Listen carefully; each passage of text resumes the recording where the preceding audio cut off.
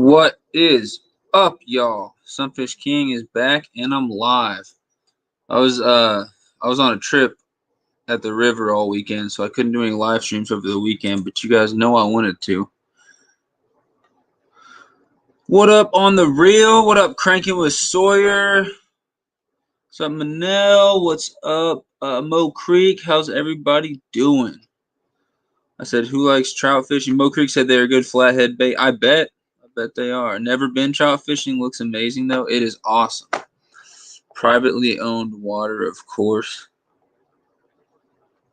Oh, yeah, because you can't use, in Missouri, you can't use trout as bait, unfortunately. What is up, everybody? It says we got 2 people in here. Let's everybody share this out. Let's get some more people in here.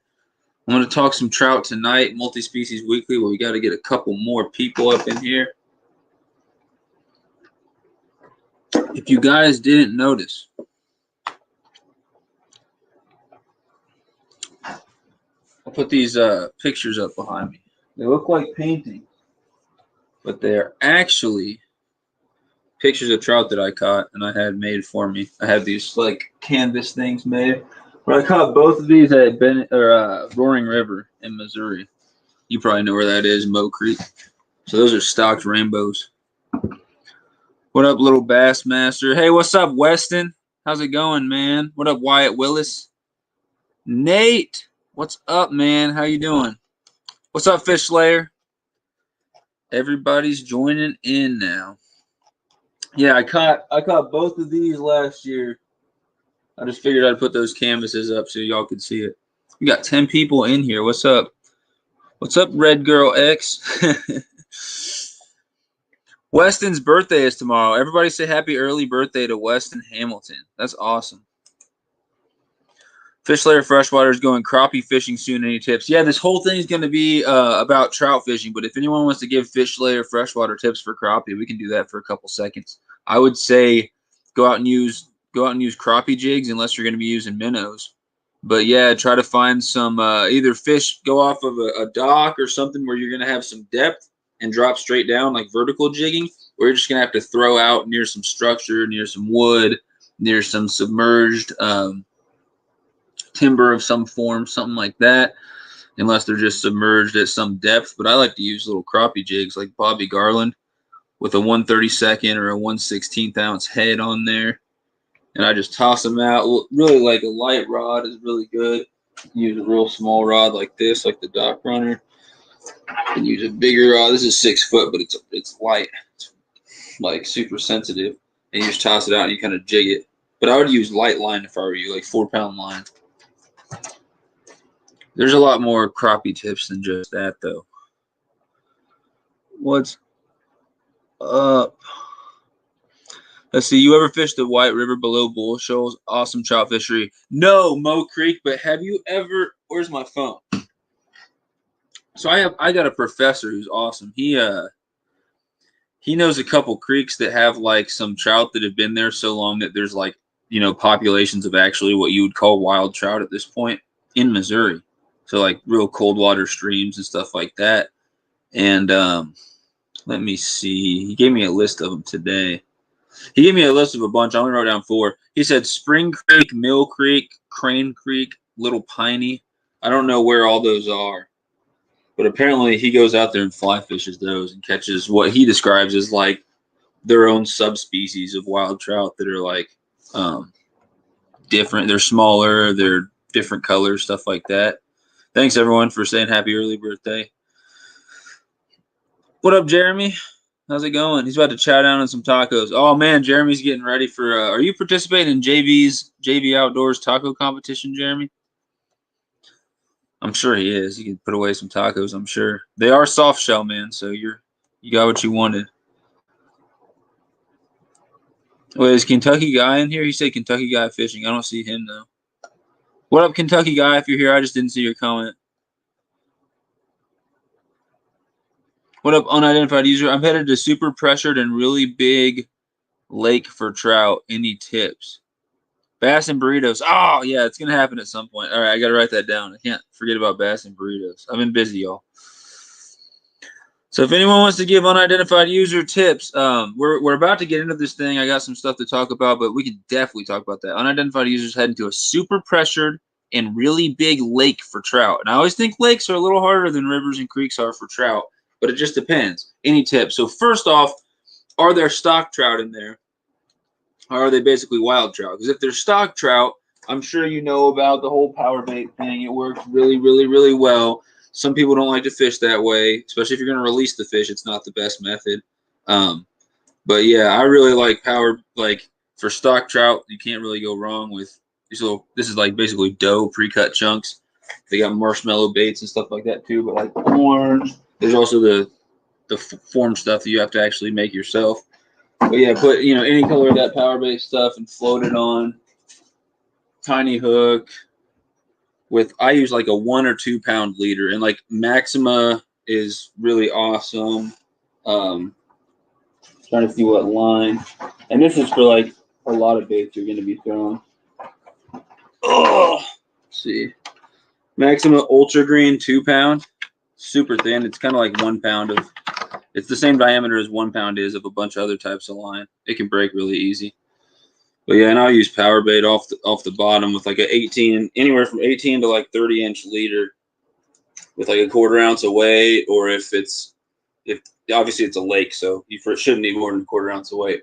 That's if there's stocked ones, and then obviously worms, other baits and stuff like that work as well. But then as far as lures and stuff like that, jigs are always great. Little bucktail, like marabou jigs, feather jigs, stuff like that. I would just like throw probably like weird colors that people don't normally throw, because I've found that when it gets pressured, you got to be a little bit different. But I was fishing a trout, and I'll get to the chat in a second. I was fishing a stocked trout river over the weekend, and I'll tell kind of a little story about how my weekend was. But I fished a stocked trout river over the weekend, and in the morning, it's a bunch of dumb trout, and you can just pull them out left and right. And then after 12 hours, they've been in there all day, and they've seen every bait possible in front of them. They won't bite anything. You gotta come in with something different. And I can still get them to chase gold spinners sometimes. Sometimes I got to go to.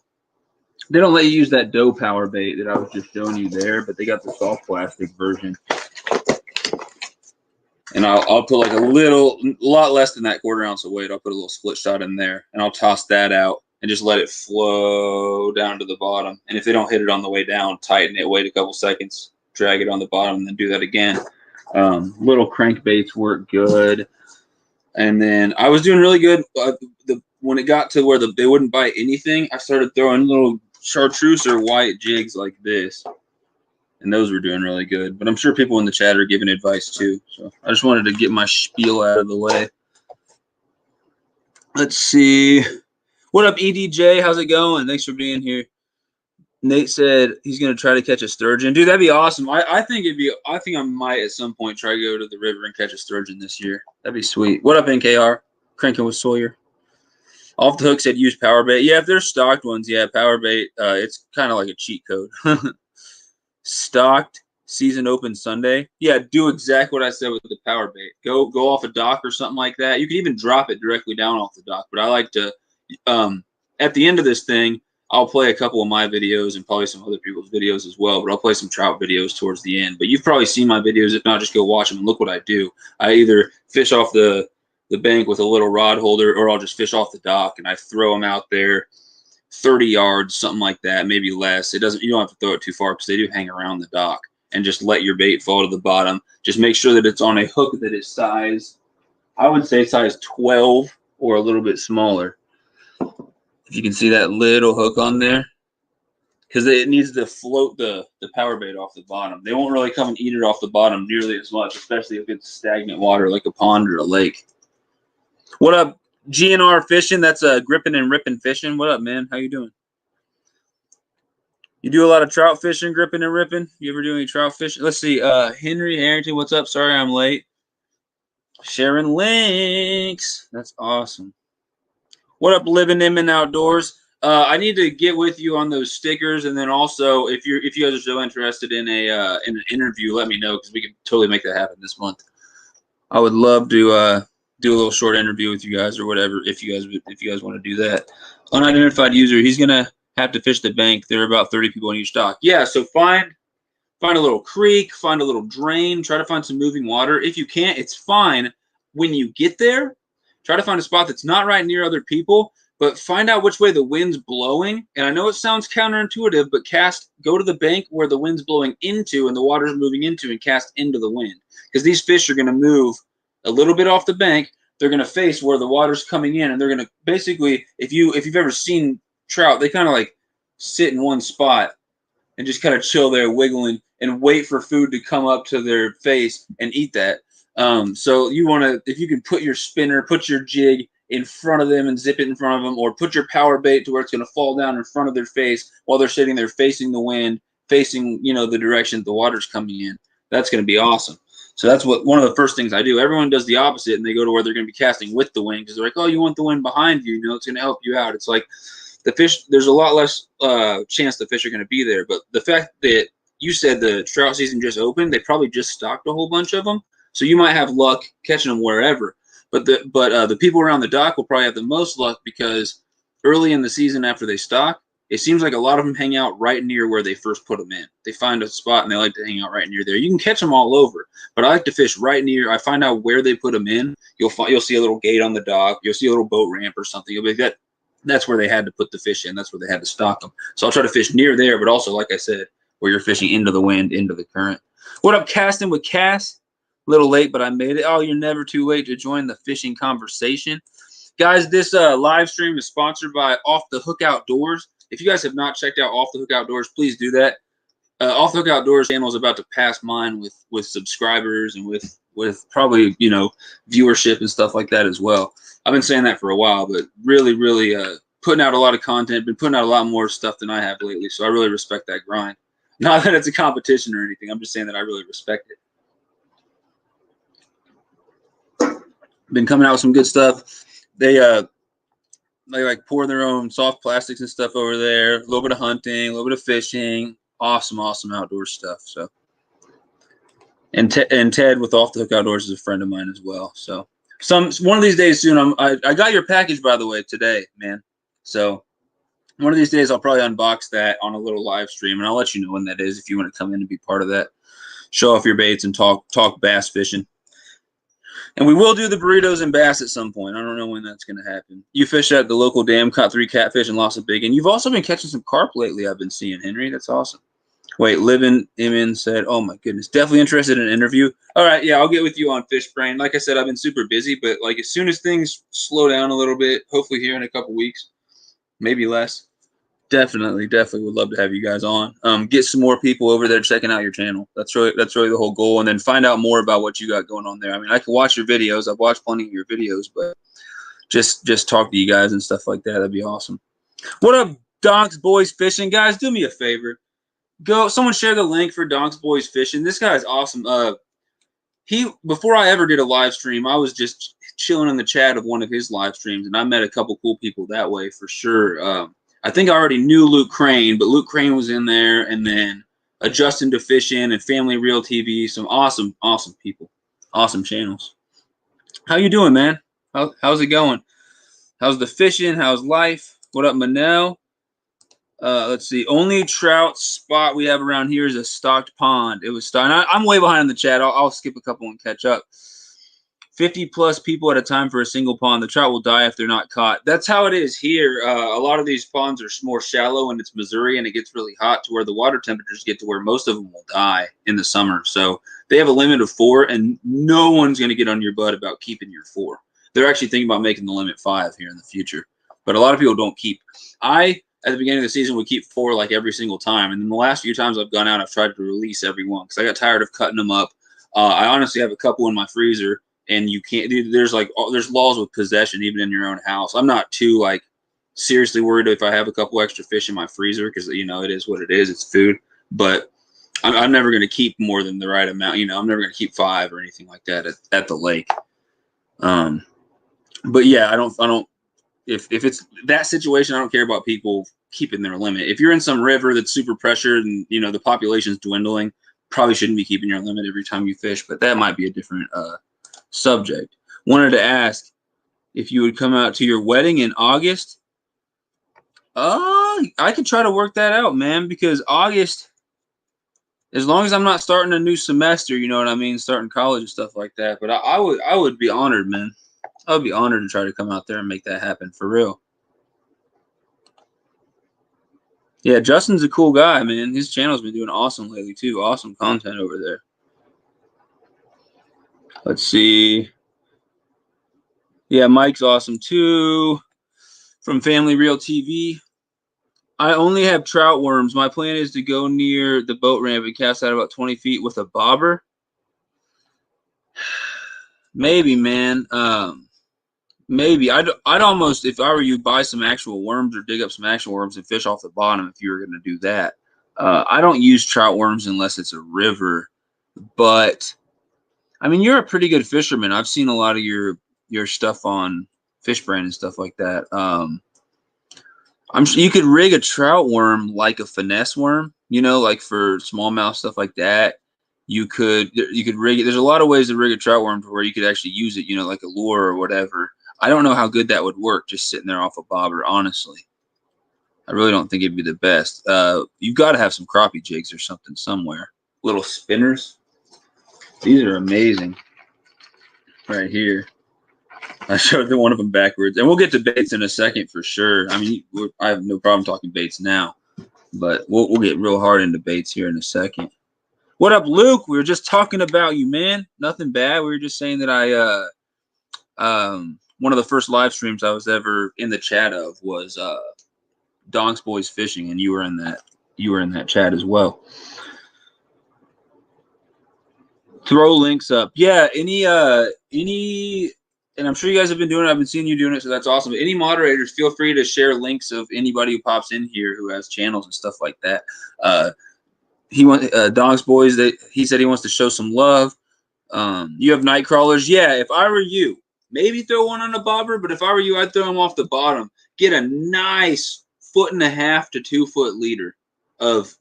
I wouldn't go above 4 pound line at all, and I almost want to say do 2 pound, but do that and get a. Don't go any bigger than a size 6, and that's pushing it. Maybe an 8, maybe a 10. And take a little piece of a worm. You can look it up online. Usually for the bobbers for trout, it's when you're in a river or you're in a creek, you're gonna have some flow and you're just kind of drifting it and hoping that one of them hits it.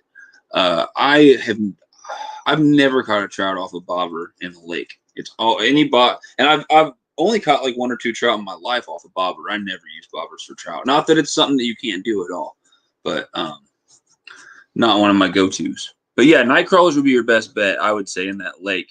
Unless you want to go out and get some power bait, unless you want to go get some spinners, some crappie jigs, little bucktail jigs, stuff like that. If you do, I recommend black and yellow, black and white, chartreuse, even red or pink. A lot of awesome colors. Hey, Dixie. What up, Jacob? Let's see. Outdoor life in Oklahoma. What's up? Thanks for joining in. Someone stole a pic from you on Fishbrain. Oh, like they like screenshotted one of your pictures and try to say it was theirs. I've had people do that with me too. It was really weird. Like someone took a picture of one of my trout and it was in like my hands and they posted it and they were just like, it was hilarious because it was like a 1 pound, 6 ounce trout. You know, it was a decent trout, but not a big one.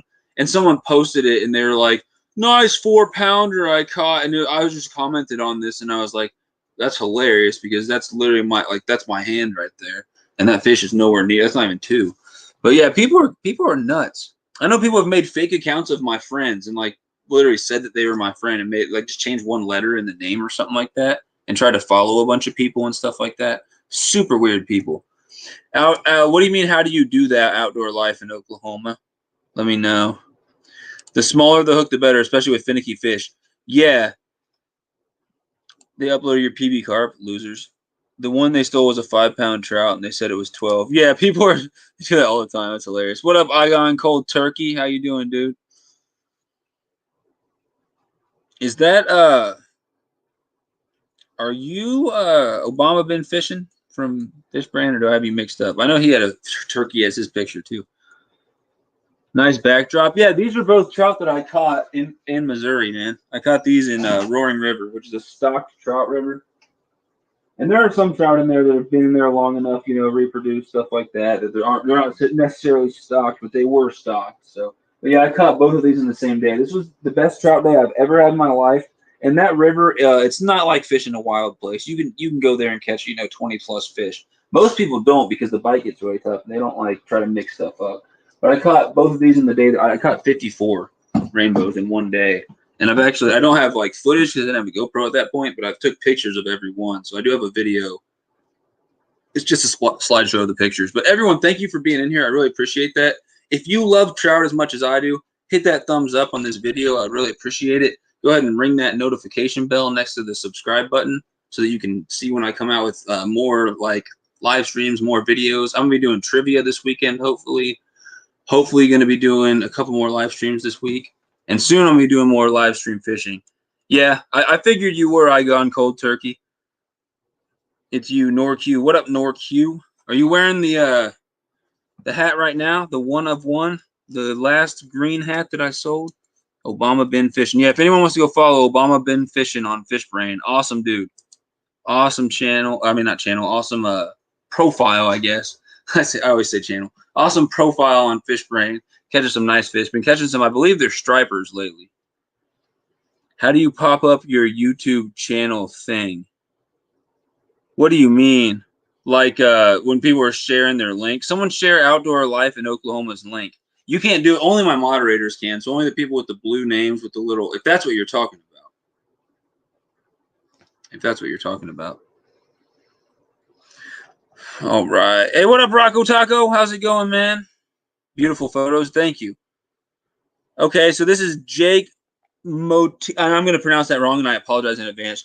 Jake Motichka. I apologize, but that's Jake Motichka. Jake M from Fishbrain. So you guys can go check Jake out on Fishbrain. That'd be awesome. And then somebody share Outdoor Life in Oklahoma's link, please. That'd be awesome. So we can all check each other out and stuff like that. So anyway, guys, first off, I'm gonna tell you guys in a second about the trip I went on this weekend. It was a very bittersweet trip, but the whole goal was to have fun, get away for a while, and get some awesome content and some awesome footage for the trip. But first, I'm gonna show you a couple. I have like 5 trout pictures right here that I wanted to show you guys, just because I don't know, it's just they're pretty cool trout pictures. So I got this, and you're not gonna be able to see it that well because of the light and everything like that. It looks like it's not really focusing too well. But yeah, that is one that I caught at the Roaring River as well. Here's another one. It just goes to show you, like, these are the same species. Those are both rainbows. That's all they have in the Roaring River. And that's like the variation. That's a male right there. This one was a female. But the color variation was crazy. And then I did catch some browns. Part of this picture is cut off, but I caught some browns in Colorado. This was a really, really, really nice one. Like, this one hit my spinner at the bank, and I was not expecting it. But yeah, if these pictures aren't getting you guys excited for trout fishing, and let me know, guys, if your trout season is over, starting, what's going on. Because mine was like, we don't have a set season when you can catch them. But as far as catching up stock trout in lakes, we don't really have wild trout like necessarily in Missouri, only in a couple places, and nowhere really near me at all. But that's coming to an end as the water gets warmer. So I went out for one of the last times for trout, like specifically for trout the other day, yesterday actually. I caught like 10 or 11, so it was still a pretty good bite.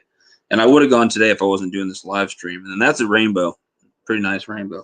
But I'm done showing pictures. Yeah, I've caught lake trout, I've caught brown trout, I've caught rainbow trout. That's it. But let me know if your season, like I've heard some people say their season's about to start and stuff like that. And let me know also, guys, too, is like let me know when your trout season is, if there's a trout season, if it's year round, whatever. And then let me know what your favorite trout species is. I'm really curious. So very nice looking Fish King. Thanks, Off the Hook. I wasn't really trying to show good meal. Yeah, trout are delicious. And if you're still anyone who's still here after a while, I'm going to get to talking about, cooking up trout and stuff like that. But we got to talk about catching them first. You got to catch them to cook them up. What up, Snags and Drags? Guys, go check out my man Snags and Drags. He's been catching some nice bass lately.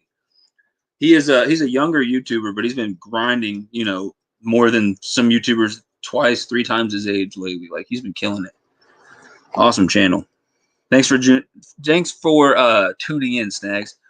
Rocco Taco, how do you tell male from female trout? So anyone who wants to respond, between these two, a lot of times the male will have like a lot stronger colors or darker colors too. But look at that jaw.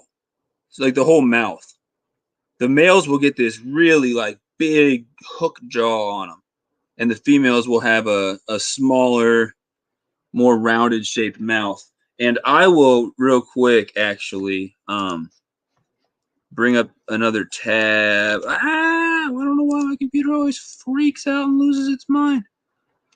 So male versus female trout. And if the female's got eggs in her, you can always tell because she got a big belly and stuff like that. But yeah, here it says. I'm going to share the screen with you guys so you guys know I'm not just making this stuff up.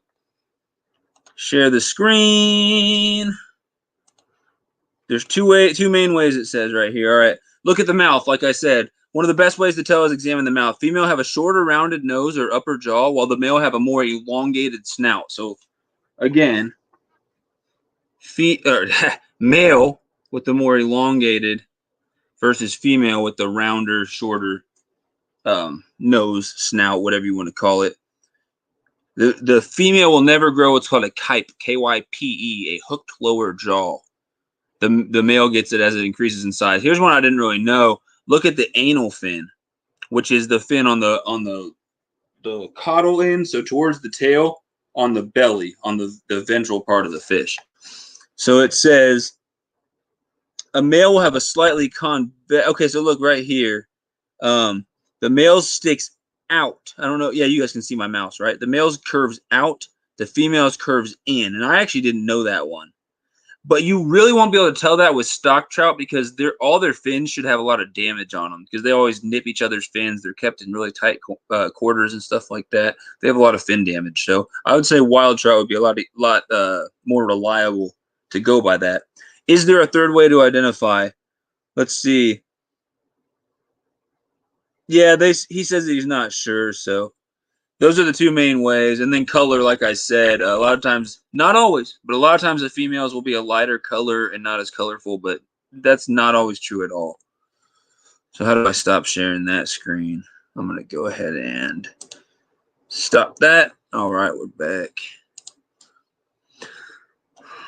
You love browns? I absolutely love browns. Yeah, I've only caught Lakers, which they're a whole thing of their own. They're awesome, but they're a whole thing of their own.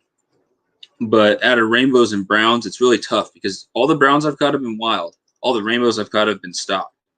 So I kind of got that. You know, it's not really fair, but I love them both. I really love them both. I've caught a lot less browns, so at this point, I almost want to say I like browns better because like they have a whole different pattern and everything. But I really don't have a preference. I really am happy to hook up with either one. Is Sunfish Assassin in here? What up, Sunfish Assassin? Guys, he recently did an awesome giveaway. He's an awesome dude. And actually recently made a video where he was catching some bass on these wave worms, as well as some night crawlers, I believe, too. But yeah, he sent these to me, which thanks, man. But I'm going to make a video soon, probably just a short video saying, yeah, Sunfish Assassin sent these to me. Go check them out and stuff like that, just to, you know, say thank you. But also, as soon as I get the chance to actually go out and fish a couple days in the pond that I want to fish or some coves of this lake out here, with these Senkos and actually catch some fish on them, I'll be uploading some more video of that, and I'll make sure to give you another shout out. But yeah, these things look awesome. He said they don't last more than 1 or 2 fish, but they catch them. But what up, man? That's my man right there, Sunfish Assassin. Do you ever do any mini jigging for trout? It's very popular in Cali. You got to know what, you got to let me know what you mean because, I mean, I'm throwing a little bit of soft plastic jigs for trout, but normally I'm throwing feather jigs, marabou jigs, bucktail jigs for trout. Like they're all still like kind of wet almost from the river, so you can't really see what they look like. But that's a black and white. This one's a black and this one's there's a chartreuse, and there's a bunch of them stuck together there. There's a just plain white one. But yeah, let me know what mini jigging means versus just that. I love all trout. Me too. Can anyone tell me if Georgia has a trout season and when? I could look that up. I'm going to go through the chat a little bit more, but if we want to look that up, we can right now. Later outdoor life, dude. Hey, thank you so much for being in here. And anyone who wants to share, anyone like the biggest favor you can do with me is share this out on just 1 or 2 platforms and just say, hey, if you like trout, go check out Sunfish.King, because like the more people we get in here talking trout, the better. I haven't even like got into the meat of what I want to talk about yet, and we've already gone over some good stuff. So this is Multi-Species Weekly. If you guys haven't been in this, every Tuesday, 7:30 my time, which is Central Time, whatever that is in your guys' time, 8:30 for Eastern, 6:30 for Mountain Time, and then 5:30 for Pacific, I believe. And it's every Tuesday. It's usually me, Sharp Fishing TV, whose link is in the description. Check him out. It's usually me and him. He's getting busy with like basketball and some other stuff, and he just came back from a Florida trip, so he couldn't join tonight. He may not be able to join every time, but I'll usually have him, and then a lot of times I have guests on. Tonight, I don't know how late I'm going to go. I actually got like a lot of stuff to do in the morning, so I'm not going to do like a 9-hour live stream. You know, I usually do crazy long live streams, but a lot of times I have guests as well. So I have no idea if I'll have guests today since I got a lot to talk about, but maybe, maybe not. But I plan on the future of doing, you know, like a catfish one and having 2 stands fishing on here. I'm going to ask him if he's down for that. I'm sure he won't mind, but like having some experts in the field come in and talk as well. So thank you guys a lot. That's awesome. Male brookies have a more triangular jaw. Yeah, and I think the same with a lot of trout as well, where the females will have what I would describe as more of a rounded jaw. Let's see. The Roaring River is shoulder to shoulder when they have that get together. What get together? I just fished the Roaring River. Yeah, if you start at the top, there's some. It's like, no, I wouldn't say shoulder to shoulder, but yeah, it gets to where there's a lot of people. But there's like, it's long enough to where there's the waiting part down near like the campsites and the bridges and stuff, which I really almost like better. It's more like a wild trout stream for a little bit there because there's no other people and you can just go wade for a little bit. So when I'm at Roaring River, after like my first or second time out there, I've never had a day where I, you know, went out in the morning and actually, you know, had at least half or more of the day to fish. I've never had a day where I've caught less than 20. So like I'm always moving up and down the river and going to the spots where there's not a lot of people. But yeah, that's how a lot of people describe it. They're like, oh, it's shoulder to shoulder. And it is kind of weird because you get there and you can see like a bunch of fish right there, almost like fishing in a barrel. But then you start casting and you're like, after you catch a couple, it's like, oh, they stop biting, and it's harder to catch than you think. But it's a really weird experience if you've never experienced anything like that. You guys will see the video. I'm gonna tell you guys kind of about how the weekend was and stuff like that. NKR later. Definitely study for your tests and stuff. Good luck. What up, Mark Larson? What up, man? Golden rainbow are your favorite species? Yeah, I mean they're not a different species. I mean they're just rainbow trout, but yeah, they're definitely awesome. I have a picture on my phone. I don't know if I can show. Let's see. I didn't catch one. I've never caught one. They stock very few actually at this river. But I'm gonna go to Google Photos real quick because before I even got there, I was on my way driving out there. We were gonna set up camp, and my brother-in-law, my sister texted me and said my brother-in-law caught one, and I was like, "Are you kidding me?" And so I stepped on the gas and drove out there, and I really should have helped my parents set up, but instead I just went straight to the river, and I'm a bad kid. But yeah, I just went fishing instead because I wanted to catch one, and I caught, you know, my limit and finished the day. But I did not get an albino one. But let's see if I can find a picture. I'd love to show you guys a picture of one. I'm sure you guys have seen them, but it's cool. It's just cool. He caught one. It was almost 2 pounds. Yeah, I'm sure I can share the screen here. Let's move that over there. Share screen. Thank you guys for being here. Smash that like button if you like trout, because I love trout. We're going to be talking trout for a few hours here for sure. Yep, here's a sneak peek of some of my pictures of my trip and stuff. So yeah, this is it. Awesome fish. It was almost 2 pounds.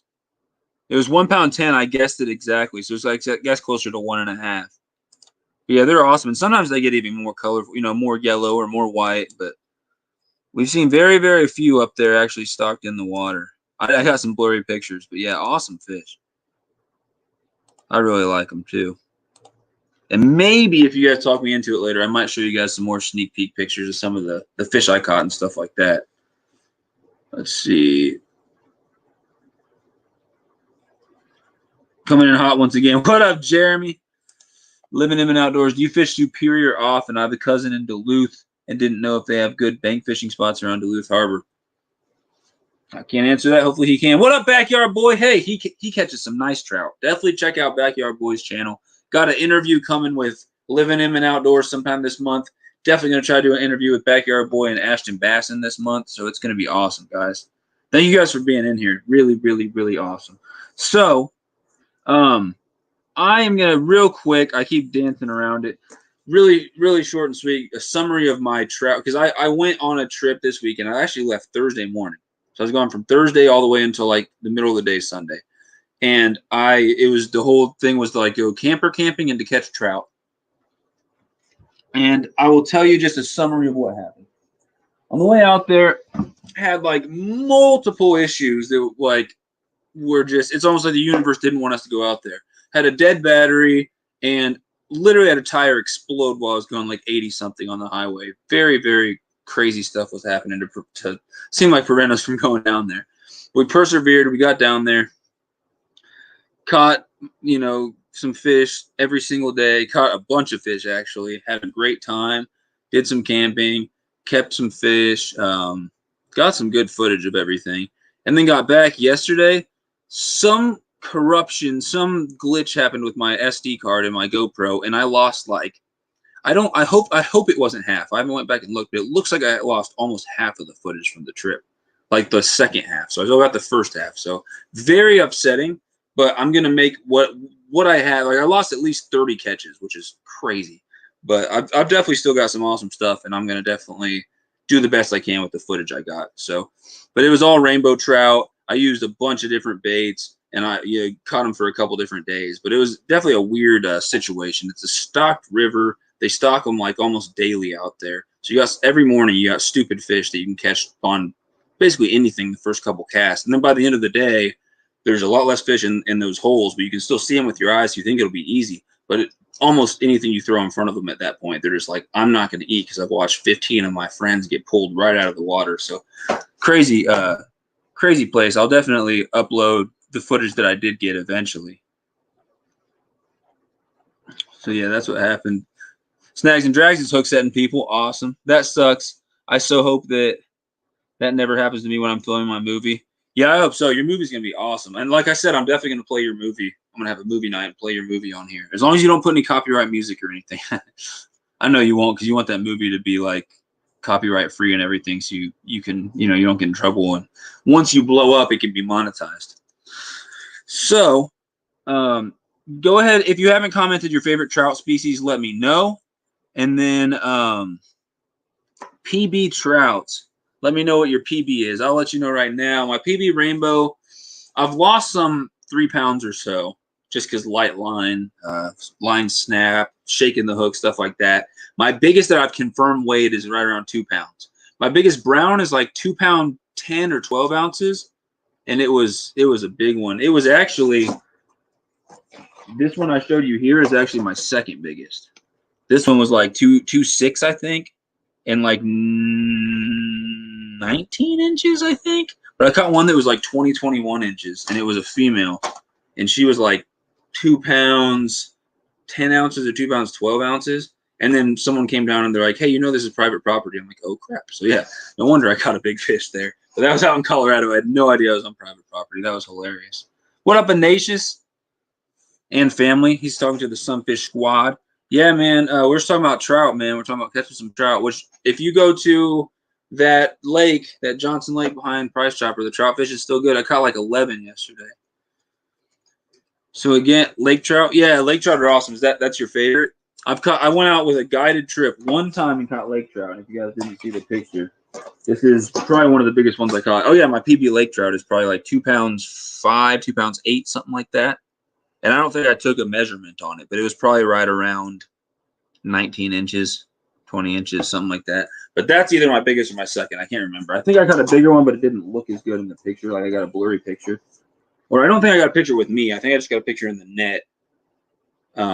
And it was blurry, and you couldn't tell that it was bigger. But that's either my biggest or my second biggest. I never caught any giant lake trout, but they get huge. Snags and Drags got his first sponsorship. That's awesome, man. I think I saw that. Did you mention that in one of your videos? Some type of bait you were using? A lot of people were getting sponsored by like bait companies and stuff like that. That's my next step. I need to get sponsored by a bait company, hook company, weight company, something like that. That is my next step. I don't need any more apparel companies. Not that I wouldn't, consider offers, but Biggest trout was a brown, but I didn't get a weight or length. Yeah, browns get big and they're awesome fish. And a lot of people say that he said 11. Sweet. What were you using? So I was in class most of the day yesterday. My friend had been trying to meet me for a while. He's from Macedonia. His name's Steve. And he was like, he loves catching trout and carp, and he'll tolerate other fish, but he likes to eat trout and carp, which, you know, some people love carp, some people don't like carp. It is what it is. He likes trout and carp. And so that's what he basically goes for. And he was trying for trout all day with worms, but he also said, you know, worms catch them all. He said he doesn't care if he has a multi-species day. So he just wanted to use worms. He caught a bass pretty quickly on a worm. Sent me a picture. He's like, "You want to keep this?" I was like, "No, dude, throw that thing back." But I told him if he got a nice catfish, I'd keep him. So that's why he was asking me. And he was wanting to keep trout. I was wanting to throw any trout back. You know, I didn't really care about keeping anything unless it was a nice catfish. So I didn't get there until 4:30. So he had been there from 1 until 4, 3.5 hours. And he didn't catch anything after that bass at the beginning. And he's like, 0. He kept texting me. He's like, 0, nothing, 0, nothing. He's like, "I'm not catching anything." And I was like, "All right, man." And I get there, and I was being kind of cocky. I was like, "I'll show you how it's done, man." He gives me a weird look. And I even said on my GoPro as I was driving up, because I filmed it, I was like, "I bet this dude is using too big of rods, too big of line, too big of hooks." He was using all of that. And so basically I got there, and I basically had three rods set up just like this. And one of them was a slightly bigger rod, but these are light rods. They're 6 foot. These are the Lose XJ Xfinity spinning rods. They don't even make them anymore. They've been discontinued, but I like them a lot. I actually recently found a new one. Don't ask me how. I did not have to kill someone to get it, but this is a completely new one. I know, it's mind-blowing. But yeah, somehow this is all super tangled up. I want to show you what the rig looks like without it being incredibly tangled up, but that just may not be a possibility today. But I've got I had different mainline and different leaders on my different ones, but basically 2 to 4 pound mainline and then 2 pound leader on here. It's still tangled. There we go. So I put 1/4 ounce away, and if you're in the river or something like that, you want less, but this is enough to cast it, enough to keep it down. And then there's a lot of weeds and moss and crap in that lake. So my goal is it's on a swivel. You can use a clip swivel or a normal swivel. Black is okay, but I like gold. For some reason, trout seem to not see gold or something like that. They don't really. People always recommend gold for your hooks, your terminal tackle, your weights, your swivel, stuff like that with trout for some reason. So I just go with it. And then I tie on like an 18-inch to even longer, sometimes up to 30 inches or more.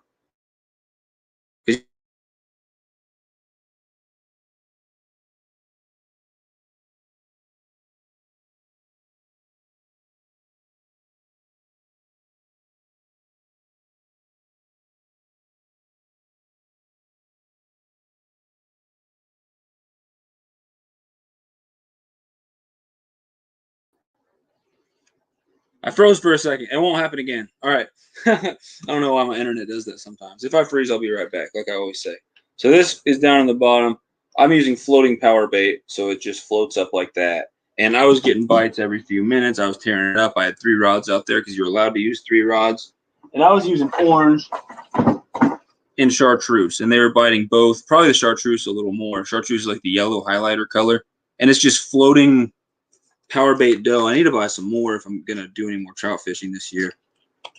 But you can't use it at Roaring River. You can't use the dough. But you can use it here. And it's awesome stuff. But they got soft plastics too. And it either imitates, it looks kind of like salmon eggs, but also imitates the pellets that they're fed in the hatchery. So yeah, I missed like 10 more bites too. I could have like 20 fish if I hit every single, if I, hook set every single fish. Let's see what people are saying here. That's a hard one. Browns for the fight, brookies for the beauty, stocked rainbows because they're easy, and golden trout for the challenge. Oh, just because they're rare. Yeah, it's not like, yeah, I get you. I get you. It's amazing. I caught a 17-pound lake trout in Canada. My PB rainbow is 3.5 pounds. Those are both amazing fish. Kentucky guys got a bunch of stuff ready to drop. Hey, text me, man. Do you got time tomorrow? You want to do that thing? Do you want to do, because I want to do a live stream tomorrow and unbox. I won his giveaway is his mystery tackle box plus a bunch of extra bait stuff, you know, whatever. Giveaway, and I haven't even opened it yet, so it'll be new for me when you guys are seeing it. But I want to do that tomorrow if he's got time. I want to bring him on and let him talk and stuff like that too, because I appreciate him, you know, doing that giveaway. But it's gonna be sweet. We're gonna open a bunch of baits. We're gonna talk about stuff. It's gonna be awesome. Our steelhead considered trout. Steelhead or rainbow trout? A steelhead is just an anadromous rainbow trout, which means that it's most rainbow trout are just, you know, in freshwater their whole lives, but some rainbow trout live in the salt water and then go up into the freshwater streams to spawn.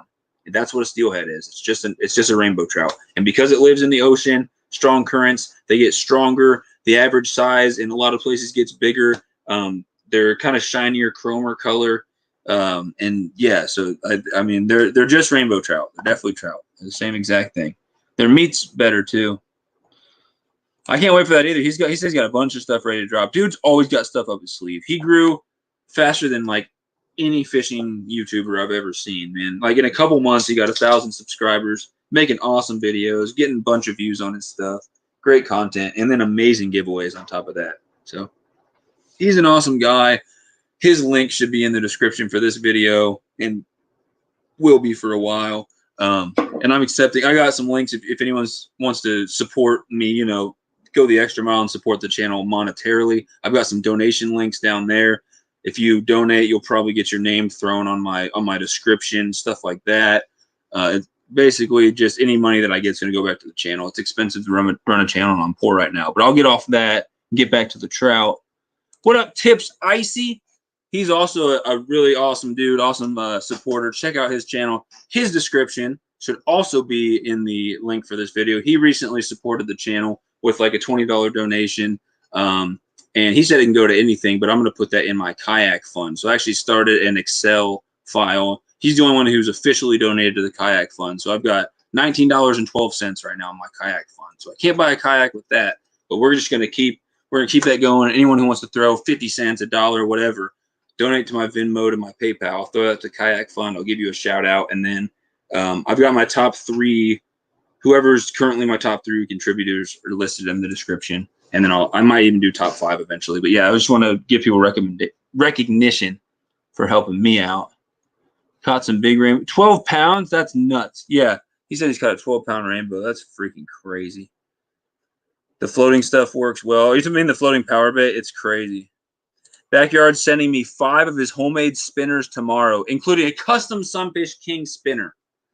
And I need to talk to Smashing That Bass because he made that awesome crankbait for me, and then I haven't talked to him in a while. He's supposed to be sending it to me, so I'll see what's up with that. But yeah, here in the next few days, maybe next week, Ted from Off the Hook, let me know if you have time in one of these weekends. I'll do a live stream where I unbox your stuff. Tomorrow, if Kentucky Guy can, I want to do a live stream unboxing of that. And then when I get those spinners from Backyard Boy, I don't know. I either make a short video and upload it just to say, you know, these are awesome. Go check out his channel. Or I might do a live stream where I unbox those and we talk about them. It just depends how long I think I could talk about that stuff.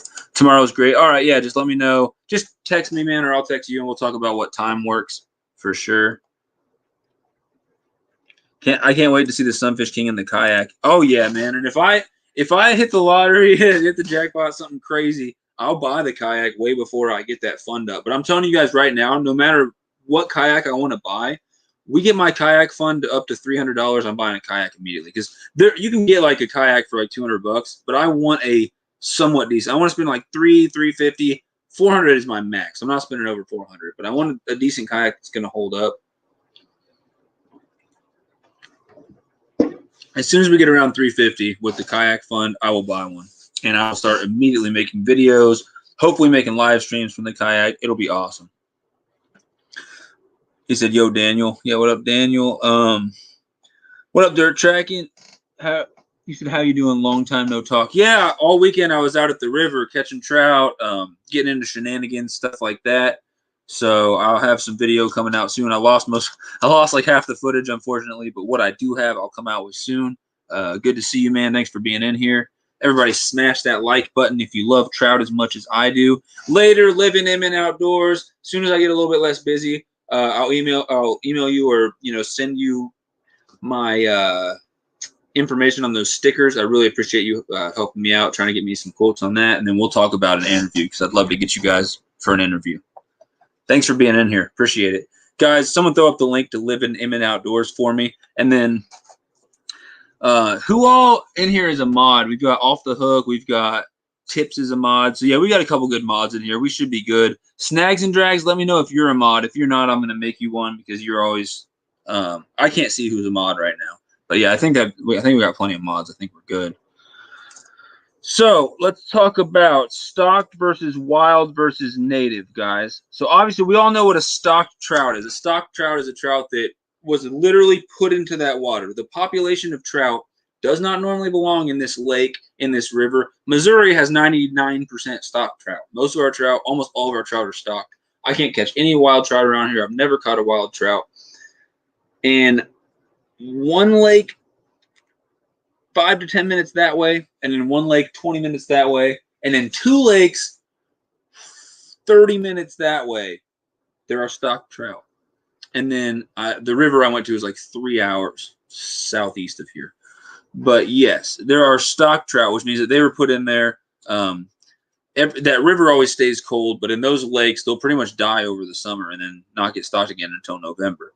Wild means trout that, I mean, it could also refer to native trout, but it also includes trout that basically wild means that they weren't directly stocked into they weren't stocked in there anytime recently, but they could have been introduced, which means stocked, but introduced a long time ago, to where they've been in there a long time. They've reproduced. The populations in there, and their grandparents and great-great-grandparents were all in there eating the stuff in there. They didn't come from a hatchery, whatever. So Pennsylvania, for example, has a lot of wild trout rivers, but they don't have any like native trout rivers. There's no trout that are native to that area, and there's other states like that as well. An actual wild trout is a trout that's naturally occurring in the water. So like brown trout are literally native to Europe, so they've been introduced here. And then there's I think there's a species of cutthroat, and that might be the only trout that's actually or is it I think it's cutthroat. There's one type of trout, I believe, the greenback cutthroat or something, that's actually native to Colorado. When I was fishing Colorado, they said that the rainbows, the browns are actually not native. They're just wild. They were introduced, hundreds of years ago, something like that. So that's the difference between stocked, wild, and native. And then wild or native, different techniques than a stocked one. The power bait, anything that's gonna imitate like a pellet or food that they'd get at a hatchery, not really going to work nearly as well for the wild fish. How do you know the difference between stocked or wild? Are you talking about if you catch the actual fish? When you catch the fish, a lot of people will say stuff about colors and stuff.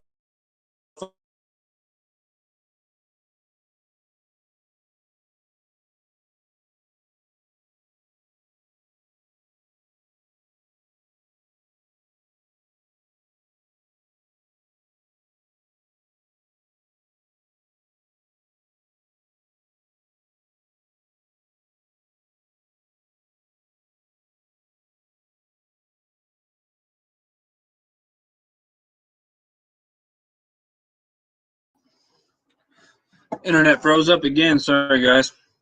It's annoying. But yeah, I've caught anywhere from super colorful ones to not very colorful ones. Both of these are stocked. But I would say it's more the fin damage and stuff like that is the number one way. If they're missing fins, or if they got fins that are just absolutely destroyed, they're almost guaranteed to be stocked. It's really hard for a fish to get big and live that long and be stocked without ever, having fin damage and stuff like that. However, if a lot of them are stocked when they're really, really, really young, before they get any of that damage and stuff like that, maybe. But usually by that time, they've already been in a little hatchery tank with a million other trout swimming over each other, nipping each other's fins. And the wild trout will have pristine, undamaged fins. But guys, let me know what other ways you can tell. I'll look that up too. He said, uh-oh, stream lag. Yeah, I don't know. It does that every once in a while. He said wild trout are stupid picky. I guess. I had too much. I guess I'm cocky because I had too much good luck. Like I went out there, I've never caught a wild trout before. I'd never caught a brown trout before, and I just bought some spinners at a shop.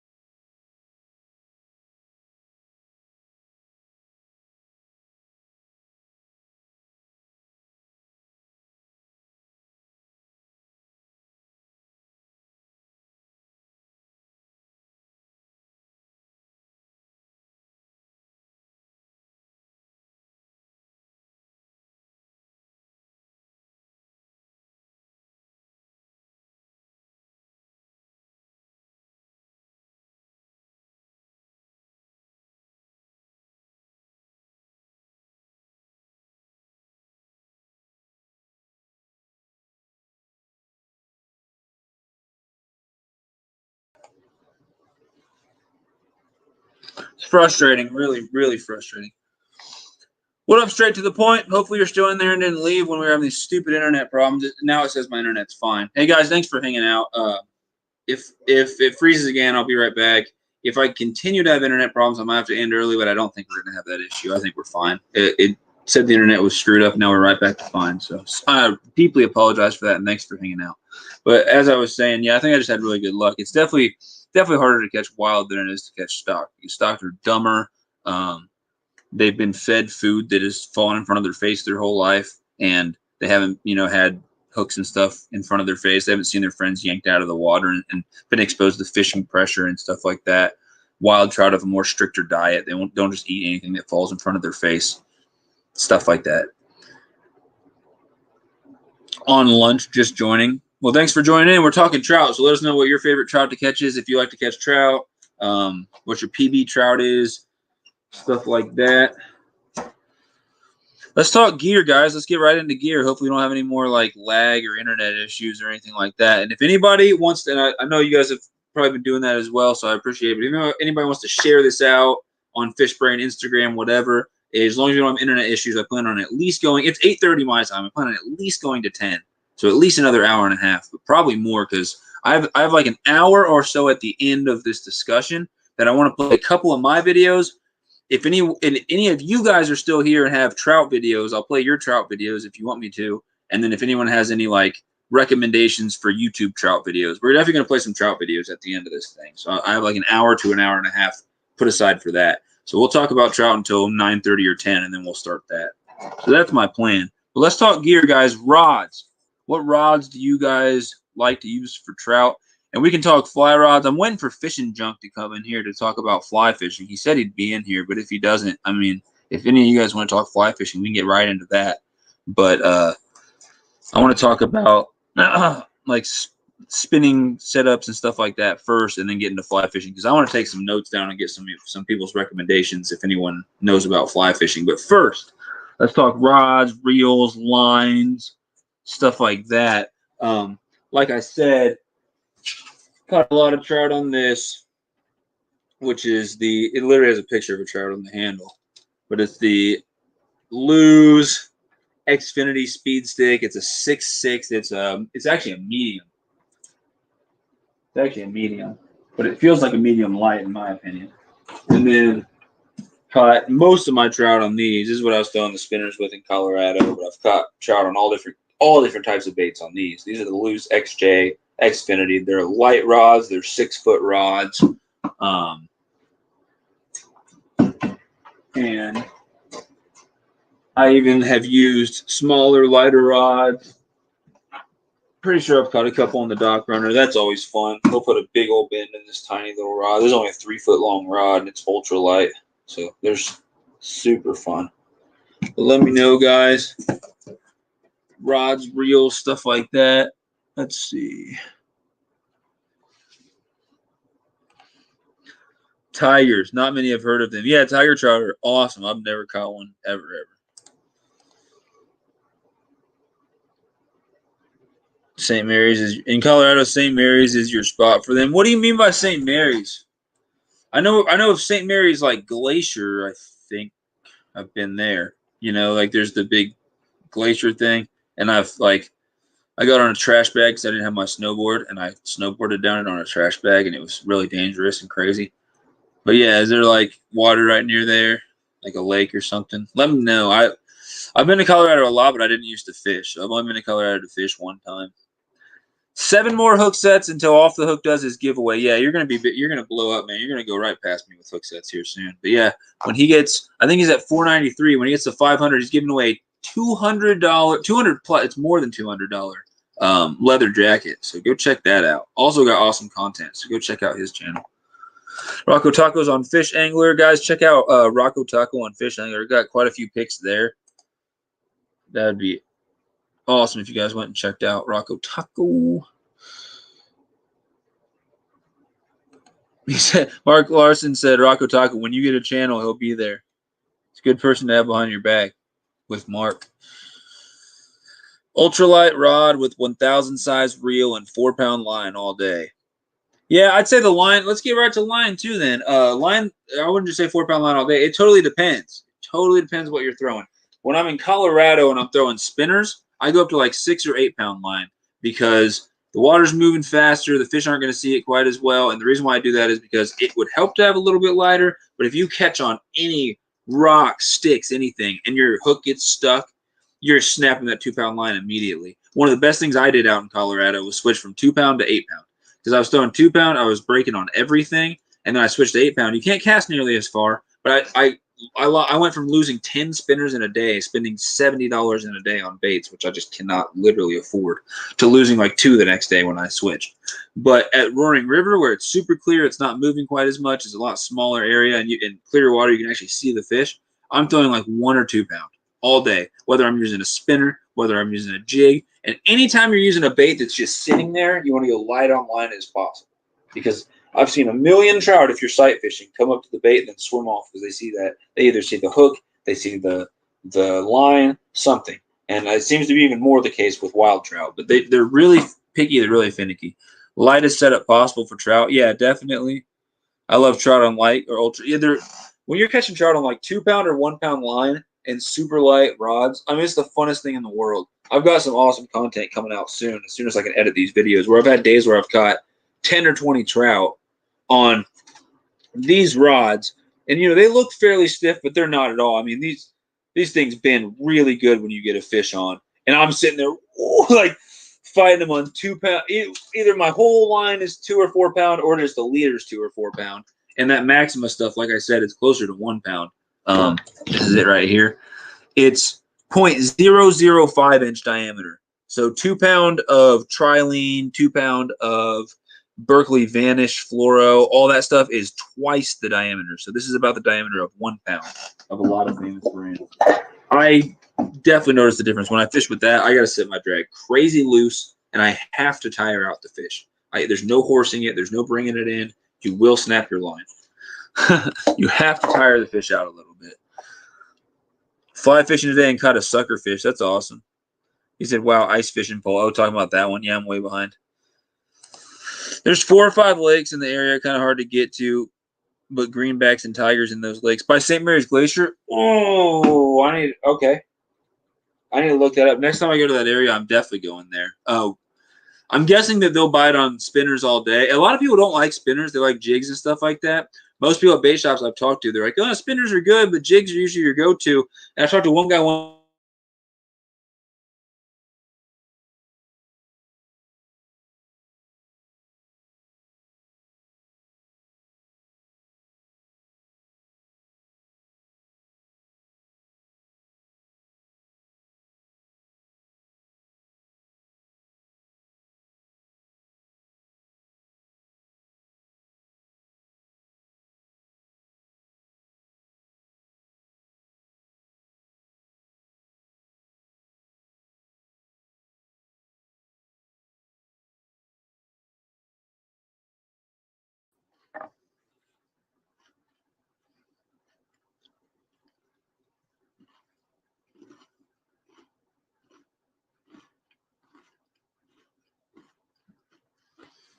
I don't know why my internet keeps freezing, guys. I deeply apologize. I really do.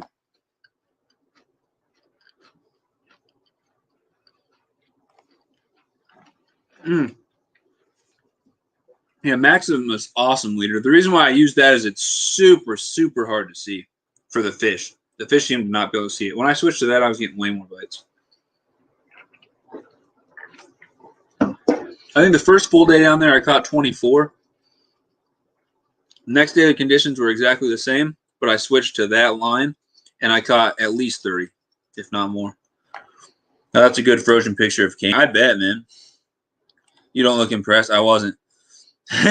Maxima is the brand of.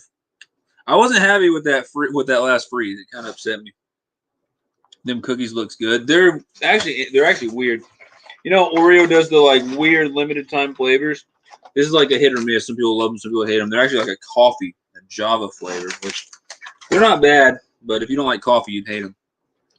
They're interesting. Oh, what up, spiders? How's it going? How is it going?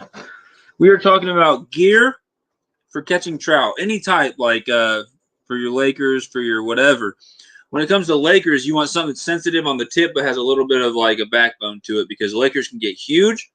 But even the 20-pound lake trout, they don't hit very hard. It's like a crappie. It's just a little thump.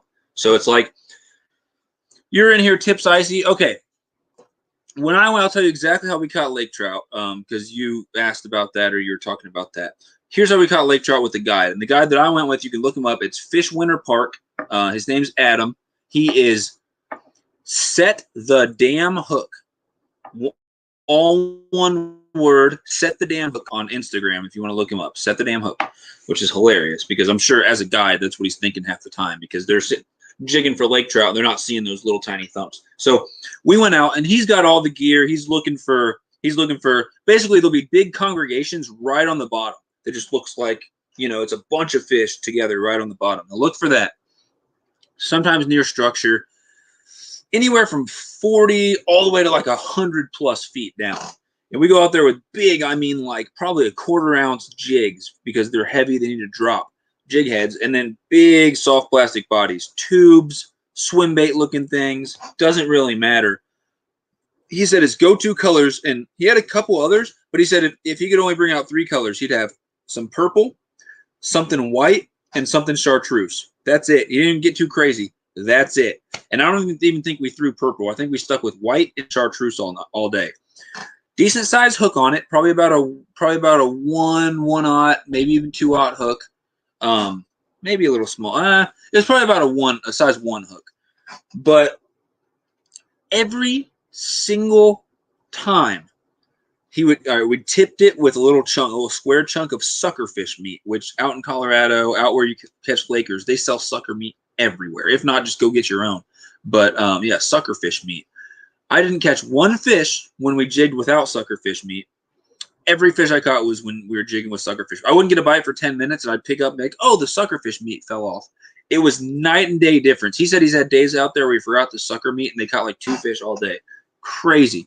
So we drop it all the way down.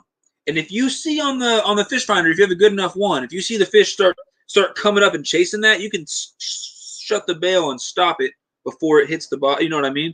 But I'm jigging right off the very bottom. We drop it to the very bottom, which sometimes it's taking over 2 minutes for those jigs to hit the bottom. And on the very bottom,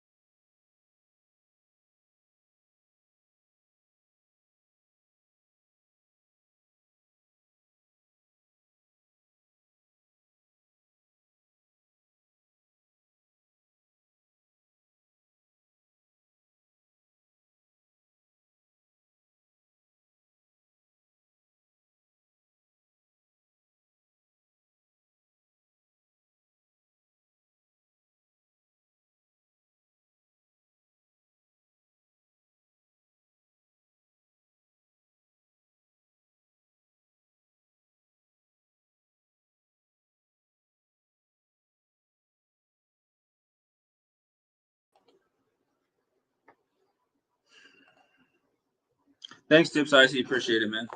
I'm gonna if this freezes 3 more times, I'm ending this thing. It's so awesome you guys are in here, and I want to keep this thing going. I'm gonna do everything I can to fight this thing. I have good internet, so I blame StreamYard right now. I'm gonna send them an angry email after this because I literally have good internet in this house. I don't understand what the issue is. We've had good internet forever. We've paid for it. Never been problems. And tonight is just deciding the one night. I'm not mad. Everything's fine. I'm not gonna sit here and complain. So yeah, we're just like literally right off the bottom. You're lifting up, dropping slowly, lifting up, dropping slowly, and I'm just lifting from directly out from me, like 2 feet up, and then slowly dropping it up and slowly dropping it. You're watching the rod tip. You're not going to feel a bite at all. Like even if we're using walleye rods, like for jigging for walleye, so sensitive enough at the tip to like move, but the rest of it's like got enough of a backbone to fight big fish. And literally, when you would lift it up like this, if the rod tip, usually you'd lift it up and it'd start to go like this, and at the top it'd snap, because when you're lifting up, there's a little weight on the bait down there, so it's a little bit of resistance. Then when you get to the top and you're done lifting, there's usually just this tiny snap. If it doesn't do that snap and it's still stuck like this, there's a fish on. And to set the hook, you could, if you're sitting down, you stand up, but I'm already standing. So what I would do is I just lift straight above my head and maybe even step back like 1 step, but just lift straight up. It's not like a hook set. You won't get them that way. You lift straight up. And I would always do a double just to make sure. I'd always lift straight up and then do a quick lift straight back up. And then you're reeling them. And they are anywhere from, like I said, 40, 50, 60 to 120, 100 plus feet deep. You'll fight these fish for like a minute or two, especially if they're a big one. You'll fight them for way longer than that. And they always feel a lot bigger than they are. And it's sad because I brought some up to the bank and then lost them at the bank after reeling forever and ever. But super fun. When you get into a group of them, you just keep dropping. You just keep dropping over and over again. And sometimes you'll see them start to chase your bait up when you're bringing it up, but you don't always jig, do that jigging right near the bottom. If they're not hitting it, sometimes you jig and then reel up, jig, reel up. You can initiate a chase, which a lot of people get them by initiating a chase, which I'm sure if you fish for Lakers, you know about that. There's a lot of other ways, I'm sure, to do it, but that's the way we did it, and it was awesome. I agree. Angling Spider says this entire community is fantastic. I couldn't agree more. I would have never guessed, like I wasn't even a fisherman 2 years ago, but I would have never guessed it. Like the literally most loving, supportive, awesome community in the world when it comes to like YouTube and like, social media and people getting together from other parts of the world and stuff like that and coming together about some particular subject would be fishing and outdoors. It's absolutely nuts and I love it. And I don't know how people in other genres and stuff like that can even hope to like grow as much or as quickly as we do, because you don't have all these apps, you don't have all these like awesome people that are, if I were to do something like music or something like that, like my dad's got a music channel. I think he's got less than 20 subscribers, and there's almost no way for you to grow without going out and saying, check out my channel to 1 million people. So like it's definitely an awesome community. And if anybody, right now is a good time for anybody to join in. Not only is the bite getting good, if anyone's thinking about having a channel to where you could get some good content, but you got people like me, people like Fish Snatcher, you got a bunch of awesome people doing, JV Outdoors he did a couple things like Snatcher did, but people are doing things where you can go on their live streams and, they'll share your links with other people and stuff like that. And that was just naming a few. There's a lot of awesome people. How can I ensure the trout I catch don't have parasites before I cook and eat them? I'm scared of parasites and worms. Really, I would look up, let me know what's in your area, because the only parasites that we have, the only thing we have is black spot disease and some little whitish, yellowish parasite that gets on, and that's more for warm water fish. And it doesn't matter. You can eat those anyway. You cook them and they die, and it doesn't really matter. So I just eat that stuff anyway. But I don't know, to be honest with you. People in the fishing community are level-headed people. I agree, man. Thank you, Mark. You guys are awesome. You guys are awesome people. Appreciate you guys spending your time and hanging out with me on Tuesday, even though Harrison ditched me tonight. Backyard Boy's back. Don't know if I saw his comment, but I was cooking some fresh caught salmon. He caught some salmon, man, and cooked it up. It looked delicious, too. So check out Backyard Boy TV's channel. I'm sure eventually you guys will see the video of those salmon being caught. Salmon are awesome. Let me know in the comments if anyone's ever caught a salmon, besides obviously Backyard Boy has, but let me know. I've never caught one. I would love to go fish for salmon. That'd be incredible. Jeremy said my head kind of tilts to one side. Is that in response to something, or is that a random comment? You guys really are amazing. Be glad to call every one of you a fishing friend. Thanks, Tips. I agree, man. Did Harrison make a... He's back. He's probably just sitting there watching right now, just enjoying me struggle with my internet and stuff like that. And I'm just joking. He was busy. He's got like... I think he's got a game, like a baseball game or something tonight. I could be wrong. Basketball. He's got something going on today. I think it's baseball. And then he's got... Just got back from his trip, so he's busy, I guess.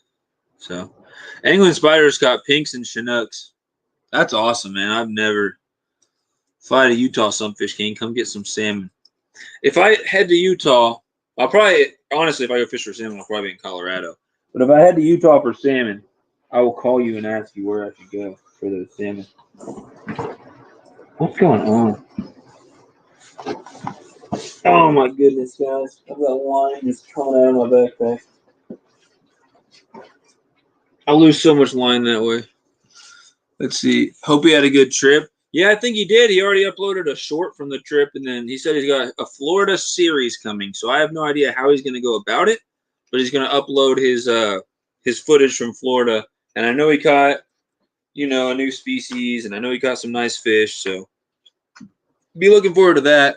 And I would say be looking forward to my footage for my trip, but I've probably got, you know, a few other fishing videos I'm going to come out with before I even come out with that. But eventually I will come out with the stuff for my trip as well, what I didn't accidentally delete. But yeah, instead of my Sunfish.King hat, I actually wore, I don't know if that's a, wrong side obviously. I don't know if that's a salmon or a trout, but it's a bear eating some sort of fish. I thought it'd be fitting for tonight's trout talk. Kokanee salmon are the landlocked version of sockeye salmon. They are like rainbow trout are to steelhead. Yeah. Oh, Great Outdoors said we're level-headed people, and Jeremy said his head tilts to one side. That's hilarious, man. Go to Utah, you need to hit up some national parks. Zion National Park and Arches National Park is on your bucket list. All right, well, I'm about to add that to my bucket list as well. Talked to a guy at work. Mark says, talked to a guy at work today that said he didn't like eating rainbows. I told him he didn't know how to cook them because they're great. That's what I tell everybody who says that. So there's this weird thing around here. And, yeah, we only have stocked ones, so it's not quite as good, but I think they're still delicious. I mean, here in a little bit, I'll show you guys my trout almondine video if you haven't already seen that. But it's like the video I have up now is like 30 seconds or something. But a lot of people around here are like,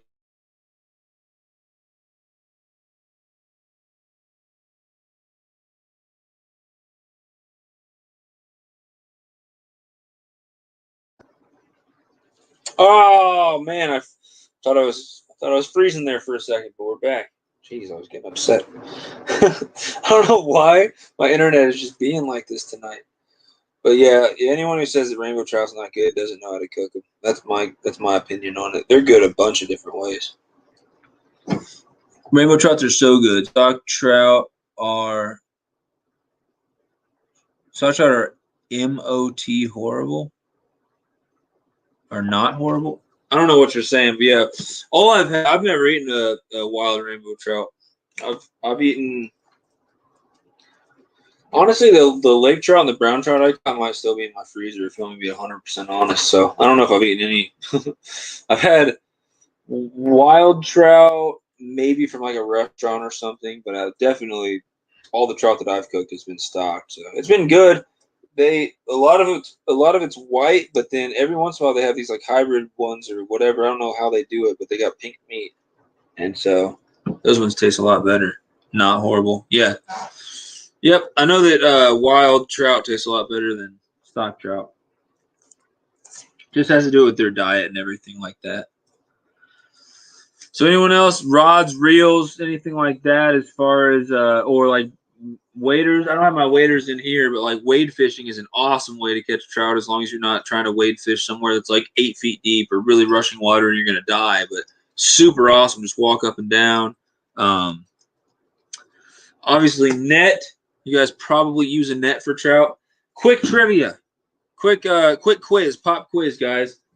If you guys are going to be fishing for trout, for, you know, just your average little rainbows, brown trout, should you use a net like this? This is A. Comment A if you should use a net like this. Or comment B if you should use a net like this. Which one do you think is going to be better for the rainbows? A or B? Quick quiz. So real quick again, guys. A was this. B was this. Which is a better size for your more appropriate? We got A. Backyard Boy says A. Backyard Boy says A 20 times. The small one. Fishing Gods, what's up? Guys, what are you at right now as far as subscribers, Fishing Gods? And we say hook sets, so in the comments say hook sets instead of subscribers. But Fishing Gods, last time I checked, was very, very close to 100 hook sets. And I don't know if Fishing Gods, I don't know if they got any plans, if they got any giveaways, if they got any videos, challenges, like anything planned for 100 subscribers. But I will tell you that's an awesome milestone, and they're getting close to 100 subscribers. So can someone do me the favor? And Fishing Gods is also on Fishbrain. Got a group on Fishbrain called Fishing Gods. Been a really just an awesome friend and an awesome supporter and stuff like that, and has an awesome channel. So please check them out. Someone share their link. That'd be awesome. And if we can get them, like, how many hook sets are you at? Let me know the number. And I want to see how close we can get you to 100 tonight. Because my goal, if not tonight, in the next couple days, is to try to get you guys to 100 hook sets. Because you guys have been grinding. You guys put out good stuff. I can't wait to see what you guys got coming out this year. So we'd like to get you up there. Rubber net.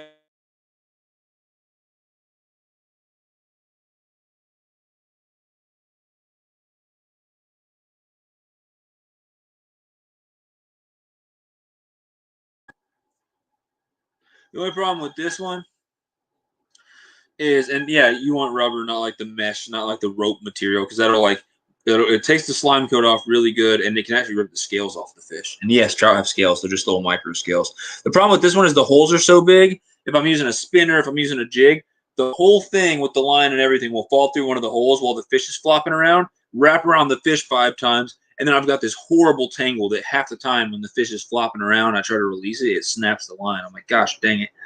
So I'm not gonna lie, I got so irritated on like the last day of the trip that some of those fish, I stopped using a net, which please don't do this. I do not recommend this. But some of those fish, like, I kept tangling up in my net. So I just drag them real quick, like starting to drag them onto the bank, but then I'd pick them up and grab them in my hand real fast, which is better not to touch them, stuff like that. But I think that footage all got deleted anyway. So luckily you guys won't see that poor fish handling. But yeah, that was, I need to get one with smaller holes in it because that's super annoying. Thanks for sharing Fishing Gods link there. Here, I'm going to go check out. And that was just me being a goofball saying A versus B. Obviously, if you're going to be walking around all day or whatever. The reason why I like this, so this is my backpack. I'll just wear this. I wore this the whole time at the river. I wore a backpack like this the whole time in Colorado. And I actually found this net deep in the woods, like stuck way up in a tree in Colorado. And you would think that it's magnetic, so it sticks onto your backpack. So it'll just be hanging there at your side until you need it. You can pull it off super easy. Super convenient. But you would think someone would lose it in Colorado, like it would get pulled off a tree because it's magnetic. But no, it was stuck to the magnetic part. It's like someone got mad and threw their freaking, like someone was fishing in the river, lost a fish, got pissed and threw their net or something. I'm guessing that they kept having the issue that I had where they were tangling their stuff. They're just like, I don't want this net anymore. But I just found it in Colorado. It's an awesome net. Well, thank you. I think that my content is pretty good. Yeah, Becca was awesome. Just made them 94. Okay, so Fishing Gods is at 94. That's awesome. Do yourself a favor and get a rubber net, says Backyard Boy TV. Yep. Mine are both rubber. Snags is back. He's at 97. So you're about to be at 100 fishing gods. Everyone who subscribed, who hooks that to fishing gods, try to do me a favor and like either ring the notification bell, click on one of their videos, and hit the like button. Let a few minutes of it play, so that because YouTube's been crazy about pulling subscriptions away if you don't watch. It's like you almost have to watch. I like ring that notification bell for like everybody, you know, just so that I don't have to worry about it. But let's make sure that he doesn't, you know, get to 100 and then wake up tomorrow with 92, because that stuff happens to me all the time. Now at 99, oh my goodness. Hey, outdoor life in Oklahoma. You don't have to, but we are trying to get Fishing Gods. Someone share the link again. We're trying to get Fishing Gods to 100 hook sets, which is subscribers on here. And Fishing Gods is at 99 right now. And that'd be awesome. Fishing Gods has a good channel. Like they just said, it's two young guys who run the channel, I believe. I'm pretty sure they're both, you know, part of the channel. Yeah, they said we have 2 videos coming out soon. One Walmart swim bait challenge, that's awesome, and one bass video. See, that's awesome. Just hit 100. Woo! Give yourself a pat on the back. That's awesome. Thank you guys so much. So Fishing Gods decided to come and mess with the Sunfish squad and roll with us here with the Sunfish squad, and we got his back. We got their back. They're now at 100 subscribers, which is a huge milestone. So congratulations. And you deserve it. You guys have been putting out videos for longer than I have. Snags and Drags was number 100. That's awesome. And look what Tip says. What a great example of the amazing community. Thank you, everyone that's done the same for me. And I'm not telling anyone they have to. I'm not saying, oh, you got to go subscribe to these people. But what it does is it helps everyone out, because if like 10, 15 people from one of my live streams goes and subscribes to one of your channels, you're like, oh, crap. That inspires me to keep coming out with good content, which you should always be doing anyway. And then it just helps them get more people coming to check out their channel and more recognition and stuff like that. I think it's awesome. So congratulations, Fishing Gods. That is awesome. And I can't wait to see some of those new videos you're coming out with. And you said you wanted feedback. I say that the latest video you had was good, was getting better. I know you had some issues with like the messed up footage or whatever. It was still good though. Like I can tell what you're trying to do, and I think that I've got high hopes of what the content you're going to come out with this year. Thank you, Outdoor Life in Oklahoma. Oh, that's awesome. Sunfish Squad is fire. That's the only way to say it. You guys are awesome. You guys are awesome. Everyone who comes in here and hangs out with us, I consider an honorary member of the Sunfish Squad. I got plans at some point. Let me know. Should I do hats? Should I do shirts? What should I do? I want to do something that says Sunfish Squad on it, have them for sale, and then do some giveaways where I give away 1 or 2, stuff like that too. But I want to make some logo for Sunfish Squad instead of just Sunfish.King, because we're all in this together. It ain't just about me. Snacks and Drags, is that you? Snacks and Drags is almost at 300. We're going to get you, in one of these live streams soon, Snags, we're going to get you up to 300. All right, y'all. I keep eating Oreos when I should be talking. So let's talk about baits, guys. What baits do you guys like to use for trout? We talked about for a long time using the floating power bait. You can use the soft plastic version, orange, pink, white, brown, green. My favorite is either pink, orange, or chartreuse, which is that like greenish yellow highlighter color. Really good. You want to float it on tiny size 12 hooks. This is what the rig looks like. You want like 2-pound line for your leader. You want a solid, at least 1.5 foot long leader, if not longer. I use 1/4 ounce of weight, just an egg sinker to a swivel, light rod. Second favorite way to do it is either marabou, feather, or bucktail jigs like this. And that's a gold head on there, but small, anywhere from 1/32 to 1/16, depending on how fast the water is moving, stuff like that. If I'm doing a 1/32 in most conditions, I've got, and of course I'm all tangled up and stuff, but I've got a line weight. I've got 3 tiny little split shots on there. I put them about 6 to 8 inches from the jig itself. And don't worry about the split shots scaring the fish away by being too close to the jig. I used to always It might be weird, but I used to always worry about that, thinking they'd be jiggling and scaring them away. It's actually the opposite. The fish will come up and try to eat your split shot, so it kind of attracts them a little bit, so it's not that big of a deal.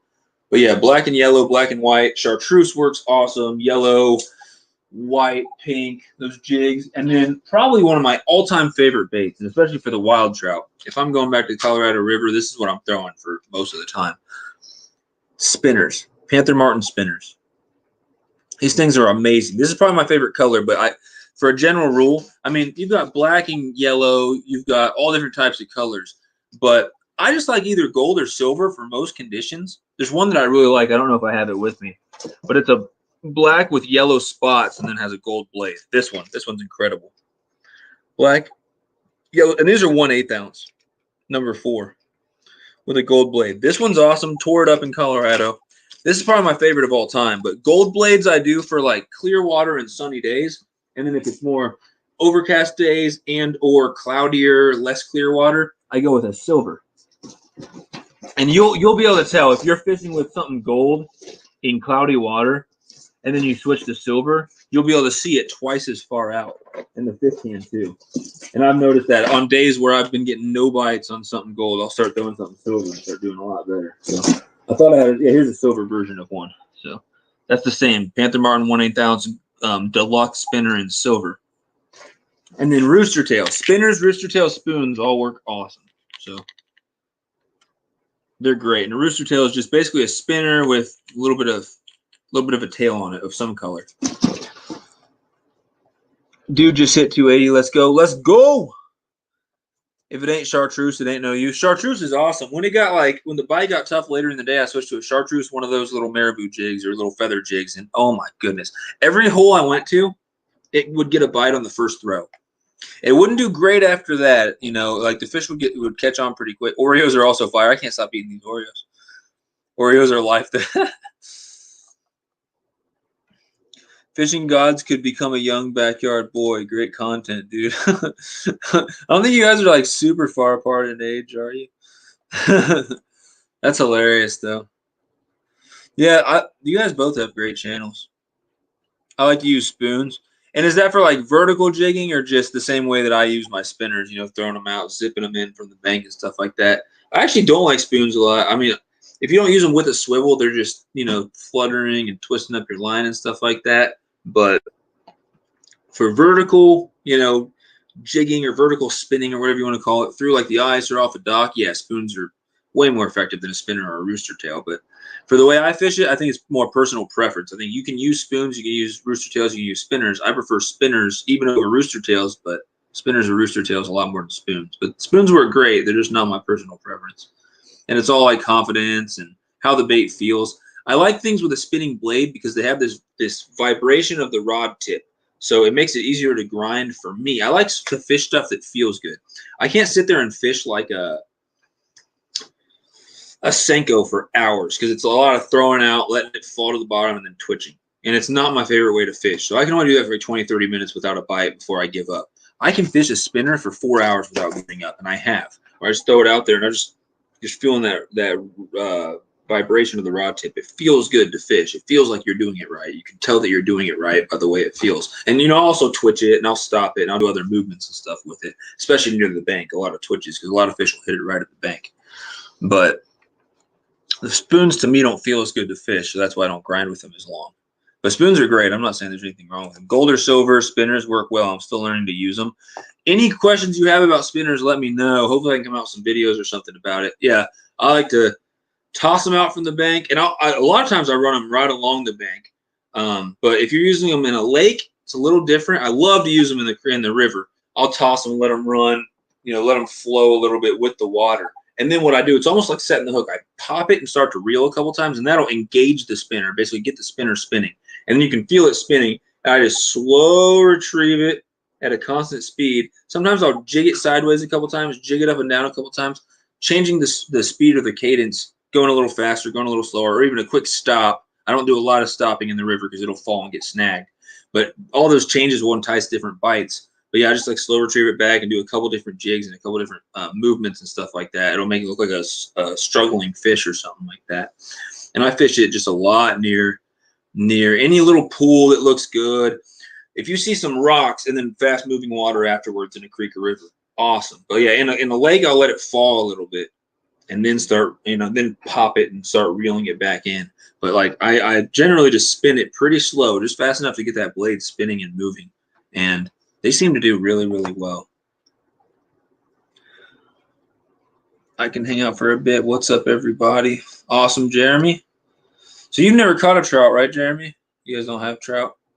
I love Panther Martin and Blue Fox. Yeah, Panther Martin, Blue Fox, Meps. Panther Martin is definitely my favorite brand for spinners. Probably one of my favorite bait brands, period. Outdoor Life wants to go trout fishing. Yeah, trout fishing is freaking awesome. They taste good, put up a good fight, beautiful fish. Catch them a million different ways.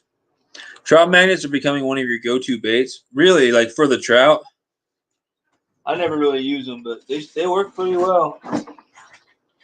It's probably in my bag somewhere, but yeah, I have somewhere around here. I have a whole thing of trout magnets. They're basically just tiny little soft plastics on tiny little jig heads, and you guys can look them up. They're pretty effective, but you have to have really light line and really light rods to throw them because they weigh nothing.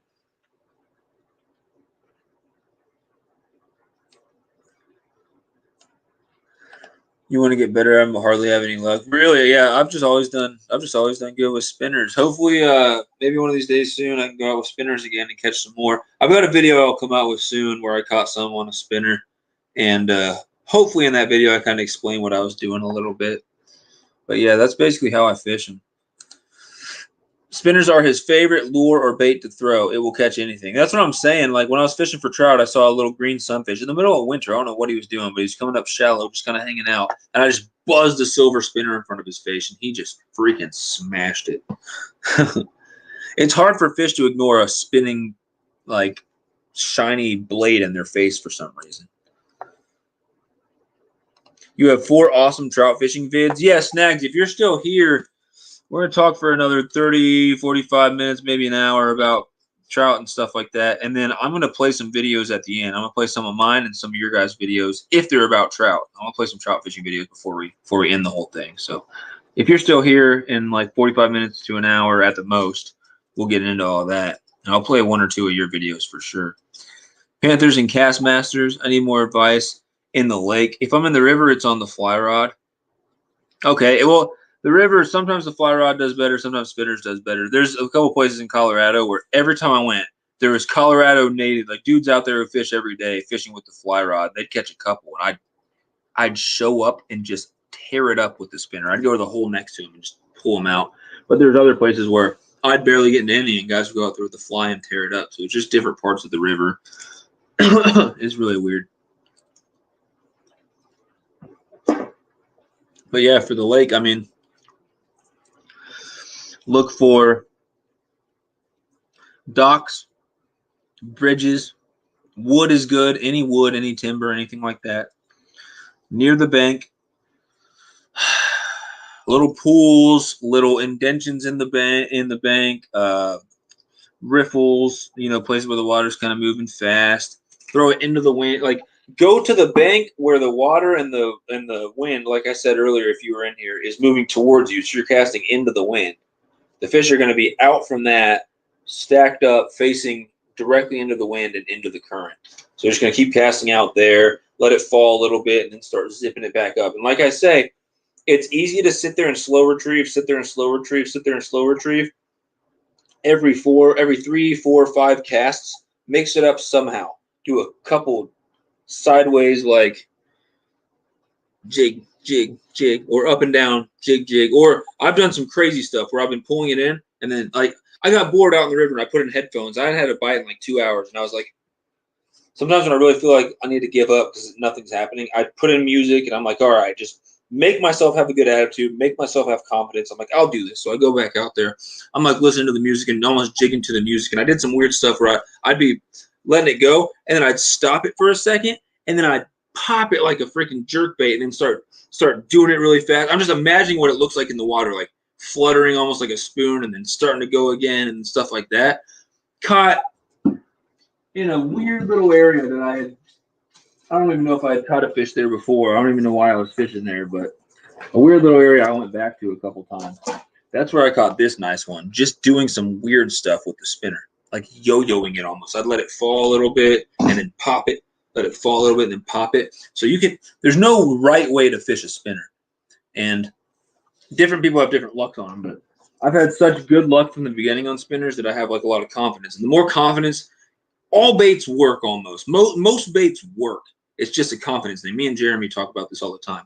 You got confidence with a bait, you're going to throw it more times. You're going to throw it in more conditions. You're going to go to it when the bite's slow, and it's like a snowball effect. You just get more confidence the more it works. The more it works, the more confidence you get. Stuff like that. I use swim baits for bass. Swim baits are awesome. Do you use like jointed swim baits or like soft plastic swim baits?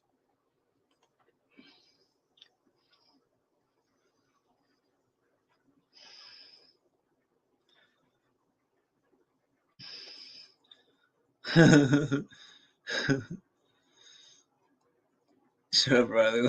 That's hilarious. Shoot, sometimes weird stuff works best. Yeah, for any type of fish, but like especially in pressured areas. As I was saying at the river. Okay, so on the day that I caught these two trout right here, I caught 54 trout that day. I drove another crazy story. I drove out there 3 hours. Woke up at 3 a.m. Drove out there. The bell rang at 6:30 a.m., which means you can start fishing. It's in a state park. You can't fish overnight because they don't want people going out there and keeping a bunch of trout. You know, the limit's 4. It's easier to regulate during the day. So they don't let people fish at night. Bell rings, whistle blows, whatever you want to call it, in the morning at 6:30. So I drove 3 hours out there to be there ready for first cast. Fished all day, caught 54 trout. And that's even with taking like a 2-hour break in the middle of the day to go get food and screw around. Caught 54 fish, like craziest trout day I've ever had. End of the day, drove 3 hours back and got pulled over and going like 24 over. And the cop was freaking out. I got a huge ticket, and it was crazy. I was going way too fast. I didn't even realize I was going that. I had to pee really bad, and I thought I was going like 10 over, and I thought everything was fine. And it was a simple mix-up with where my needle was and what I thought the speed limit was. And I thought I was going like 10 over, but apparently I was going like 24 over. I'm like, oh my goodness. But yeah, I screwed that one up.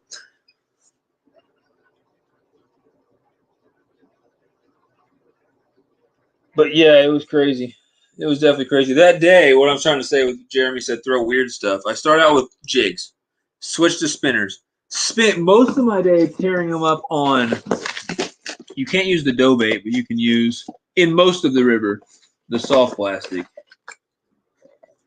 Using these, just floated off the bottom or letting them flow with a little bit of weight on there with a tiny little hook, and tearing a bunch of them up. Then later in the day, the bite got really tough, and I'd switch to trout worms. I switched to little pinch grubs, all types of random stuff, and just seeing what would work. Sometimes the really weird stuff you wouldn't expect would be catching fish. Fishing God's getting in a fight with himself right now. Hey, Sunfish.King, guess what? I'm gonna make my official guess chicken butt. I'm pretty sure that's what he's gonna say. Definitely gonna be chicken butt. Hey, Sunfish.King, I saw a pic you posted earlier with a dude that had like 50 trout on the table. Not me. Not a picture I posted. Let's see. Backbone, you can't say guess what in the chat. I'm a dad. I'm going to say chicken butt every time, LOL. Same, bro. Everyone's saying chicken butt.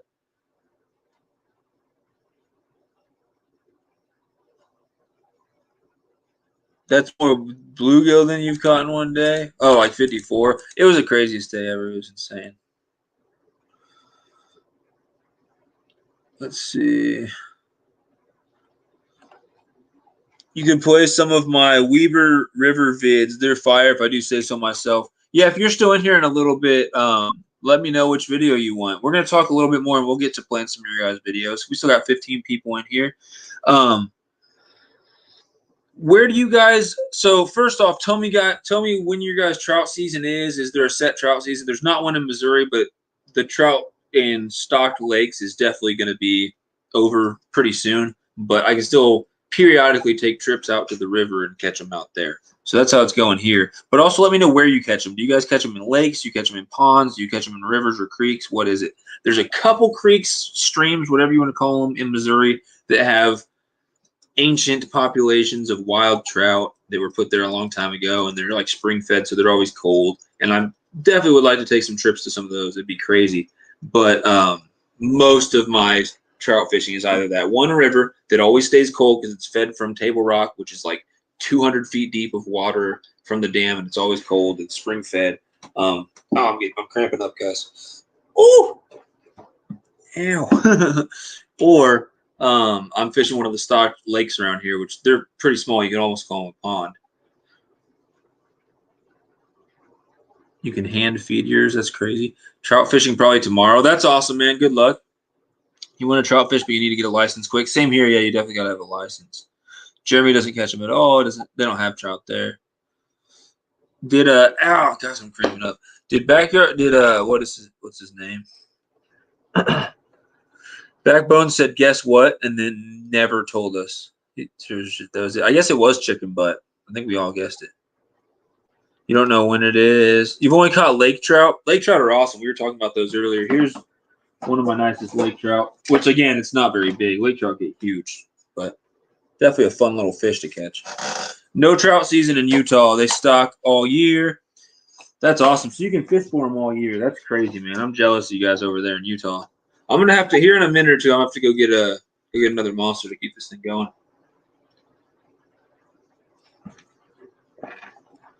Sunfish Assassin's back. Sunfish Assassin, have you caught very many trout in your life? Let us know, because this whole thing's about trout tonight. But yeah, guys, someone share his link. If you haven't checked out Sunfish Assassin, you guys need to. Awesome guy. Recently hit 300 hook sets.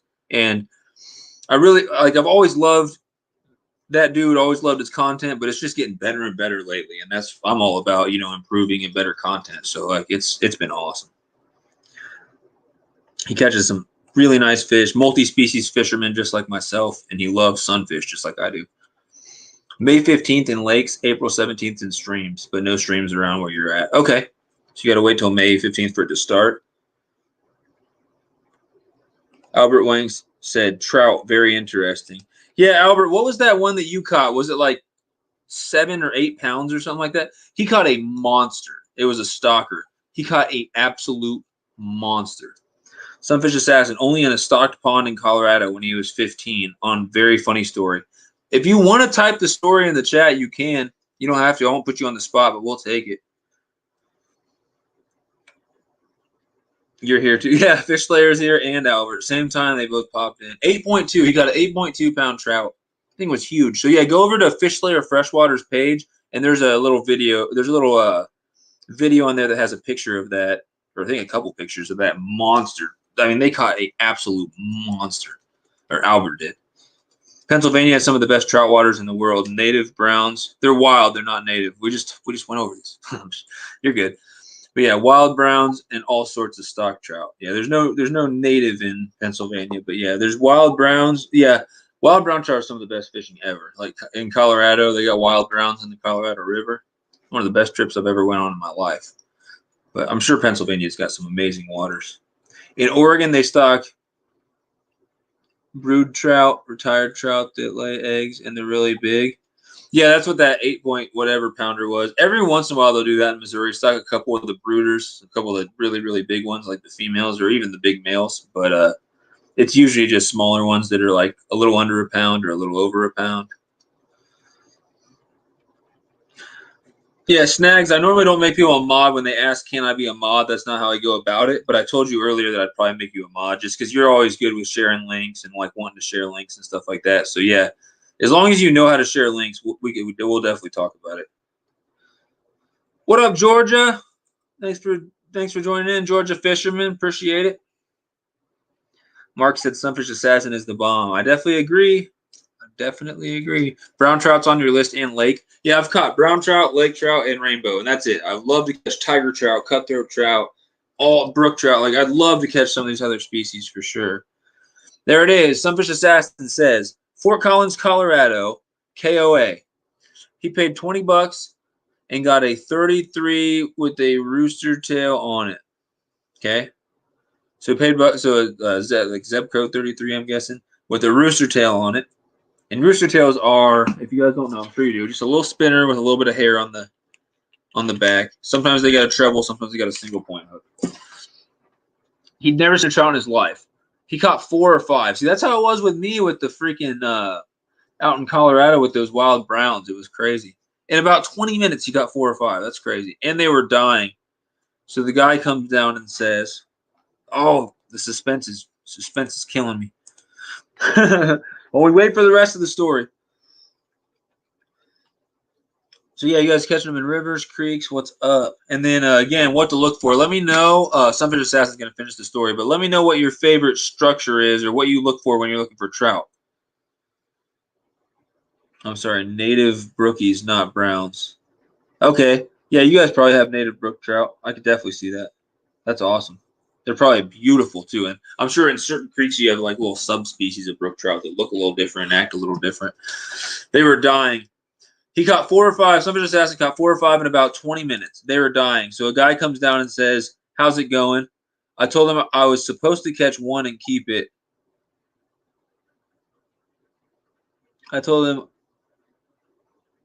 obviously, I was supposed to catch 1 and keep it. He snatched the rod from me.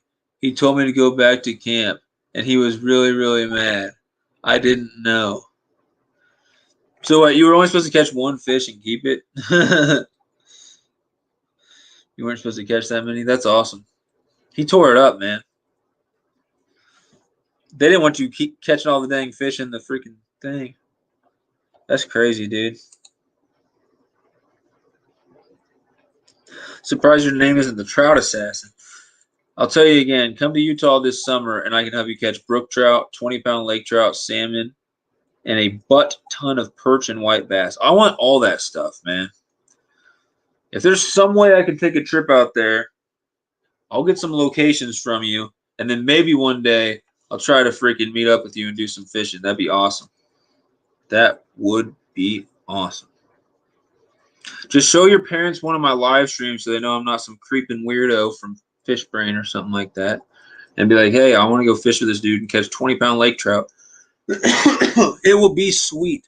What up, DB Aquatics? How you doing? Thanks for tuning in. We are talking about trout. So if you have a favorite species of trout, if you ever caught trout, let us know what your PB trout is. Well, your favorite recipe with trout, let us know. We're curious to know what you got going on there. And then you can let us know what state you're coming from too if you want. Snags has to go.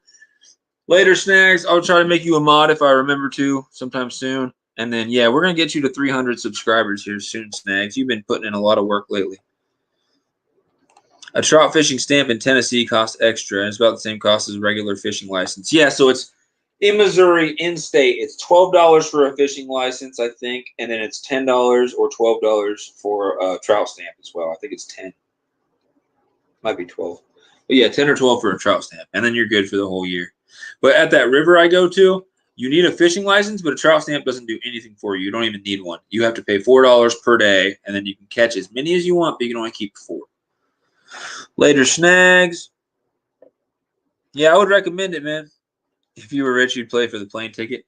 Yeah, I'll try. I'll see. I might drive. I'm more of a driving guy, but yeah, we'll see. I'll try to make it happen. I don't know. I got a lot of places I want to visit for fishing, and obviously I can't just like go everywhere. But yeah, that'd be crazy. Recipe is just salt, pepper, and lemon and pan fry.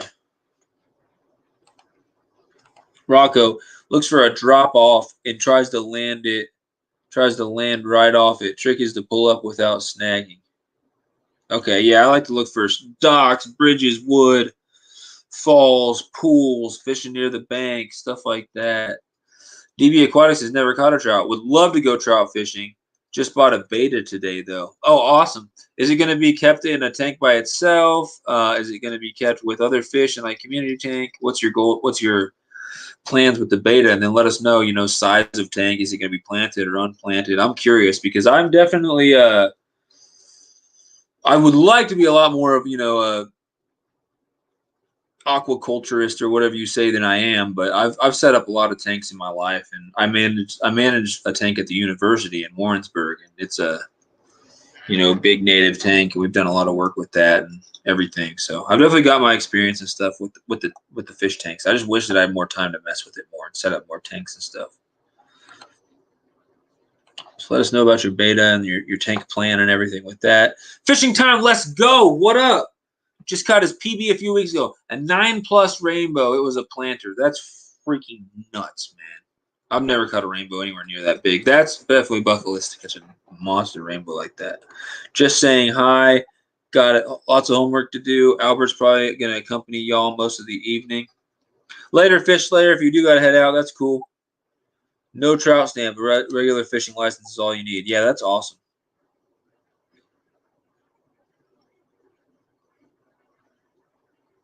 Learn a new trick. When fish take you under a rock, give them some slack. In a minute or two, bring them in. Oh, yeah. If a fish takes you under the rock, yeah, definitely.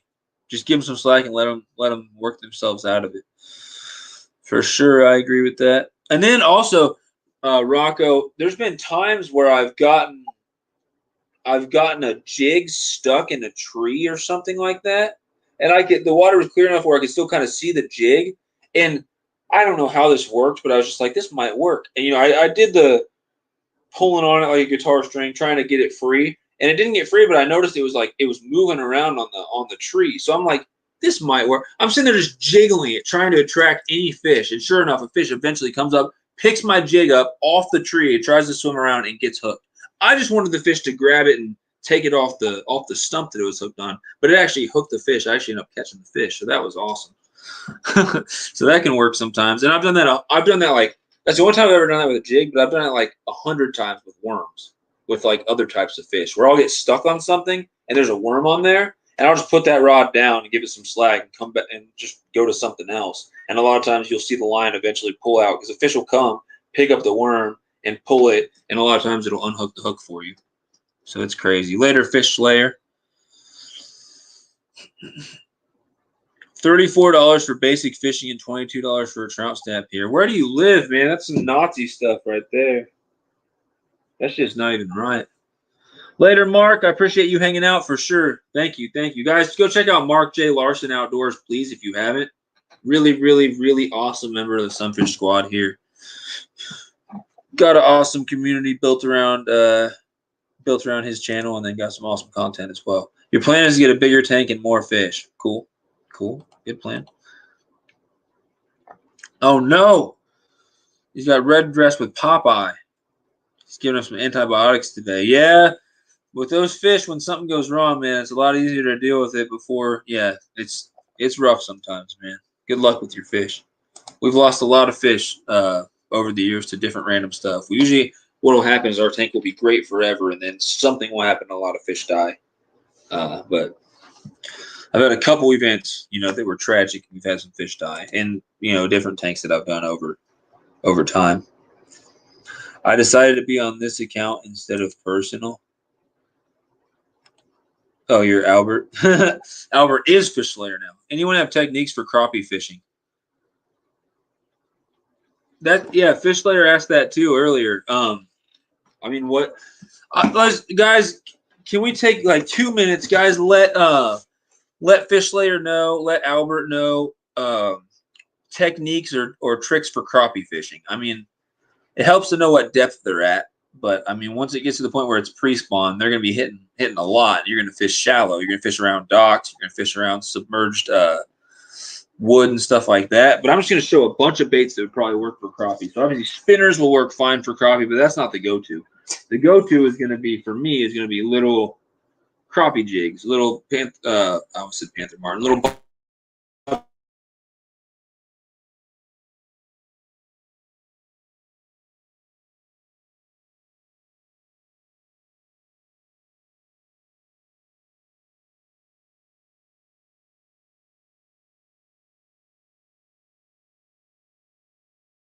terrible all night.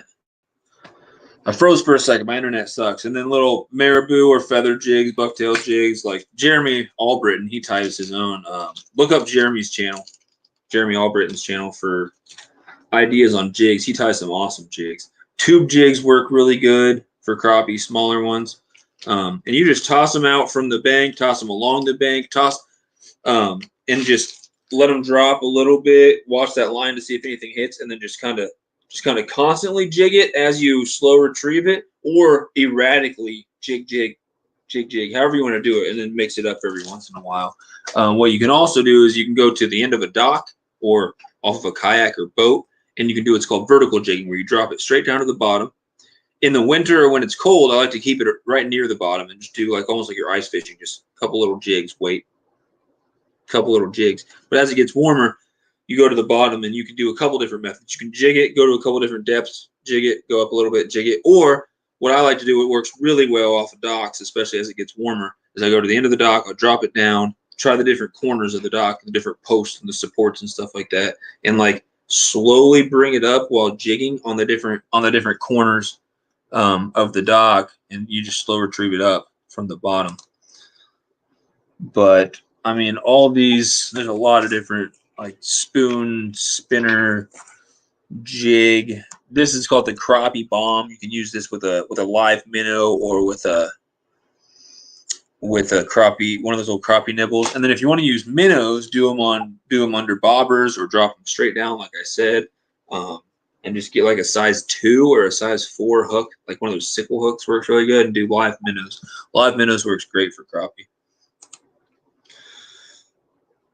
Fishing Time Let's Go said, everyone catching trout on crappie jigs, especially after a plant. Is that what they call it? Stocking is a plant. Yeah. When you say crappie jigs, are you talking about these or are you talking about these? Because this is what I would definitely, these is fine, but I would definitely use, more of these, which is also a crappie jig, but for the trout. Wild fish are hardy. He will not die. Even if he lost the eye, I could cut it out and he would live. Not that I would do that. I'm being nice to him.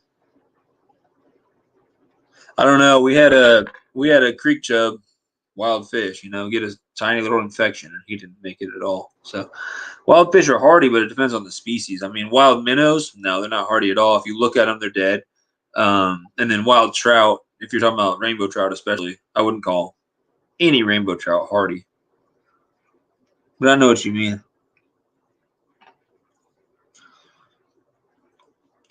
Tube jigs. Later, Rocco Taco. Thanks for hanging out and join us again in a future live stream. Guys, check out Rocco Taco on Fish Angler if you got a Fish Angler. And Rocco Taco, if you ever get a Fishbrain, I'll help you get a good following on there. Help introduce you to some cool people. But you don't know what tube jigs are? The ones that look like little squid? Little tube jigs?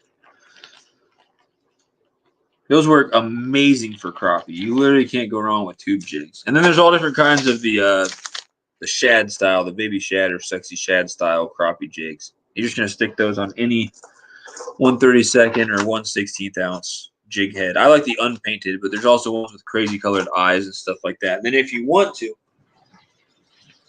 you can put a little crappie nibble, little crappie bite on the hook, one of those little things. And then there's all different types of jigs that work for crappie, though. You got this is another type of tube jig. Red and white's always good. You got a million different colors and sizes of curly tail grubs. You could catch them on mouse tails, but I wouldn't recommend using those to try to target crappie. And then all different sizes and shapes of soft plastic jigs, as well as the hair jigs, the marabou jigs, the feather jigs. But yeah, there's some crazy looking ones. Look like tiny little swim baits, little paddle tails. All different types of stuff for the crappie. And then tiny cranks. People will troll small cranks for crappie. People have caught crappie on. I saw someone catch a crappie on a chatterbait, on a spinner bait. It's not the recommended way to go for them because it's a pretty big bait, pretty big hook, but you can definitely catch them on there. It's usually a hog when you get one.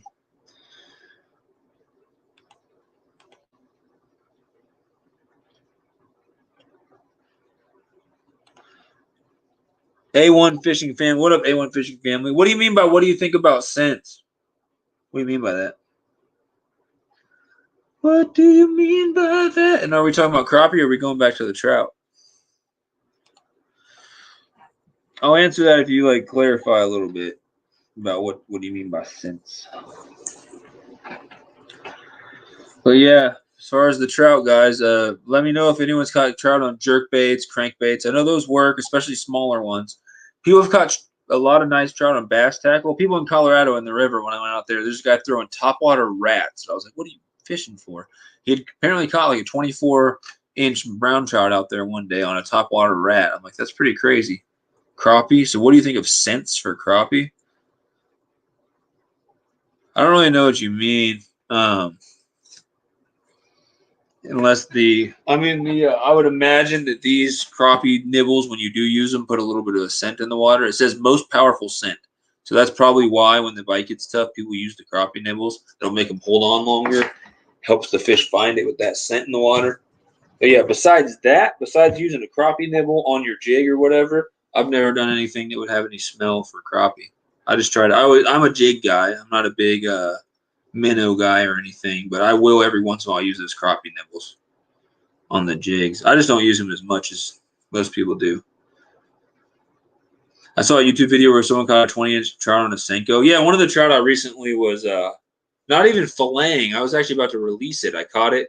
I was going to put it back. It choked up half of a Senko, but people have been catching them like crazy on finesse gear out here. People were trying to bass fish over the winter when the bass bite was really slow, but it was right after they stocked a bunch of trout. So trout were biting on Ned rigs. Trout were biting on a lot of bass stuff. Topwater rats sound like something used in New Zealand. Topwater rats? You've never heard about that? People throw those all the time. Also, going to a trout farm with bass rigs is definitely high on your bucket list. What do you mean by a trout farm? You just mean like a stocked trout water or something like that? You just mean fishing for trout with, I mean, I could go to the Roaring River, which is a stock trout river up here, and I could fish with bass tackle as a challenge one of these times. That'd be pretty cool. I buy rosy minnows from PetSmart to use, and they get crappie. Yeah, I've never caught a crappie on a minnow. I've tried a lot. People swear that it works, and I know it should literally biologically work. But some people are jig people, and some people are minnow people, and it's just like a confidence thing. I've never caught a crappie on a minnow. I've tried multiple times, but I've caught a lot of crappie on jigs. Caught well over 100 crappie on jigs in the year and a half, 2 years that I've been fishing. I've never caught one. I've only ever caught one fish on a minnow in my life, and that was a catfish. So using fish as bait just doesn't work for me for some reason, but I know that it's good bait. It just doesn't work for me. There's these ponds that are pay to fish, and they're loaded with trout. That'd be cool for like some video content, but yeah, people will know from the beginning. Like, yeah, it's not like a challenge or anything like that. That's crazy. I hear about rats for bass, but I heard in New Zealand the trout eat rats normally because they're so big and wild there. They have some monster brown trout in New Zealand. They're crazy. Yeah, we have one trout ranch it's not more fish, but it's bigger fish. They stock some giant ones. And I don't know where it is, but apparently you pay for it. But you're not just paying to fish the thing. It's like a whole resort. So you got to pay to stay there. And then you get to fish there, but there's horseback riding. I'm sure it's a super expensive thing. Later, backyard boy. He said, hopefully you'll play my vid later. I'll try to. Let me know which one you want me to play, backyard boy, but I might not. When I get to the end, I'm probably just going to mostly play videos of people who are in here, unless nobody suggests anything. Then I might play one of yours. But I'll write that down. I'll try to play at least one backyard boy video, but let me know if you have any recommendations of which one you want me to play before you leave, if you're still here. Backyard boy. I'll try to remember that. We'll see if we got time, because you got awesome videos. Later. I like using Acme Cast Master, Rattle Master, 1/8 ounce tips with wax worms for vertical jigging for crappie. So those like spoons, the Cast Master. Let's see. People use stock trout for bait for monster bass. Yeah, we can't use any trout for bait at all. We can't use cut bait. Can't use live trout, like any of it. Can't use trout for bait.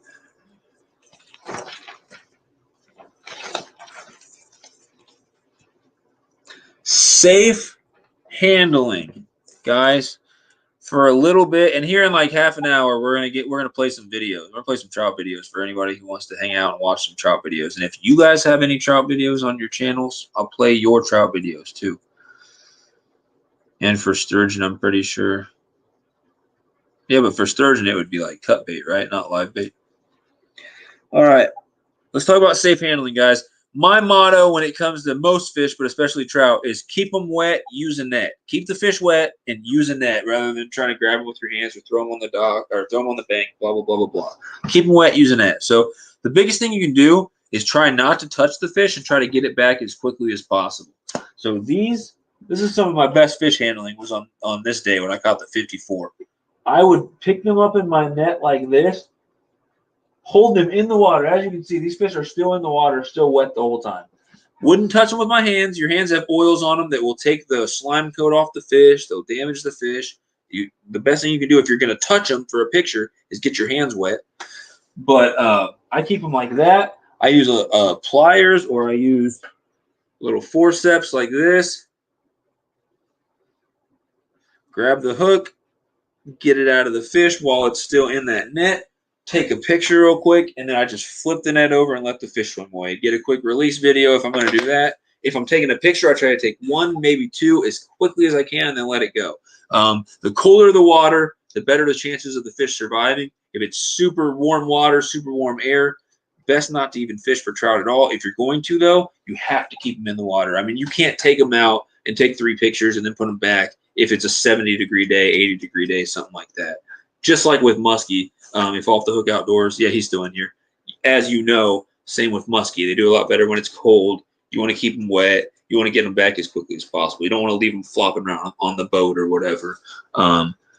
Pliers, have some pliers or forceps with you. You're going to get the hook in the fish's mouth, and you're not going to be able to easily pull it out with your fingers. You've got to have something to get that out quick. Helps you release the fish quicker.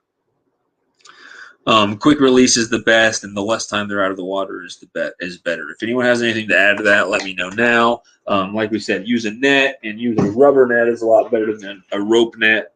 The old school nets that are just made out of like really skinny rope material, those are actually terrible for fish. God bless your compassion, Sunfish.King. Thank you, man. The drop shot rig is pretty good for everything. I use a Yum Sharpshooter watermelon candy. Yeah, Off the Hook is a big drop shot guy. He catches a lot on drop shot. I've never used drop shot, so I gotta get into that this year. Hey, Off the Hook, make a how-to video on drop shot. People will love that, and I will love that, and then I'll start using it. But I want to see a how-to video on the drop shot rig made by Off the Hook Outdoors. Show us up close everything that you're using. You can even show us that inside before you go out. You know, the hook, the rig, everything, and then go out in the water and show us you using it and catching stuff with it. That's what I want to see.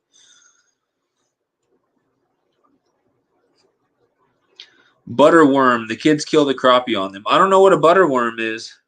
Is that a live worm or a bait? Butterworm.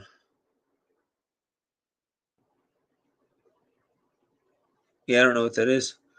A Chilean moth, so it's an actual type of worm. It's like a little mealworm thing they use for crappie, apparently. And don't lip trout. Yeah, if you're going to put a trout back, and even if you're going to eat it, I mean, it's better not to. But people hold trout up like this by their mouth. Yeah, don't hold them by their trout. That'll destroy it. That'll end a trout. I didn't know that. Thanks. Said A1 Fishing Family. You didn't know what? Anything we can do to increase everybody's knowledge or anything is awesome. I love that. Please don't drag the fish on the ground when you catch them. It's very bad handling.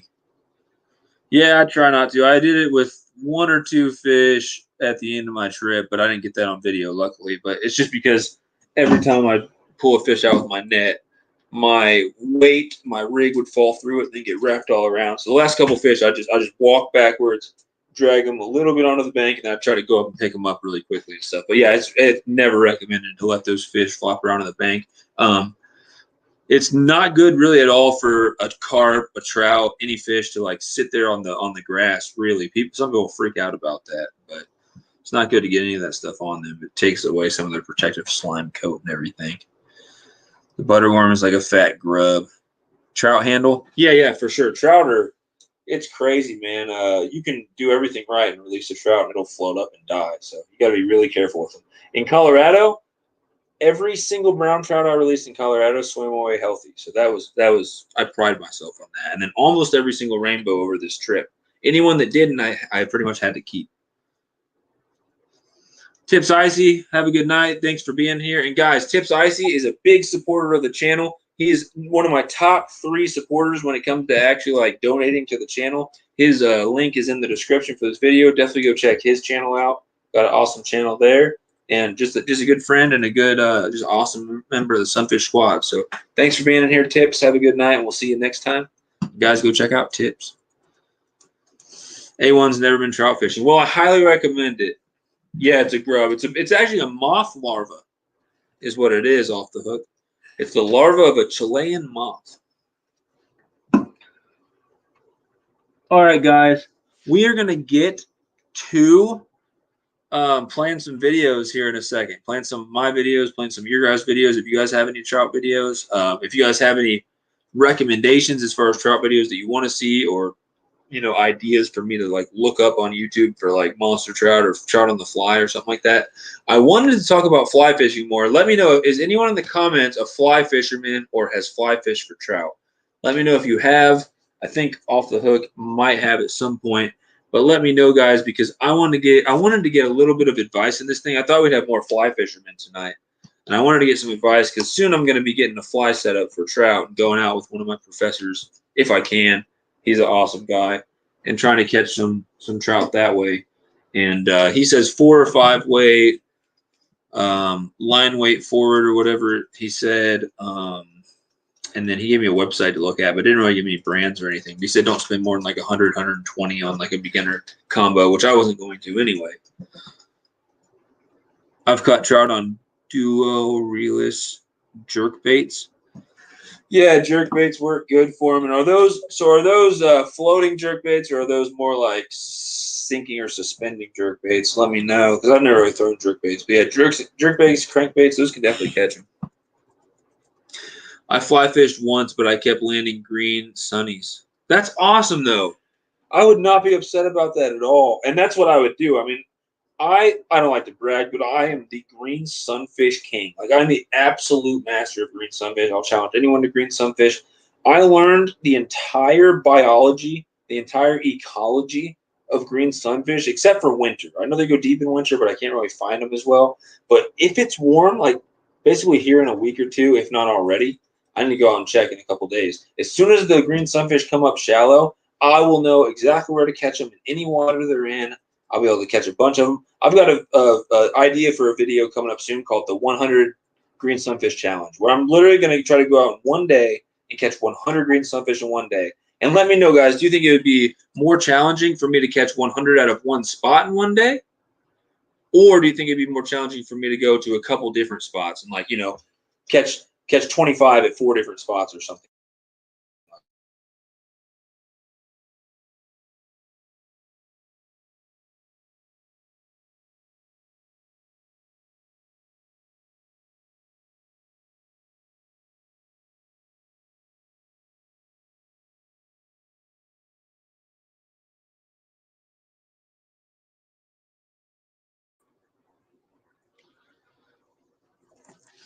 Yeah, so I don't know if it'd be more challenging to. I just froze for a second. I don't know if it'd be more challenging to catch those, at one different spot or multiple spots. Whatever. We'll figure it out though.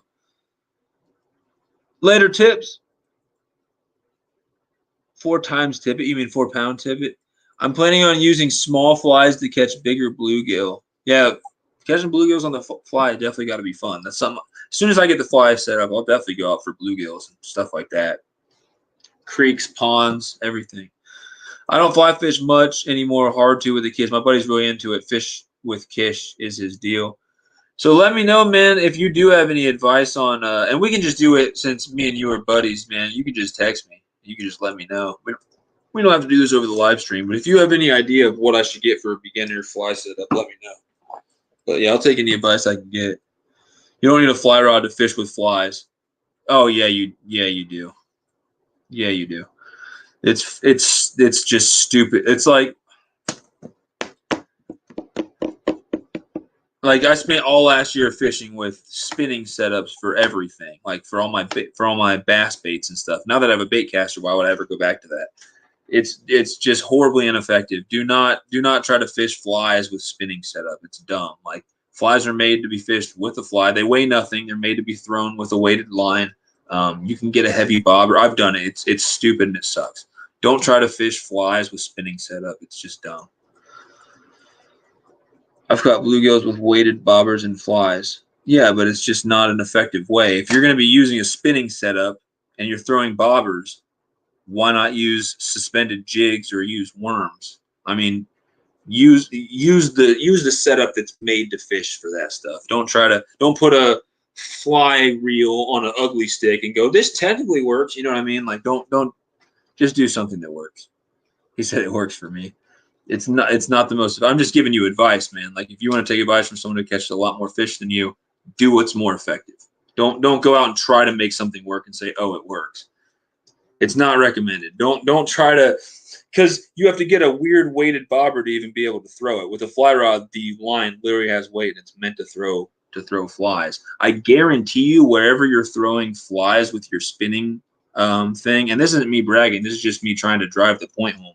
I guarantee anywhere you're fishing with your little spinning setup for flies, and this in no way, don't take this as me like trying to break you down or make fun of you or anything. This is just me simply trying to help and trying to say I don't think that's very effective. I'll fish right there next to you with a spinning setup, throwing actual jigs or actual worms, catch more fish than you. The guy next to you can fish with an actual fly rod throwing flies, and he'll probably get more bites and catch more fish than you. So, I mean, you can do it, but I would never try to settle for, oh, it does work. But you know what I mean? Like, that's my whole thing is I'm trying to – my first year of fishing was anything that does work, let's do it, whatever. Now my second year is going to be I want to get more specific. I want to throw the right rods with the right baits with, you know what I mean? I don't want to try to do something that doesn't really work very well. But, I mean, it works. If it works for you, it works. And I'm not trying to say, like, there's anything wrong with what you're doing, Fish Slayer. I'm just trying to offer, like, my advice would be to, you know, throw flies with a fly rod, throw small jigs or live bait, you know, worms, something like that with the spinning rod. But, I mean, whatever works, works, man. Whatever works, works. I'm not saying that I'm a expert. What bait should I use for bigger bluegills? They're interested in flies, but not in worms, which is also an issue. I've never met a bluegill in my life that wasn't interested in worms. It's just how you present the worms to the fish. Let me know how you're fishing the worms. I might get a fly rod then. Yeah, you can try fly rod.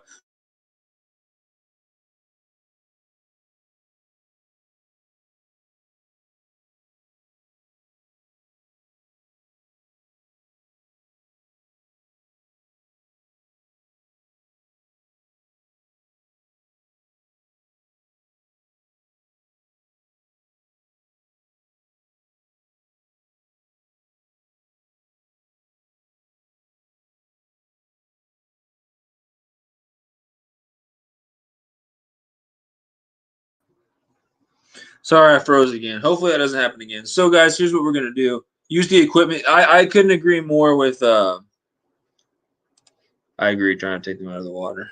Bobber and worms works great. Tiny hook. Yeah, so when I'm throwing a tiny hook with worms, I seem to, for some reason, only catch the tiny bluegills. When I'm using a size 6 hook, size 8 or 6 with the worms, any little bluegills that bite, they won't be able to take the hook, so they'll just dink it around. And I just wait until finally a bigger bluegill comes and can actually get hooked. So I tend to use bigger hooks, like a 6 or 8, when I'm trying to get bigger bluegill. But if you're just getting tiny dinks literally all day and you never get a bigger one, then yeah, you can go back. You can go down to the the 10, the 12, whatever. But I generally don't use the tiny ones unless I'm fishing an area where only super tiny bluegills are, or only super tiny bluegills are biting. My go-to hook for bluegills, I know it's crazy, it's way bigger than yours, but it's size 6. And I've caught bluegills not even a pound, but 12 ounces, 11 ounces. I've caught decent bluegills, so I like to use a bigger hook. And then crappie, I mean, my number one baits for bluegills besides worms is just literally these crappie jigs. I mean, they work great, and so do these type of jigs as well. You never get bigger ones. You got to fish different waters then. You just got to fish somewhere else. The waters you're fishing just don't have very big bluegills then. Old timers used to use a cane pole with about 2 foot of line and a proper bug along the banks and catch a lot in this area. I still see people do that at a conservation area near me. A big old cane pole, and they're just kind of like, I don't know what they're doing, kind of like jigging it or flopping it or like letting it sit on the water. They're doing pretty good. It's kind of like fly fishing, kind of like interesting thing. You might try a size 8. Yeah, 8's a really good one. But yeah, I use a 6. What I've always used for bluegill was a 6 until I got to a couple ponds where it's like such tiny bluegill they can't get hooked on 6. Then I'll go down to a 10 or 12.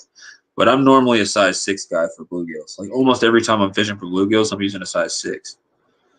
That's cool. You made a cane pole. Did you make a video on that or something? You should. For smaller fish, a 4-weight is good. And he didn't even say a something weight is more for steelhead. You make 5 or 6. I could buy fly line and put that on my bamboo pole. Go ahead, man. He said, no, we didn't. No, didn't get the cane pole on footage or anything. All right, guys. So I'm going to go grab a monster because I'm going to keep this going for a little bit. So here's a favor I have to ask you guys. And we're going to talk about keeping fish and cooking fish when I get back for a little bit. And then I'm going to play some of your guys' trout videos if you have them. I'm going to play some of my trout videos. I'm going to play one of Backyard Boys trout videos. If you guys have any ideas or any famous YouTubers or any trout videos you want me to play, I'm going to play that. So start thinking of that. But while I'm getting this monster, here's what I want you guys to do. If you have any trout stories, go ahead and type them about catching trout or just anything to do with trout.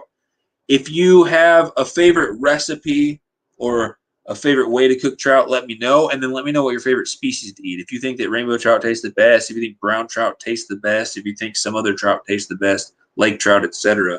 So let me know. Trout stories, favorite trout to eat, and recipes. And I'll be right back. I'm going to go get a drink and probably go to the bathroom as well. I'll be gone 2 minutes or less. But trout stories, trout recipes, favorite trout species to eat. And then if you do me the biggest favor in the world, since I'm going to be gone for 2 minutes, please share this out on social media. Share this out somewhere. Say that Sunfish.King's still alive. We're talking still alive.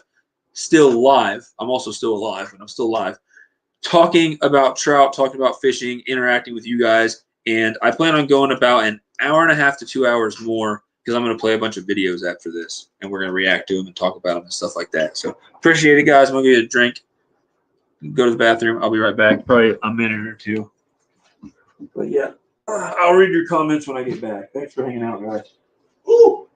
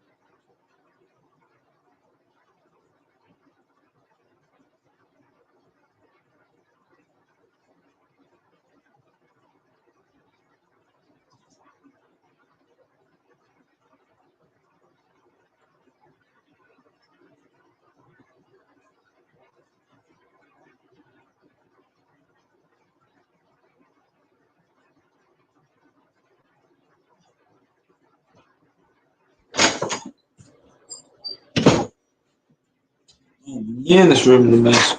Can't even stand it. Ooh. Got my drink. Oh, man. There were 7 people when I left. When I got back, there's 9. That's awesome. You guys rock. Let's see. Guys, I had to go get a drink, so I'm sorry for being gone. Hopefully we don't have more internet problems. Keeps like freezing up, but it hasn't done it in a while, so. Let's see. You just made it really simply. Yeah, I made a cane pole when I was a little kid. And like I said, like I wasn't a fisherman, so that was just me doing it for fun. But I caught a couple bluegills, I think, in a little pond behind school. I think I told you about that. That was like my science teacher took us out to do that.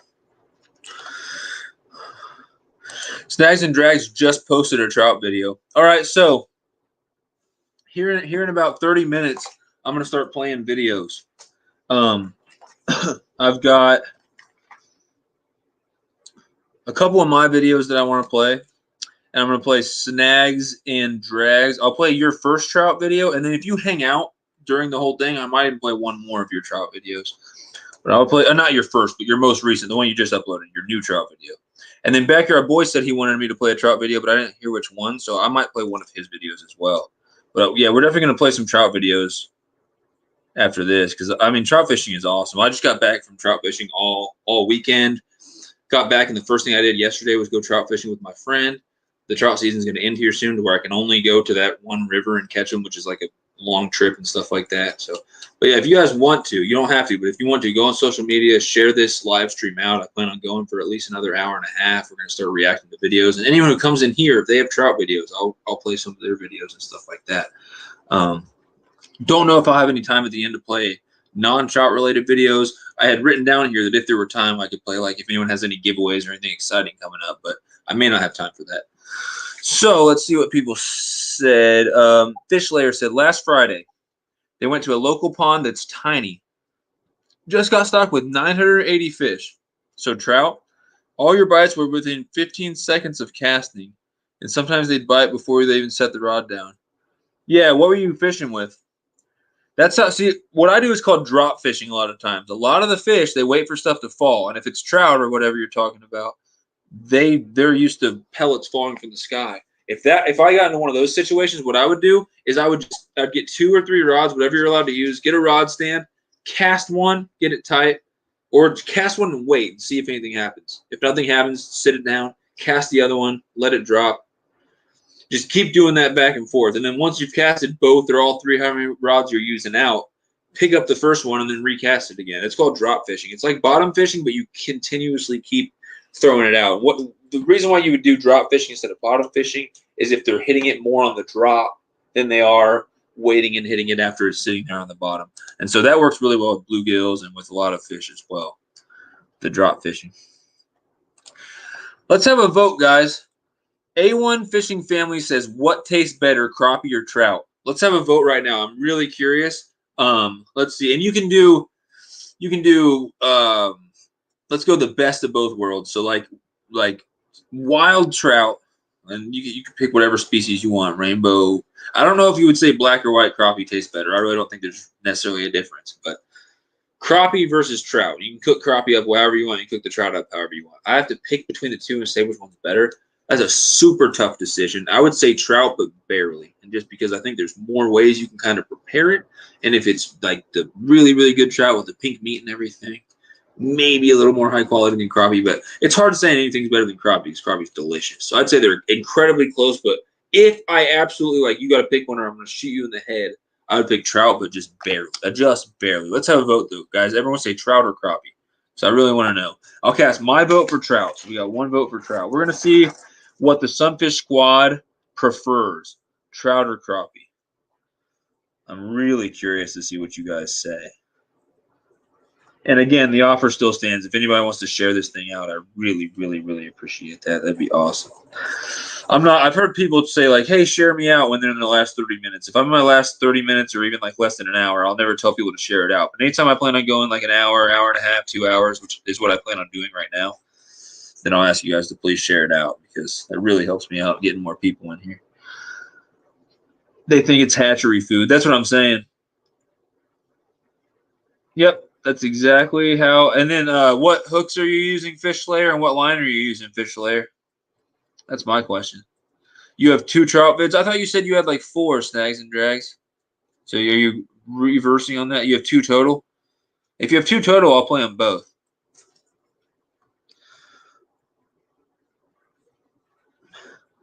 But yeah, here within like 20, 30 minutes, we'll get to playing videos for sure. Unless people just have more stuff they want to talk about. Off the hook, use a fly rod with a little popper for bluegill in their pond at camp. Yeah, that sounds fun. I bet they fight really good too, especially if you have super light like tippet line on there. Trout, because that's all I've tried. So yeah, let's see. We got another vote for trout. So 2 votes for trout. Crappie, because they have a better taste alone. I don't necessarily agree with that. So yeah, 2 for trout, 1 for crappie. And texture, I don't agree with that either necessarily. I like eating warm water fish, but sadly not many in Oregon. No, if I have to pick between warm water fish and cold water fish, it's cold water fish all day. If I got to pick one, you're telling me between salmon, walleye, pike, trout versus bass, catfish, crappie, like gar and stuff like that, it just doesn't really equate to me as much. The warm water fish is still really good, but I think I'm definitely going to go cold water fish over warm water fish, definitely. Size 16 treble. So if I were you, fish layer, I would stop using that treble for a lot of reasons. Trebles are, there's no reason to ever use a treble for a trout.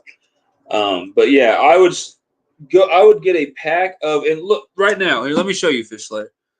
Let me show you. I want to show you exactly. Like literally, you can go buy it right after this. How do I share screen? Hopefully, nothing random comes up on this other screen. So this is still the butterworms, but yeah, fish layer. I would say get size 12 or smaller. Probably 12 though is perfect. Salmon egg hooks. But if you just try to buy a pack of size 12 salmon egg hooks, they're going to be more expensive. Here's your best bet. Go to Amazon and let's see. Oh, how do I just look at like my orders on here? Orders. It was a very recent one. These hooks that I bought. Holy crap! People keep buying random stuff. No, I bought these hooks more recently. Buy again, maybe. None of that is. That's not stuff that I've bought. So hold on, guys. I'm gonna find it because I bought these hooks recently on here. This is so right there. So go on here and look for these Drazery fishing hooks, set high carbon steel jig. I'll put the link in the copy. I'll put the link in the in the chat. It's $8.99. It comes with 500 hooks, and like these 3, the smallest is 12. This is 11, and this is 10. And even the 10s will float that power bait. So you can use all the, and then you'll have these other hooks for whatever you want them for. But that's literally $9 for 500 hooks. I haven't found, and they're super strong. I haven't found anything better than that. So I'll stop sharing that screen real quick. Stop screen. But yeah, I'm putting the link for that in the chat. But yeah, I would recommend getting yourself a pack of those. I have like 3 packs of those, and those small hooks do amazing. They're gold, which you can't go wrong with gold hooks for trout. I like the salmon egg hooks a million times better than treble hooks, and then they're just perfect for floating them and everything.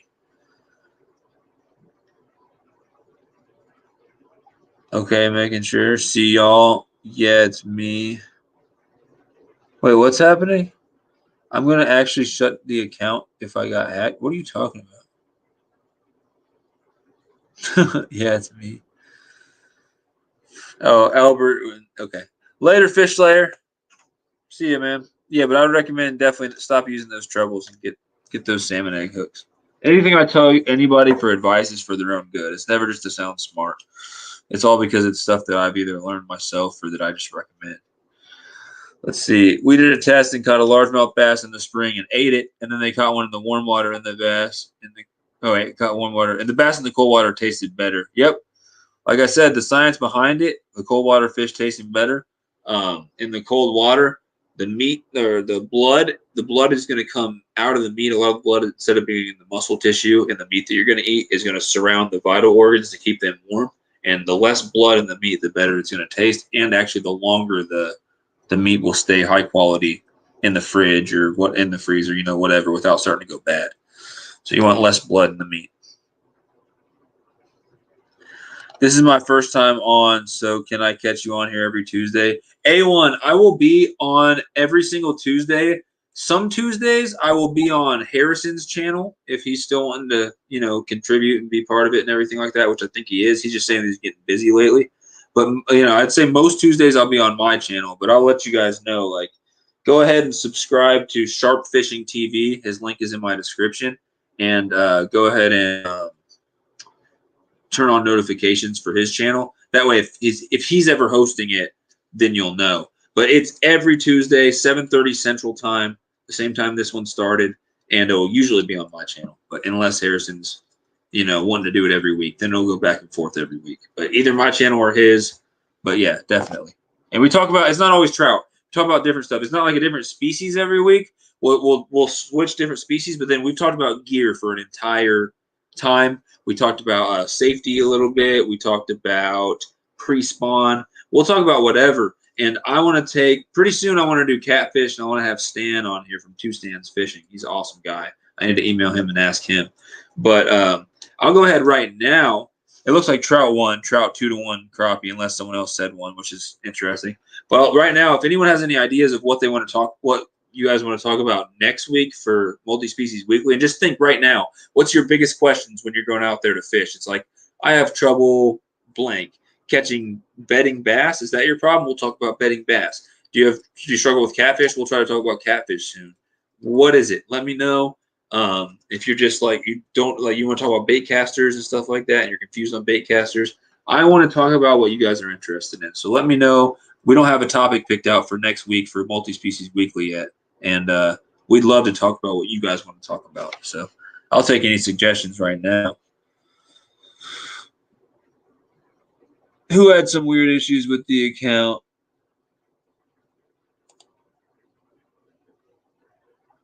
Anyway, for me, I definitely prefer the salmon egg hooks with the trap, but I feel more confident with the treble hooks in keeping the dough bait attached.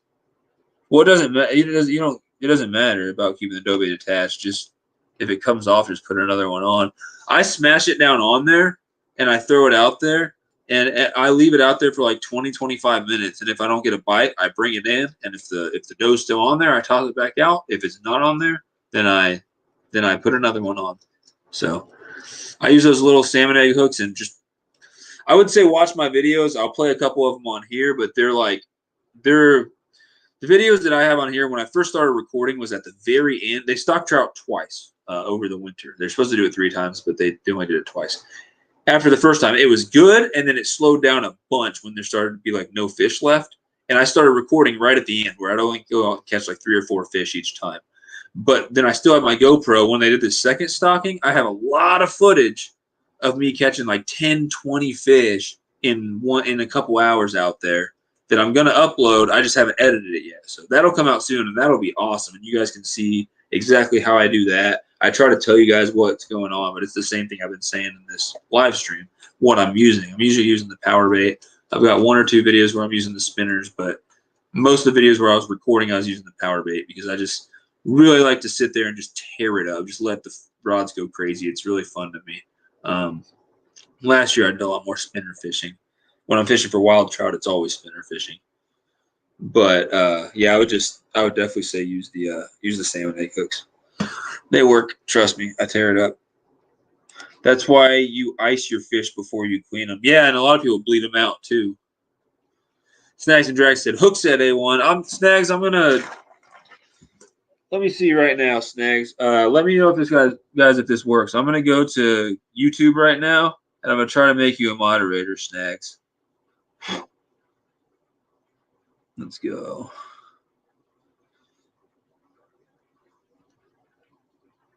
Let's see, snags and drags. Add moderator. Tell me if it worked. Yep, it looks like it worked, man. Very, very cool stuff. Trying to use more lures now, but I don't have much luck with those. It's the confidence. Like I said, you don't have confidence, and then you won't throw them. You need to go out and bring nothing but lures. Go out one day to the stocked lake and say it's okay if I don't catch anything, and bring nothing but jigs or bring nothing but spinners, and make yourself catch on them. That's the only way to get better with them. When I went out to Colorado, I bought some spinners. I had never thrown spinners. I had never caught brown trout. And that's all I was just like, I'm just gonna bring the spinners. I have to catch on those, and I did fine.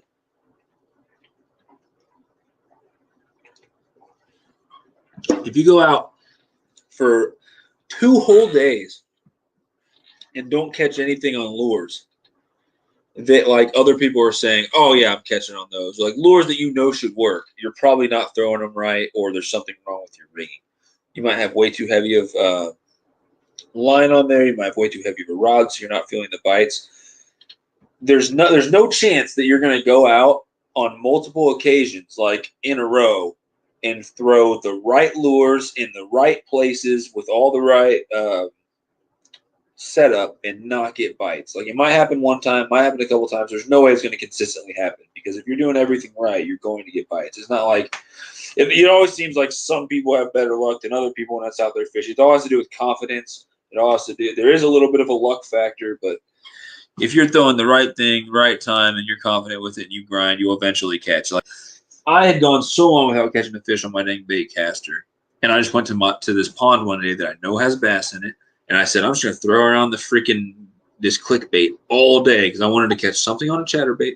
I wanted to catch something on a bait caster. Hadn't done either of those things. I grinded all day until I finally did it. I was so freaking happy. It took a long time, but if you ever go, well, this just isn't gonna work. It's just like it's just simply not gonna work.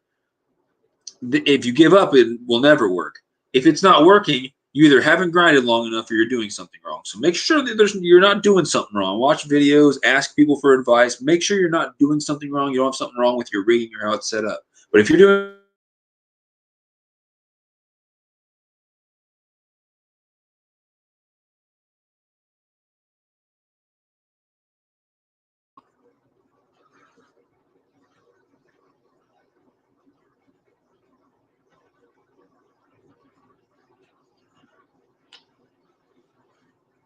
people are sending weird links. What do you mean, Fish Slayer?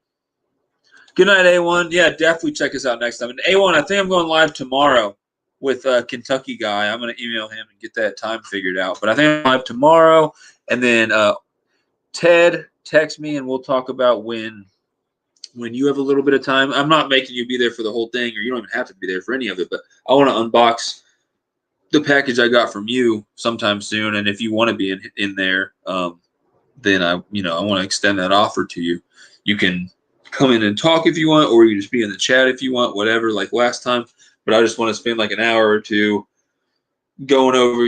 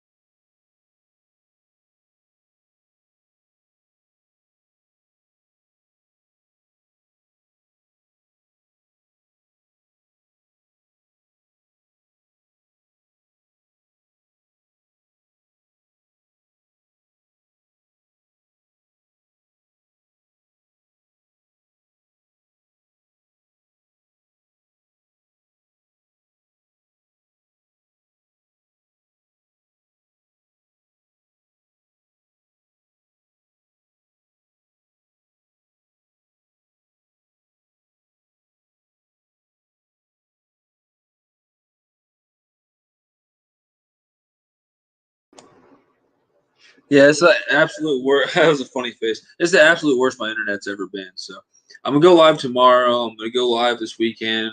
If I continue to have issues, which I think it's just random one night. Oh, we're having a storm. That's what it is. I'm done.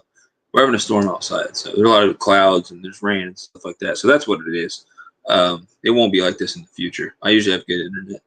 He's back. I am back. Yeah, I was looking on YouTube, so I was just like making some weird face. But I'm gonna turn this fan off in case that has anything to do with it. But I just think it's the storm. So give me.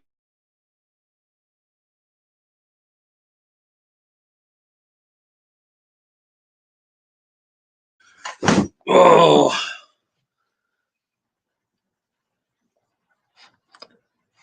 that's everybody.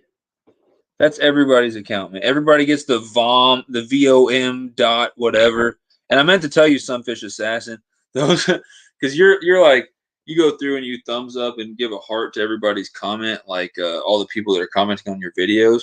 But like I noticed you did it to a couple of those fake ones. What they're sending those links and they're actually porn. Like if you click the link, it's just literally straight up porn. Um, but what I do is I just remove them or I report them for pornography. But it's crazy. If you see any of those blue links that like that's gibberish or something like that, it's freaking crazy. I just wanted to let everyone know to like watch out for that. But yeah, some of those comments was like some random account. Everyone gets them. I get them all the time, but I just report them. I think I've never had the issues you're having, Fish Layer. It must be because you're a minor and it's trying to protect you when it realizes like maybe someone's reporting it, or maybe the YouTube realizes that it's some weird like pornography link, and then they're just like blocking it or whatever. But I noticed I was going through Sunfish Assassin, one of his videos, and he had like thumbs up and hearted one of those links. And I know he didn't do it on purpose. No, you know what I mean? But yeah, you got to watch out for those things. He said, watch some trout videos. Don't tell me what to do, Snags. And yeah, I'm wondering if I should even do that because of how bad my internet's been tonight. Yeah, definitely, Ted. We'll talk about it. Those links are sketchy. Yeah, never click those. I clicked one time because I didn't know what it was the very first time, and it took me to some like super inappropriate, like literally if a little kid clicked that, it would be one of the like horrible things for them to see. And there's younger kids that watch some of our videos and stuff like that because we have family friendly material. I didn't know. That's what I'm saying. Sunfish just asked. You didn't even click the link, so you didn't know. I just was like, oh man, he better be careful because it looks like he's going in here light thumb upping and like putting a heart on these like links that are literally straight porn. If someone else doesn't know that they're some weird fake account, like that, but I knew that you weren't doing it on purpose, and I think I might have done it too as a mistake, because I thought it was like one of my subscribers trying to say something, but no, it's really weird. I don't know what those accounts are, but yeah, that sucks that it's doing weird stuff to you, Fish Layer. Fish Layer said, "May I join the stream?" Like, what do you want to come on and talk about? Because I was going to talk about cooking, like recipes and cooking trout and stuff like that for a little bit, and then I was just going to go straight to playing videos. So, I mean, if you have something you specifically want to talk about, that's fine. But I'm having bad internet right now as it is. I really don't think it's the best time to do all that stuff. I'm kind of worried about even playing videos because of how terrible my internet's been. But Snag said sorry. I'm just joking, dude. All right, so guys, what like anyone who's eaten trout, what's your favorite recipes? And then let me know if you guys have like a limit on trout or a length limit or anything like that as far as like legal. In Missouri, you can keep 4. There's no length limit on rainbow trout. In the couple places that have brown trout in Missouri, which I've never got a brown trout in Missouri. I've never fished anywhere that had a brown trout in Missouri. In the couple places that have brown trout, I think like a 15-inch minimum it has to be to keep it, which is crazy because then you're keeping like a giant lunker fish, which weird to me. Just to better explain my situation about warm water fish in Oregon. 5 per day. You can keep 5 per day, 8-inch minimum. They have to be at least 8 inches.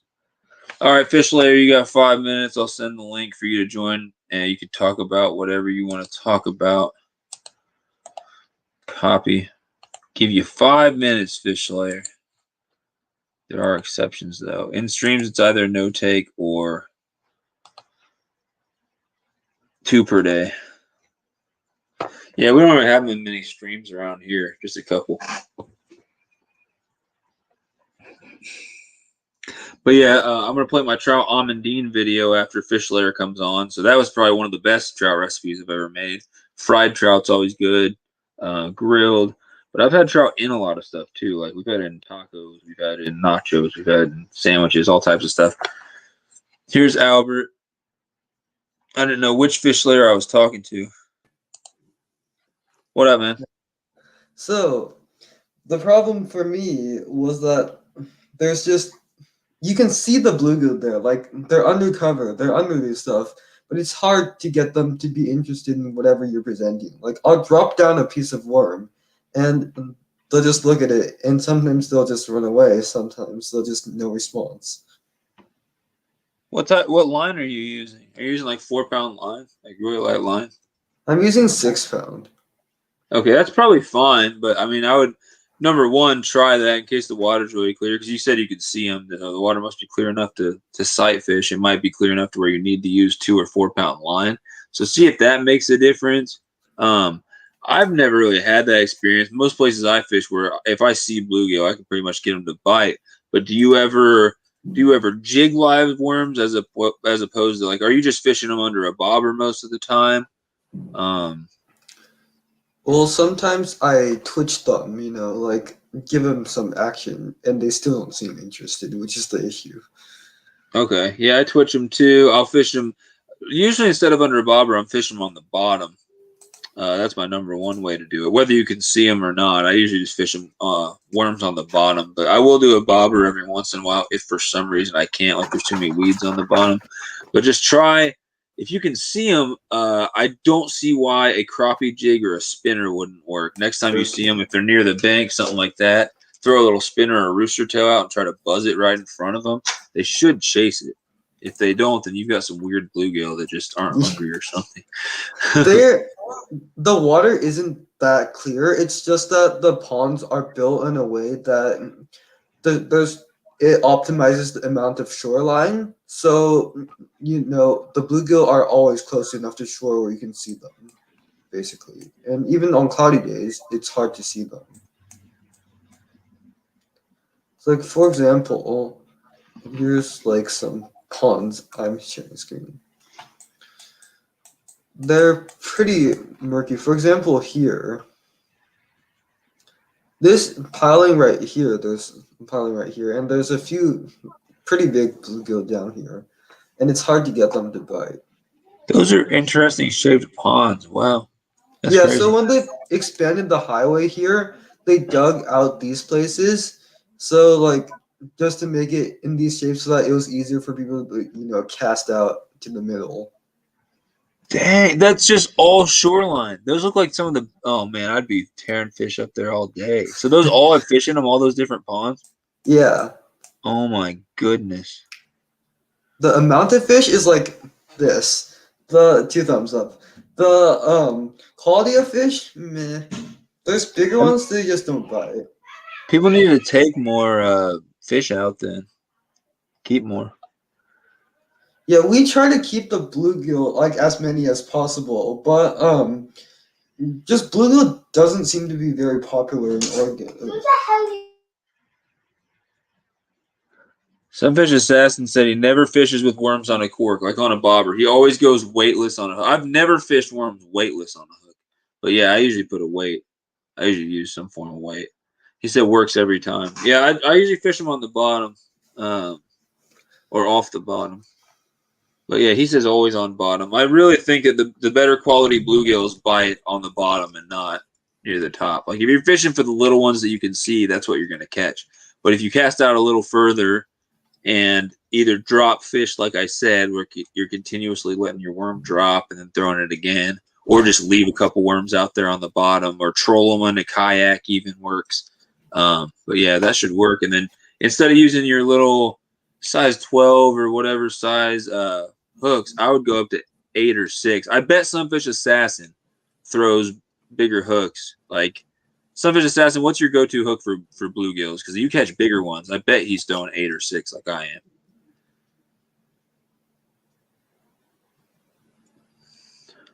I'm at hard to bite, fish weightless. Okay.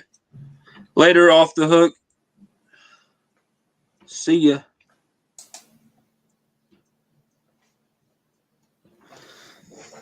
Is that the other fish layer typing right now? It said LOL Yep. Albert on the screen. Oh my god, there's too many fish layers. I'm just joking. Yeah, that looks awesome. I'm jealous of you guys. I would be tearing that place up. I'd be making all types of videos there.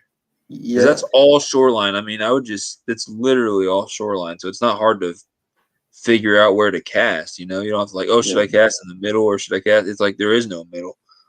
How do you avoid weeds if you're fishing on the bottom?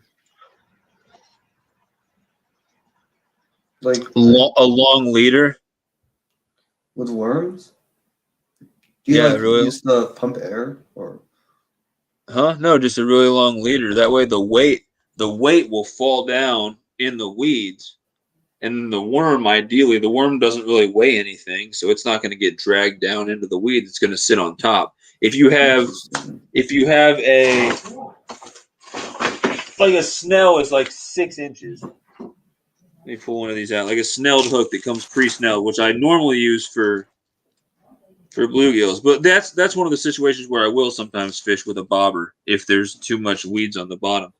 But this is only like 6 inches between where it's going to be attached to the weight and your actual hook. If you've got 2 feet of weeds coming off the bottom, this thing has no choice but to drag your hook and your worm down into the weeds, which you can still catch fish because fish hang out in the weeds. But if you're using a 2 foot long leader, like find out how long of a leader you need to get that stuff out of the weeds, your weight is going to fall. Try to show you what I'm talking about here. Your weight will fall. Here's the weight. This little thing moving. It'll fall. That's the bottom. It'll hit the bottom. And then when it's on the bottom, your worm won't weigh enough to fall down through the weeds. So it should sit up there on top of the weeds. And a lot of time, don't get discouraged. If you got your leader long enough for that to happen, don't get discouraged when you cast out and you start to reel in and you feel like you're stuck down in the weeds. What's going on, if you've got the long enough leader, is your weight's down in the weeds, but your worm's sitting in the perfect spot right on top of the weeds for everything to see. So a lot of times I've fished places where I cast out, those freaking weights, and even for the trout, I do the same thing. Those weights fall down into the weeds, and the worms sit right up there. I'm just leaving the rods chilling. You know, with the weight stuck in the weeds, and the fish will still come up and kill those worms. Yeah. So for me, what I'm planning to do this summer is I know my sister and my dad are gonna still fish for the smaller bluegill. They like doing that. So I feel like I might just invest more time into like finding out, extensively testing lures. I mean, I'm sure they'll bite something, the bigger bluegill. So I need if you want bigger bluegill, I'm sure you like catching bass as well. I'm sure there's bass. There's bass there too. Just go throw cranks, go throw Ned rig, go throw something that you could catch either one on. I would throw weightless creatures like crawls and stuff like that with like Texas rigged or Texas rig weightless, you know, because that can catch just as many bluegills and stuff as it can bass. So like Ned rigs and stuff like that, finesse stuff. Especially during spawn, you can actually see the bigger ones like near the shore in some places like here and here, and it's really tempting. Like I throw to them, but they don't seem to be interested in the worm. So which is why I'm planning on switching up my tactics this year and trying out a variety of lures. That's crazy. I've just never heard of bluegills that didn't like worms. Sunfish Assassin said he's using size 4 for his bluegills. Could it be pressure? Because like this is one of the main places that people fish for warm water. Like St. Louis ponds here and like Hag in the north. Where? Okay, Hag here. These two are like basically the most pressured places for warm water. So maybe they're used to seeing worms as bait. It's like they don't bite on them anymore, perhaps. Snags and Drags is confusion. There's two people behind the Fish Layer Freshwater account. You've got Albert, and then is it Sykin or Sychin? I always pronounce his name wrong. Well, it's a Chinese name, so in Chinese it's called Sichen, I believe. Sychin? Okay. Yeah, but I mean, if it's easier for you to pronounce, I guess you can just say Sychin or something. So the correct pronunciation is Sychin? Sichen, I believe. I mean, in China there's different tones. Like, I've never asked him like what tone it is specifically, but it's something like that. Yeah, like half my family's from Taiwan, so I know all about that.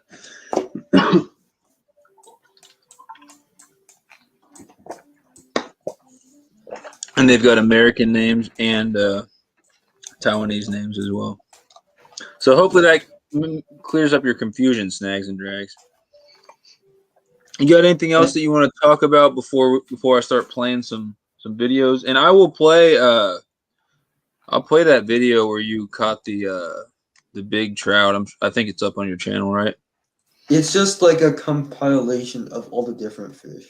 And something weird that I've noticed is that this is pond 1, and on the rare occasional cloudy days in the summer, right here in this specific area, you can catch bigger sized bluegills, but only in cloudy days in the summer, which is weird.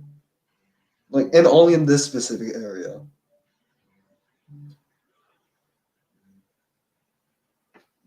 Is there like any explanation for that, or like, or it's just like they just go there? Yeah, I don't know if that's just something that you've noticed, or if that's the actual pattern for sure. But I don't know. I have spots that I go to that are pretty much good almost all the time, and it seems like every once in a while they won't be good. But I don't know if it's ever like, oh, it's only good when it's sunny, or it's only good when it's cloudy, or what it is. I think it might have more to do with other factors than just sun or clouds. Yeah, As far as normally pressure and stuff. everywhere it's always 3-inch fish, but even if I fish here on sunny days in the summer, it's still going to be 3 or 4-inch fish. Just on cloudy days, they seem to be bigger, which is interesting. Well, maybe the bigger fish are, smarter. That's why they got bigger. They don't bite as easily. It's harder to catch them. And on a Yeah. cloudy day, there's not as much visibility, so they're not seeing your line as much. On a normal day, maybe it's so high pressure that, like I said, maybe that 6 pound's just a little too big. And I'm curious what line you're using, because there's different diameters of 6 pound. One of these not sure. One of these days, just try to get some really light 2 pound, like this Maxima Ultra Green 2 pound or something, and try to throw that out there. Because I'm sure most of the people fishing for bluegills out there aren't using incredibly light line that you can't see. That might be the difference that you need. If not, one more thing you can try: look up pineapple worms on YouTube. Try to find a video of someone doing that. People put worms in pineapple juice, and it, one, obviously gives a flavor and scent to them, but two, it makes the worms go absolutely crazy, and it makes them wiggle a lot more. So try that. See if that extra action of the worms does anything for you. And then also, I would try different types of worms, because people say different worms are more or less effective. Yeah, what I really want to try to do is wacky rig a live tiny worm, like a smaller worm that's whole. But the problem with that is that the little fish would come and just bite off the chunks before the big fish got to it. Yeah, I mean, they would definitely do it or try to do it, but people still do that all the time. And another thing I would do that might even be more effective than that, rather than wacky rigging it, do you know how to use like a finesse worm? Try a finesse worm with a soft plastic, Wait, or like one that's actually worm colored. And if that doesn't work, then try it with an actual worm. Because if you do it with a soft plastic, they can't bite at all. But basically, it looks like a trout worm. So it's like I have trout magnets. like a Senko, but super skinny. No, like a trout worm. Let's see if I have one here.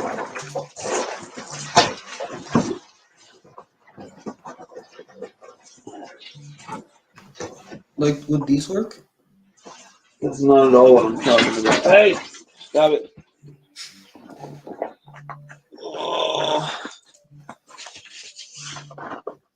see.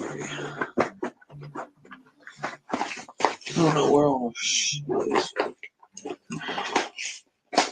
I got way too many baits.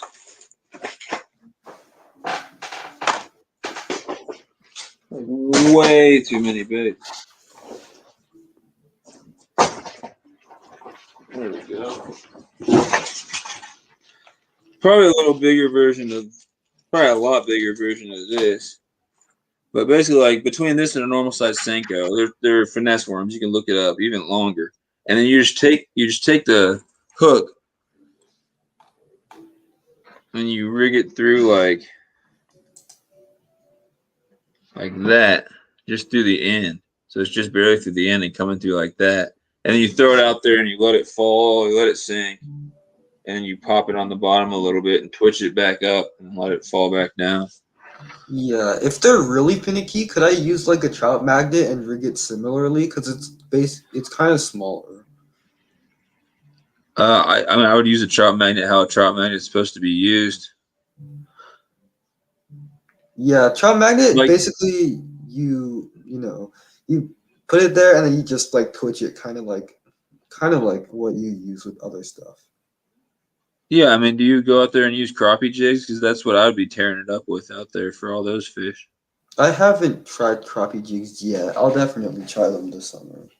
No, well, yeah, don't let yourself give up with confidence with those. That's how you're going to guaranteed catch the big fish out there. I mean, go out there and just use crappie jigs and go out there for 2 days in a row or like two times in a row and don't bring any worms. Don't bring anything but crappie jigs. Just bring a couple different colors of, up to you whether you want to do the soft plastic ones like this or whether you want to do the the marabou, the hair jigs, the feather jigs, whatever. And just go out, fish them near the bank, fish them out in the middle, whatever. Just toss them all. I would say fan cast. So start in an area, toss it, work it, just try to cover as much water as you can. Toss it one direction, let it sink a little bit, and then while you're slow retrieving, just jig up and down, different speeds, different like amounts of jigging and stuff like that, and then cast it a little bit to the right, a little bit to the right, a little bit to the right until you've covered this area. Then move down the bank and do it again. Look for docks like that dock you've got right there. Look for structure, anything you could throw at or throw around, and you're pretty much guaranteed to catch fish on crappie jigs. It's gonna happen. Yeah. All right. Anything else? Well, I think because no one else that I know of consistently catches like the big bluegill here, I feel like I might my goal ultimately is to try to see if I can accomplish this task of getting the bigger ones, and I know it's possible. I know it's hard. I mean, I think it's just a matter of trying the type of different baits, right? Yeah, I guess I would say if you throw the crappie jigs, it's going to get the bigger fish for the most part. It's going to get the more predatory fish as far as the bluegill are concerned. It comes, you'll still get you small bass and stuff like that, but the fish they're going to chase, the bigger the bait, the bigger the fish holds true some of the time. Any fish will go for a small piece of worm, but if you're going to throw a jig or something like that, I mean, you can catch tiny fish on it, but you're more likely to catch a bigger fish that way. Our bluegill are stupid. Like, literally. During spawn, they line up here and they lay their eggs and stuff, but sometimes if you put a worm there, they're not even going to bother to defend their nest from it. They're just going to run away. They're stupid.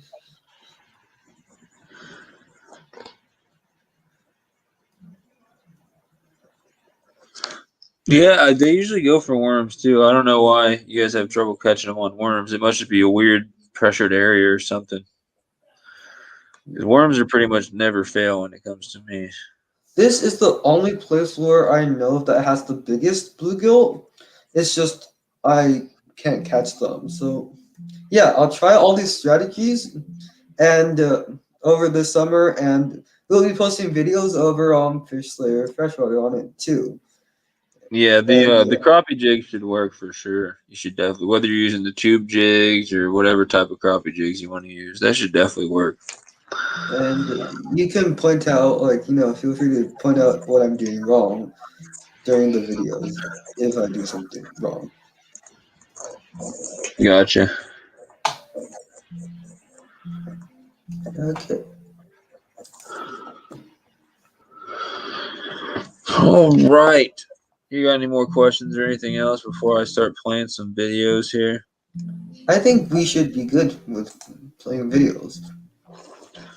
All right. Thanks for answering all those questions. Yep, no problem.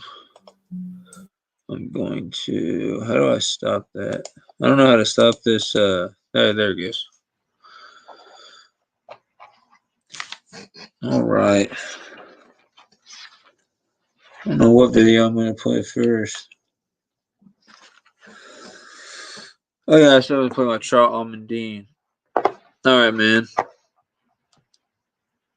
I'm going to have to remove your screen from here and play the video. So, oh, he removed himself.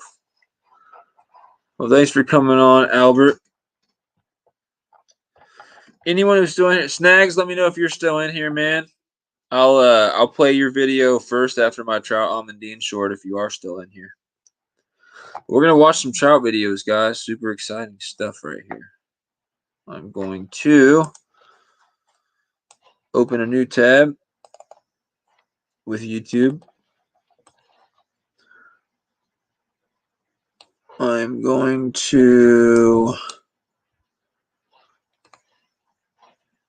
share it with you guys here in a second. Share. Let's see. My pleasure. Thanks for giving advice. Yeah, no problem. No problem. We're going to share, Chrome, YouTube, share audio. Boom. So Snags, let me know if you're here. We're going to start with because we were talking about, ways to eat trout. I can't believe I drank that whole freaking monster. We're going to watch my Trout Almondine video.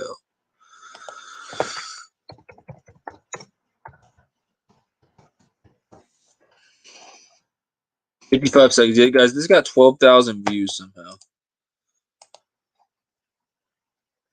184 likes. 12,930 views. Come on, guys. We got to get this to 13,000. Somehow. What's up, guys? Sunfish.King in the kitchen, experimenting with something here, making some Trout Almondine. First, you melt some butter in a pan. Dredge your trout fillets in flour. Put those fillets on there, about medium-high heat. Brown them for about 30 seconds to a minute on each side. Brown both sides. And then turn the heat down to low. Cook for about 2.5 minutes on each side. A little more if you got bigger fillets. Add browned almonds after cooking. And I added some fresh squeezed lemon, some fresh basil, and whatever seasonings you want to put on there. Enjoy. Sunfish.King here.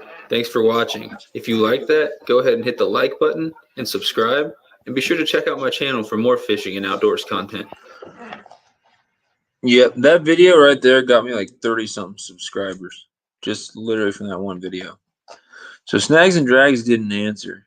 I don't know if he's still in here. But Albert, if you're chilling, I'm going to play that video on your guys' channel. The one that has the big fish. Let me know what that one's called. Play freshwater.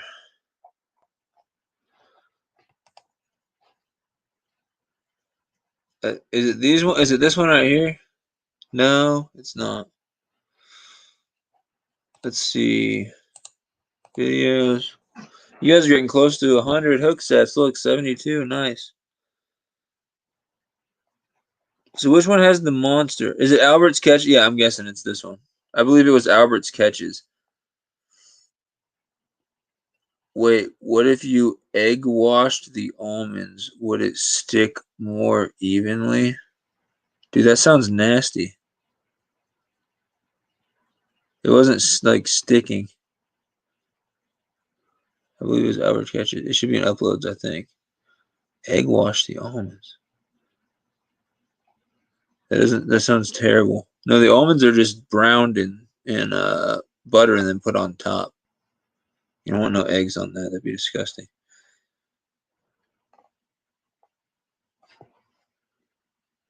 He said, no, it works. No, you don't want...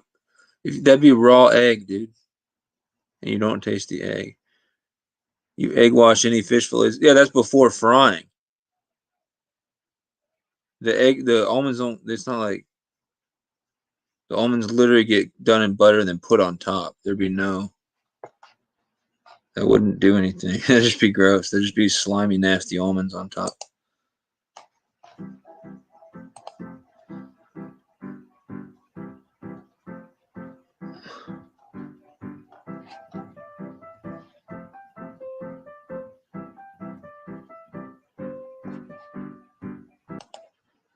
Hey, looks like made it. What up, Sharp?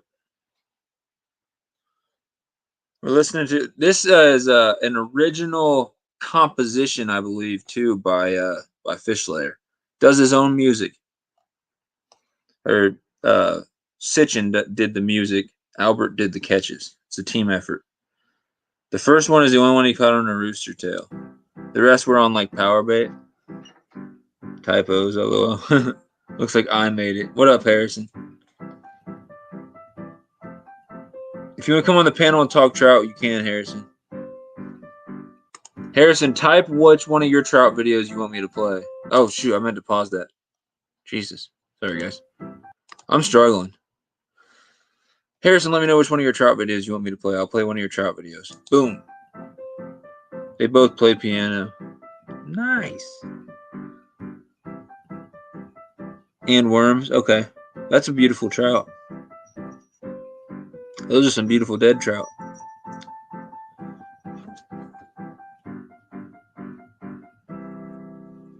Beautiful. It's like little Mozart.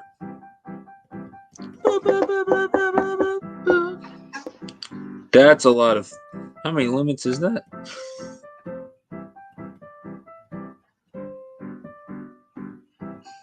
Nice common. You can play the brown trout catch and cool vid. Typo Central. Brown trout catch and cook. Okay.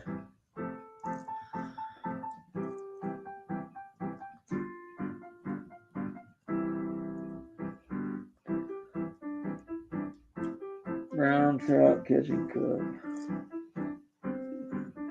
Nice bass.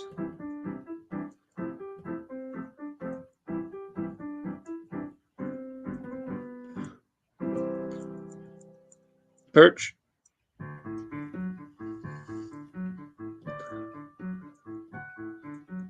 Oh, kitties. Those things are tiny. You guys eat those tiny catfish? He said that's the smallest bass we ever caught. No, that's the... You said 8.2 pounds? Guys, look at that trout. That's definitely a one of those brood trouts that they put in. Oh my goodness, that's a monster. You said that's all they grow to? No, they can get bigger than that for sure. The triplet ones can get up to 30, 40 pounds.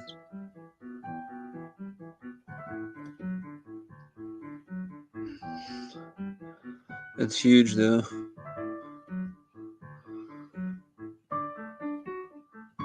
What up, Jake? Yeah, I know that fish, that freaking thing was massive. What up, Jake? Jake, let me know what's your favorite trout to catch. If you catch trout, what's your favorite trout to catch? Let me know what your PB trout is if you got PB trouts, and then let me know what your favorite like recipe is to eat trout. This was Fishlayer freshwater.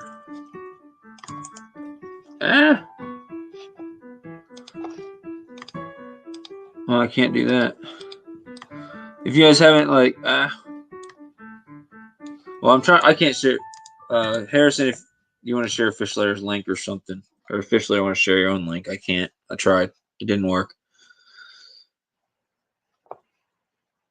His face was once a regular presence on the airwaves. I didn't mean for that to happen. Okay. So now we're gonna play. We're gonna play Harrison's brown trout catch and cook video. We're not gonna listen to this lady talk. I don't know how to like get out of this full screen mode. There we go. Ah! We're gonna see some brown trout now. Good video, guys. It says 3 watching. This is less confusing. Favorite is brown. We don't have mini trout because I live in a desert, so we basically only have stock trout. Me too. PB is 1.5 pounds. That's still a nice one. It's sad, but you got to work with what you got. No, that's fine. With the stock ones, 1.5 pounds is good. Yeah, brown trout are awesome. All right, I typed in sharp fishing TV, and I don't know why it didn't. It's the first time sharp, like it literally hasn't come up when I typed in sharp fishing TV. That's really weird. Excuse me? Why is Harrison's channel? Harrison, did your channel get deleted? Sharp Fishing TV. It's gone. Your channel's gone, man. Channel. Where'd your channel go? I've never had it not come up when I typed it before. There it is. You gotta type it with no spaces. That's crazy.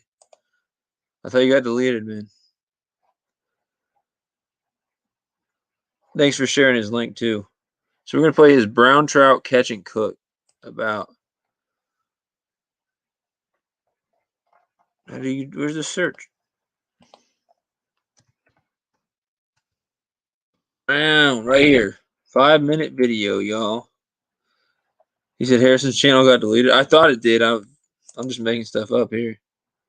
All right, what's up, guys? Today we are here. I'm here with Josh, and today we're gonna go trout fishing.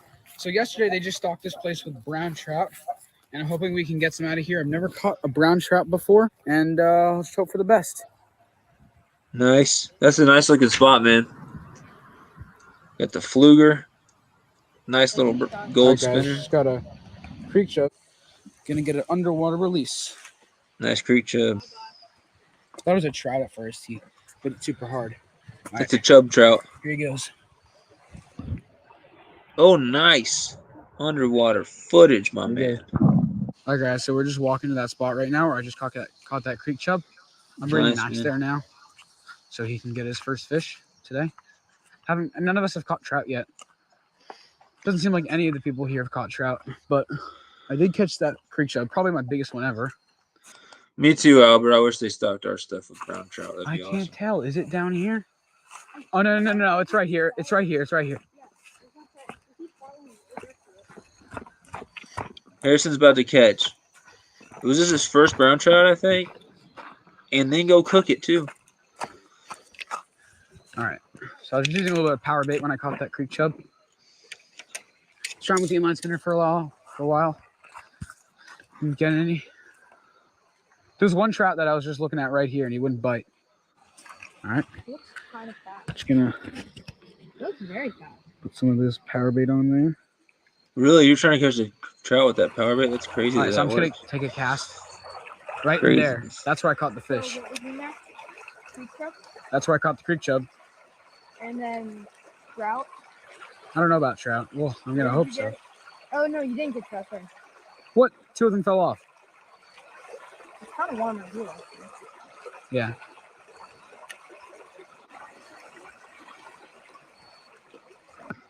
Oh, that got deep. Safety first, kids. Yeah. The day that Harrison drowned trying to catch a trout.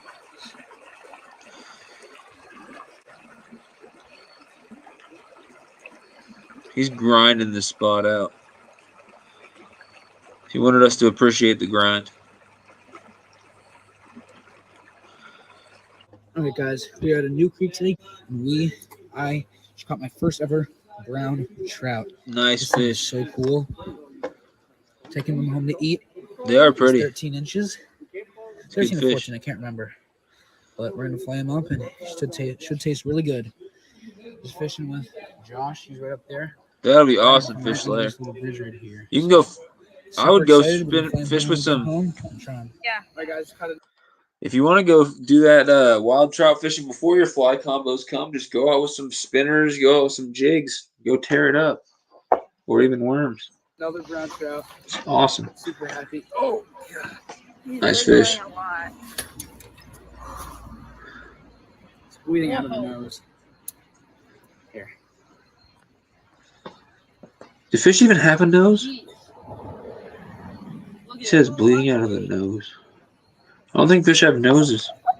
He's huge. Oh my God. In the mountain lakes, that sounds awesome. Okay, wait, I gotta go. What you got to find is the mountain ponds. No, they do like spinners. You're wrong. You're wrong, Albert. They love spinners. They absolutely love spinners.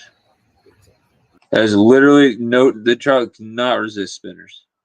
I'm just gonna keep it going. Trout It's are literally You an guys instinct talk. thing. All right, guys, just got him unhooked. Here he is. They're not scared of them. Well. If they're not going for spinners, you're not fishing the Oh, they're spinners such right. cool Trout fish. love spinners. Look at those sharp teeth. He said they have nostrils if you look It's a carefully. good size one too. Probably about another 13 or 14 incher. All right, guys. So now we are back home. I want to show you guys the fish. So I got bluegill, of course, which will make a little side dish. Nothing too fancy. And then Bluegill side dish. the main stuff. It doesn't look as pretty now with the bled out colors, but that is the brown trout. Albert, I guarantee you if I went there, I'd catch a fish on a spinner. Guaranteed. Everyone tries to tell me, oh, no, they just don't like them there. It's like, you're just not fishing them right. I don't think it's a problem with the fish. I think it's a problem with the fishermen in that case. The spinners are amazing. All right, we're going to flay them up. Unfortunately, Spinners are amazing. It just sounds like a challenge to me.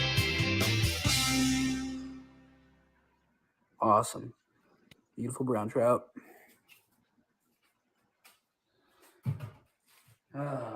This was They'll bite live worms or power bait.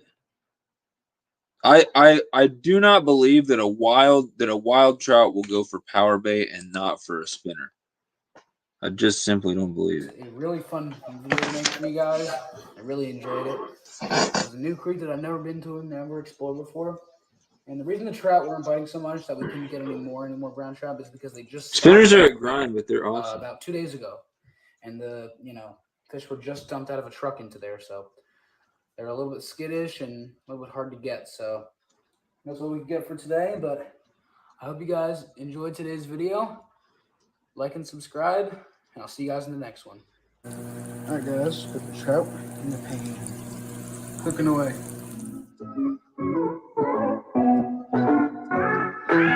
No finished product. He must have burnt it. I was joking. They run away from the spinners. I remember you showed me a pic even. Yeah, I'm not saying that you can't catch a wild trout on power bait. I'm just telling you that I guarantee that a spinner is going to be more effective for any wild trout than a piece of power bait. Just guaranteed. Unless you literally just are like, you just can't fish the spinner very effectively at all. Then I would say I guess, but power bait's not highly recommended for wild trout unless there's stock trout in there.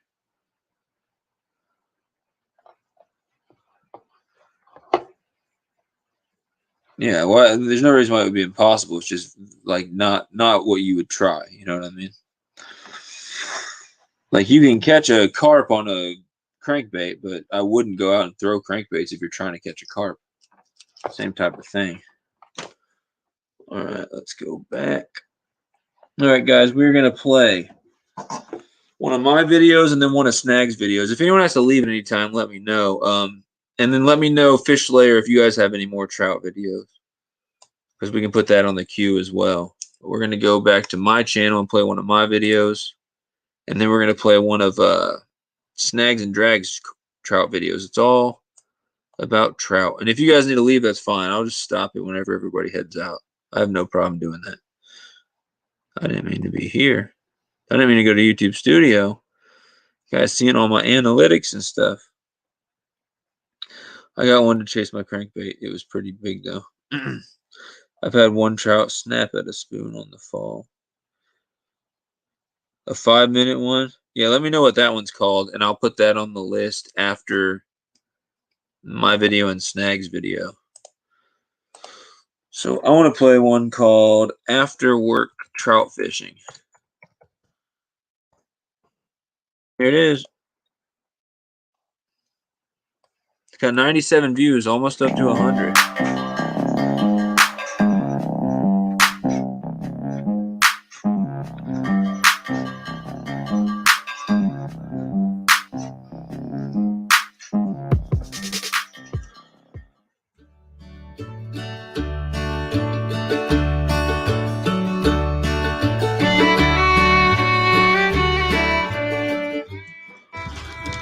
Oh, this is beautiful.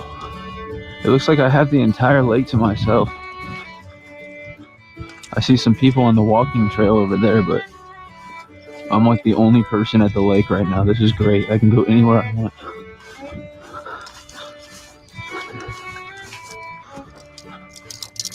Little disc golf course action.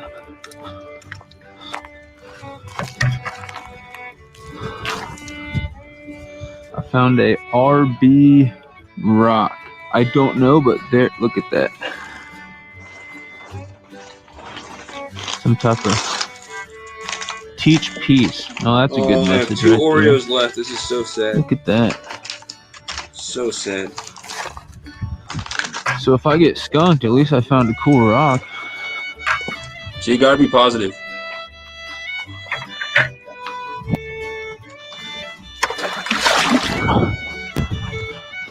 All right.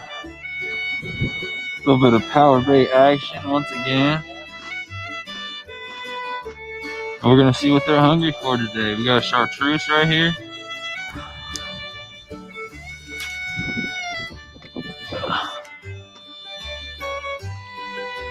Here we go.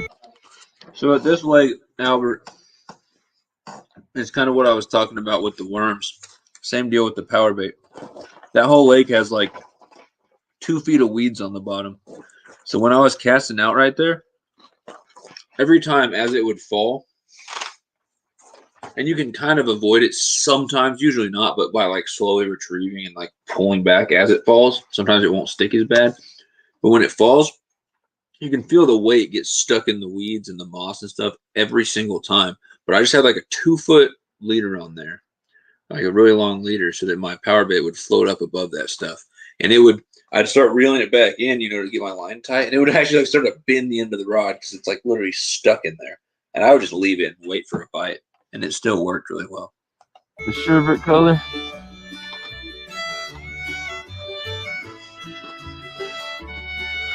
Get that out there. We're using size 12 salmon egg hooks. I like gold. Color shouldn't matter all that much since you're hiding the bait in the dough, or hiding the hook in the bait, I should say.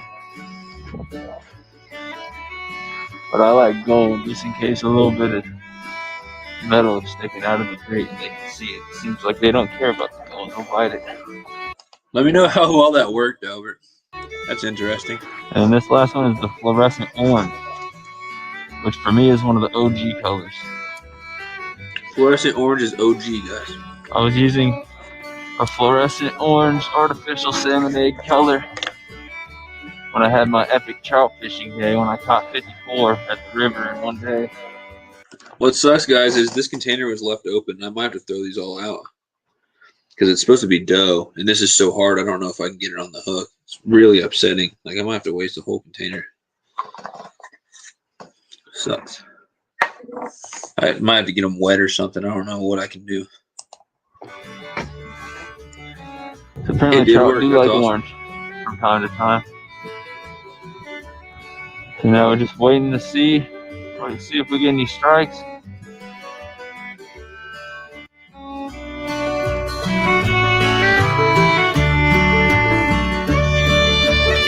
Haven't got any bites yet.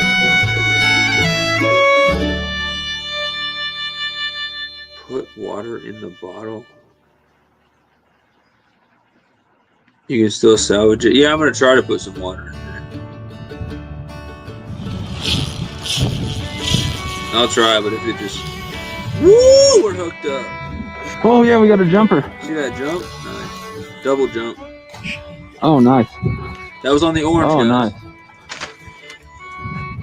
Oh. Oh, we got a comment. We'll go back and see that one again. Hold on.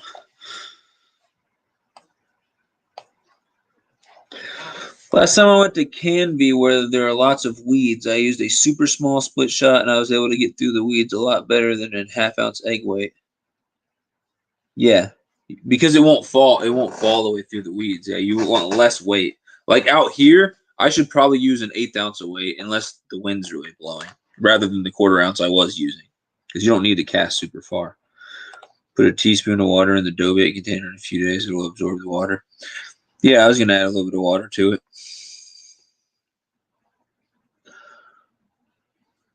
That's a hard hit. Every hit looks hard on these rods. Yeah, if your hits don't look that hard, you're probably using too big of rods for your trout. Definitely helps to use real tiny, really sensitive rods. Off the Hook is back. What up, man? Off the Hook, you're just in time. Check this out.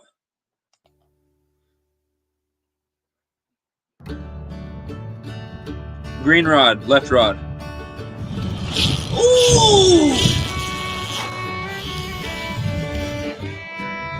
Oh yeah, we got a jumper. Oh nice. Oh nice.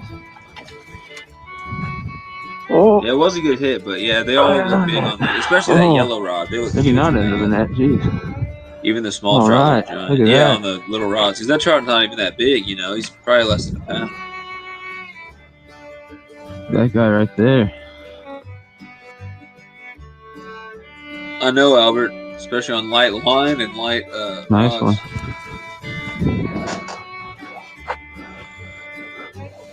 Try to keep him wet. Keep them wet using that.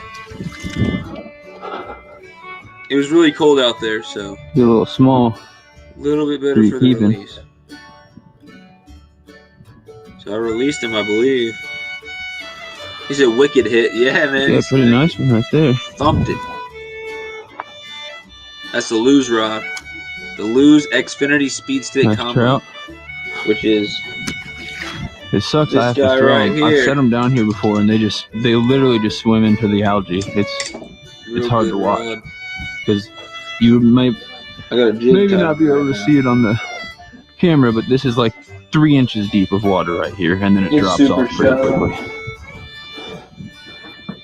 One down, pretty small, so we released him. PB 1 ounce bass felt like a monster crappie. No way.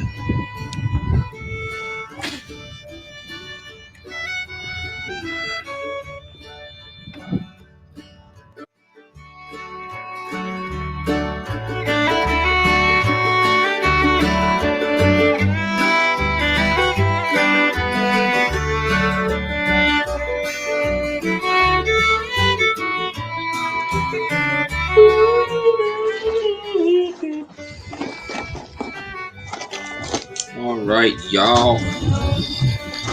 Look at that one. That's on a thicker rod. That's the ugly stick. That's not even a light one. That's the normal ugly stick. It's a medium rod. Look at that. Like he's pretty nuts, actually. What are you using? Got bait. What am I using for bait? In this right here, this is just the power bait. So that first bite was on the There's orange that. That's a keeper right there. Look floating at that. power bait on the rig that I got set up on this one. And that second bite was on the chartreuse power bait, Nice which I one. should have. Oh, and he's peeing. Yep. It was actually Look at eggs. I said he's peeing. It was a Taking a female little and pee. an egg. And then the other one was the chartreuse. And I used to have this sherbet one, which was like pink and orange. I need to get some more of that soon. That was a good color. Very Thank you. cold. Yeah, it's really light line fish layer, so you gotta have the drag set super loose. Don't let them just peel it. What pound test and what brand? Well, then I was using probably like some 4-pound Berkeley mono, which I don't know what the diameter is, but it's a lot, like way bigger than what I'm using now. This is what I would recommend. And this diameter is tiny, but like 2-pound Maxima, like Ultra Green or something. That's what I recommend for the leader. I would definitely recommend that.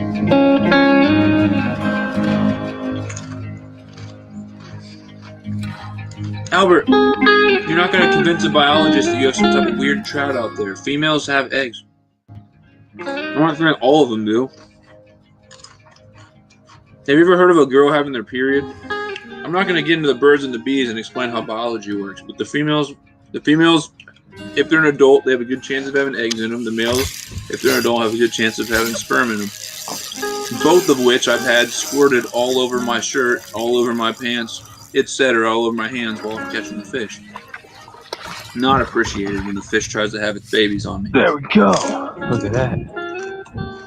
But yeah, caught a lot of Couldn't even females tell with a trout eggs, was caught a lot of getting a hit. females without eggs. It's just whether they're Yeah, trout ovulating right or there. not. They'll lay infertile eggs, whether it's just like a mammal having a period. Another keeper.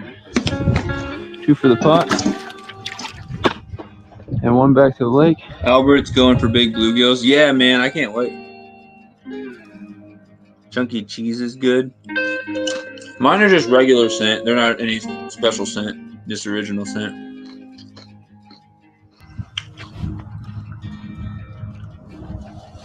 That's not how biology works, just like females do produce eggs. Males do produce sperm. That's just literally how it works. The females do have eggs. They definitely do. If yours don't lay eggs, then it's not that time for them, or they're not old enough. There's 1. Look at that. That's biology, brother. Having a pretty good day. That one's not worth keeping. I'm gonna let him go.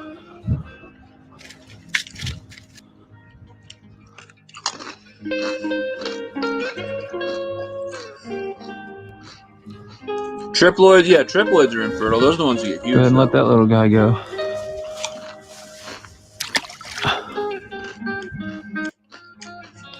But those ones aren't. Those won't be at like stock trout farms for the most part, because those can't have babies.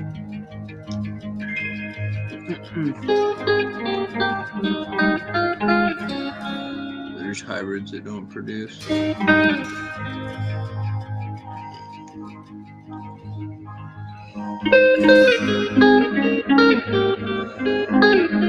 Yeah, triploids spend all that energy on packing on extra muscle instead of producing gametes, which is eggs and sperm.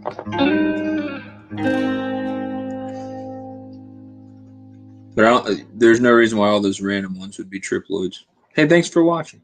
All right, we're going to play Snags and Drags video, and then we're going to play a fish letter freshwater video. What up, Fishin' Junk? All right, Fishin' Junk, let's take a quick, and if you stay long enough, I'll let you recommend a video for us to play it. I'm sure it'll be a fly fishing video of trout, but we got some stuff planned here as far as videos. Fishin' Junk, let's take a quick 2 minutes. I want to pick your brain. For fly fishing for trout. Beginner, let me know your recommendation for, 3, 4, 5 weight, probably 4 weight, I'm guessing. What type of fly rod, what type of reel, brands you would recommend, advice as far as flies. You got 2 minutes, you got 2 to 5 minutes, man. Just give me any advice possible about fly fishing for trout. I'll take it. I'll take any advice you have. I'm sure you got something for me. I think it's a good learning opportunity. Do the hybrids still have eggs, King? Oh, the triploids? I would imagine they don't produce the eggs. Triploids. Wait. Do triploid trout lay eggs?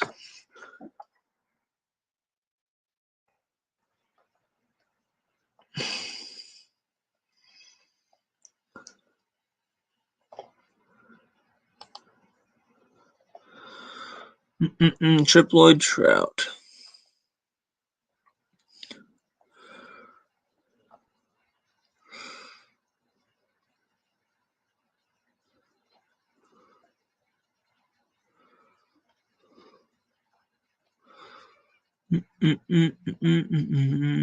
Eligible trout are used. Hybrids are often used for this.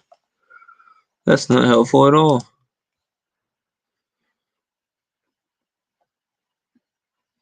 I can tell you they don't produce functional eggs, obviously. Can triploid rainbows produce eggs?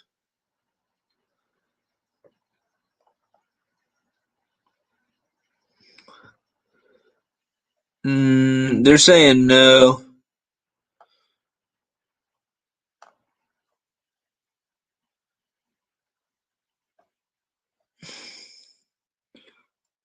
Triploid fish they don't produce gametes at all, let alone functional gametes. So, nope. But most of the fish from the hatchery are obviously not going to be triploid because that wouldn't help them at all monetarily. They lose money on that. You know what I mean? You got a 5 weight? Okay. I've heard 4 and I've heard 5. I haven't fly fished for a trout, but a dry fly would probably work. Yeah, woolly bugger is definitely good. You're fishing currents, drift small flies through holes, wild water, seals, rod, reel line, flies. I'm going to leave for a tiny bit, taking inventory of my panfish stuff. All right, y'all. I'm going to play. I just played one of my videos. I'm going to play a Snags and Drags newest trout video. He left, but I'm still going to play his video.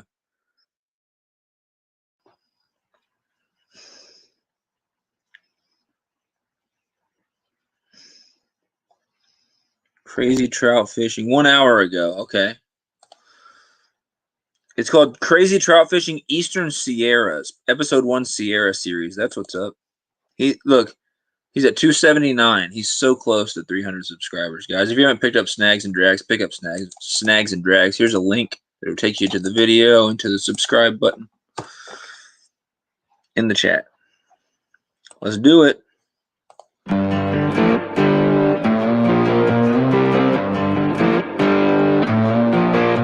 $94 gets you 9 flies, a rod carrier, reel, floating fly line, and a tippet. What combo? What are you talking about? And is it any good? What up, Outdoor Life in Oklahoma? Welcome back. We're playing a video by our very own Snags and Drags. If anyone in the chat has any videos with trout in them, I'm offering to play them right now. So we're watching a video by Snags and Drags, who was in here earlier. He had to leave a little bit ago, I think he left. I haven't heard anything from him. This is really good footage, guys. Week fishing for rainbow trout, brook trout, and brown trout using a small mini jig. There's 2 brown trout right there. A small mini jig, he said. 7 right there. I don't know what that is. I'm guessing just a marabou jig or something. Oh, one just swiped at it. There's one. Oh, got him. Got him, guys. Just watch out. Guys, I got one. Okay, so these are barbless hooks. This is a wild brook trout, I think. Yes, sir. Baby brown trout. So this is my first brown trout ever. And right here, I just have him right on the mini jig I caught him. He's a very pretty brown trout. These fish are native. And I'm going to get a few pictures and really release them. So you see that fish swim by right when he was saying a few pictures and then I'll release him. He was saying that and a nice fish swam right by. And if he comes off the hook, I'm fine with that. That's a crazy looking spot. What the heck, with man? These little guys. Don't want to hurt them. I don't have my phone with me. So what I'll do is I'll get a 4 or 5 weight rod and do not get a cast metal reel. Get an aluminum reel. Cast reels are junk. From there, I'll just release it. But guys, look at this little brown trout. I'm going to unhook them. These are barbless hooks, so should be pain-free. Let's just rinse them off, get them wet. And there we go, guys. I'm guessing that's like a trout magnet, that mini jig thing he's saying. Looks like it. Very awesome species. Can't wait to catch some more. See you, buddy. He swam off great. Let's try to get a few more. Right down here. Oh my gosh, that's like a 3-pounder. Where are they fishing? This is like the weirdest place. Does anyone know what what this is? I've never seen any. What do you call that water? It's not a pond. It's like a tank. It's the weirdest thing I've ever seen. This is a good fish. Oh, this is a better one. Okay, I'm gonna come over here and land them. So strange. I've never seen anything like that in my life. Where am I gonna land them? I'm gonna land them right. It's a little rainbow. This is a different species. So far I got No, I got a brown. So, All right, I'm gonna write down. Yeah, I guess I'll just keep the video playing, but I'm gonna write down the advice. Thanks, Ted. right, Josh, can you hold my rod? I'm gonna try to land him. Hold. Yeah, I'll clip the barbs for you. Okay, and then so I'm gonna. No, he didn't. He just. Okay, so this is a little rainbow I got here. Ow, oof, oof. Okay. So let's just. Snags is killing it right now. Barbless hook. Okay. And nice little rainbow we got here. Creek fishing. Nice, really healthy rainbow trout right here. No, I don't want to take him too. No, I can't, Mom. I don't want to hurt him. So right here. No, just get a picture of him. Oh man. No. Oh, okay. Right now, I can get. Okay. So guys, I'm gonna give him a proper release. Let's just revive him a little bit. Swim off, buddy. Okay, there you go. Now get back into it. So, there's the second fish of the day. So I'm gonna crimp the barbs on my Yeah, it doesn't belly look button, like a then I'll canal. get back out. Throw my jig back in here. So there's some fat. Not exactly. Maybe. Doesn't really look like any canal I've seen. It looks so weird. One hit it. I'll have to talk to Snags later and be like, what the Like heck were you here. fishing? Dude, there's such big ones in here. That's crazy.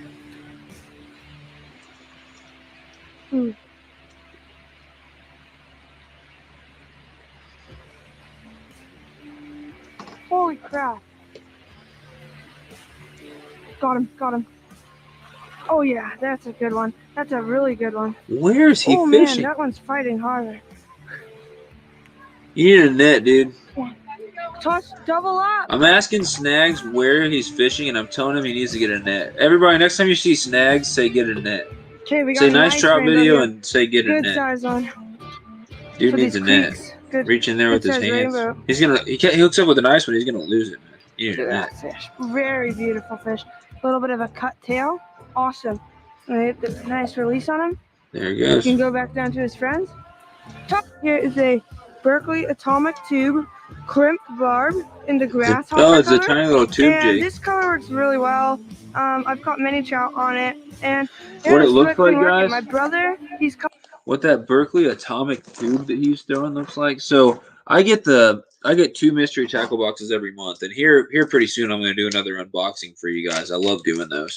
I do like 5-hour live stream where I unbox all the stuff. I show it all a couple times. I do 2 boxes. I get the bass box, and then I always also get the panfish and trout box. And I might be giving away a mystery tackle box at some point, sometime soon. I need to announce my next giveaway. It's going to be coming out soon when I'm not so freaking busy. But I'm doing a new giveaway because I got 500 subscribers, so that'll start soon. But like these tube jigs right here, I don't know where the package is, but I got these, and it specifically said for trout on them. I mean, you could use these for panfish, obviously, but I had the little package thing that showed what it was for, and I don't know where it went exactly. But it definitely showed some big old trout on the package and what they were called. But they look pretty good. Looks similar to what he's throwing. Probably a little bigger, though. Bigger hooks and bigger baits. And heavier. He said you can just see the fish in the water. Yeah, that's where... I can't wait till I finally edit and upload the video from this weekend, guys. You guys are going to see so many trout just in the water through, watch me sight fishing them through the water. It's pretty crazy. Caught like 2 or 3. 2 so far. 3. He's using a trout magnet. It's like a small trout magnet, which worked really well. So we're just jiggling it around. Jiggling it around. Trout. And there's a bunch in here. I bet all types of jigs would work good there, or maybe spinners, but it didn't look like you could get enough of a retrieve with the spinner. Okay, I'm gonna go up. I'd use little jigs there and just pop them all around, or worms. You could use live worms there; that'd work good. We just hit the 4-hour mark on this live stream, guys. Oh, this looks like a brown. Sunfish Oh swan. yeah, buddy. Oh, I foul hooked him, I think. Yeah, I foul hooked him. Oh, this is a pretty guy. Oh, man. Look at this, guys. Whoa. Look at this. Holy crap. Is this a brook or a You can brook? just see the fish in the Whoa, water. look at this beauty. It doesn't look that brown. deep. Guys, No, it doesn't. But that's where I look was at like, this where I was beauty fishing in the fish. Colorado River. Can Most you of the get a spots I picture of fished him, were Josh? super shallow like that. I didn't like He's a fishing the beauty. big, Look wide, at this. deep With areas. his white fins. When I was bank fishing, and that was before I had my waders. I just had boots. I liked fishing the shallower areas like that. Guys, Seemed to be look at easier to this. pinpoint the fish and Really find good. them. And I still got Really 20+ inch one of the trout. most pretty fish I've ever caught. A couple of them. Amazing. Great way to end off the day.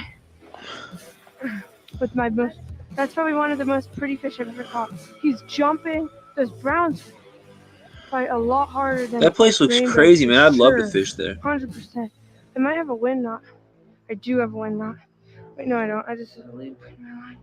Okay, guys, but that was so cool.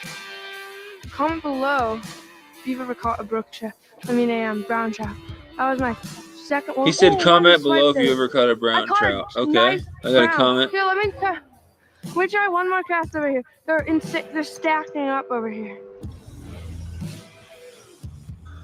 Oh, there's one. Got him. Got a gooder one. Oh, not a gooder. Guys, Better rainbow. Gooder one. Rainbow trout. Run. I'll go back and show that footage. Sorry, guys. I'm commenting because he said. That's not how you spell played. I played it on my live stream for the squad. I love brown trout. See, we always say comment if we tell people to comment, and then half the time people never even respond to those things. So it's like, are people watching and stuff? But yeah, he hooked up, so we'll watch that. I'm excited for the video coming. Yeah, I wish I didn't delete half my footage from the freaking weekend, but I've got a lot of awesome videos that come out with, like, I've got a lot of awesome videos that I filmed beforehand. I probably won't release them all before the video from this weekend, but I'll probably do, 3, 4, 5 of those, then the video from this weekend, then I'll get back to some more of those, and then some more stuff from now. I've been really busy and haven't had time to edit, but as soon as this semester, like, kind of wraps up here, and definitely when I get to the summer, and I'm just working, like, 5 days a week, the weekends and the afternoons when I'm not fishing, hopefully I'll get more time to edit. That's the goal, because I got a lot of freaking footage and I just need to edit and put it together for you guys, and I can't wait. But I'm not the type of person to try to put it together in 5 minutes real fast and make it be crappy. You know what I mean? I'd rather spend my time with it and try to make it all right. Thanks, Ted. He said, I'm sure your video will be awesome. Just like his content is really, really good. It's been awesome lately. Thanks, dude. Again, Off the Hook Outdoors is sponsoring this live stream right now, making this whole thing possible. Sponsored my whole last month of live streams too. All right, let's watch this. Watch him hook up with this last fish. Oh, if you've ever caught a brook trout, I mean a brown trout. That was my second one. Oh, one just swiped at it. I caught a nice brown. Here, let me try one more cast over here. They're stacking up over here. It does take a while to edit. If you want to edit good, especially. Got a gooder one. Oh, not a gooder. Better one. Better rainbow. Rainbow trout. Run in, boys. It's like 3 casts in a row. Look at this fish. Tashi, here. Oh man, he's here. Can you make sure my rod doesn't fly in? I'm gonna pull him up. Oh my gosh. Sorry, buddy. Oh, this is the biggest one of the day by far. Oh man. Easy. Easy. Can you get a picture of him, Tashi? For me? On the Berkeley Atomic. Whoa! He's jumped! Oh, I'm gonna go for the ones swimming around up there. Those are fun. I got 2 rounds. Oh, whoa. Whoa, that's a big guy. Whoa! Oh, nice. Whoa, man. Wow. Yeah, bud. Wow. Don't snap your rod. Okay, hold your rod. Don't even grab your rod. We're gonna get a double up. Oh, I thought You guys need a net so bad. That's a nice one. Here, hold him up. I want to show.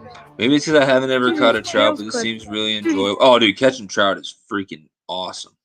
We're just gonna watch more and more trout videos tonight, man. And Fishin' Junk, I'm gonna let you have a suggestion too. So let me know. You do some research and take your time, whatever. But if I'll let you suggest at least one video for us to play. So we'll at least watch one fly fishing video or whatever you want to watch. So suggest one, and I promise before this live stream ends, unless there's internet problems, that I'll play what video you recommend. It's very fun. So you haven't fished for trout either, outdoor life. Okay. We're going to play some more trout. We're going to play a few more trout videos for whoever wants to hang out. Yeah, He's a Fishing big Junk, guy. you get a Look at that. suggestion for sure. I'll Yeah, squeeze you in. isn't that weird? Wow, look at that. Look at that fish. So guys, check out Snags and Drags if you haven't. What we're gonna do right now is we're gonna go play.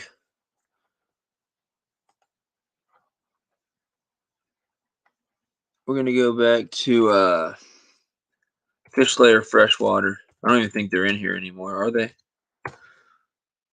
Is Albert or Sitchin, is either of you guys still in here? Fish Layer Freshwater. We're gonna go back and play that other video for you guys. They're getting close to 100, man. They're at 72 here. Oh wait, this is just a 50-second vid. I'll play this anyway. This isn't what I meant to play. I meant to play something else. Hold on. It's just a short.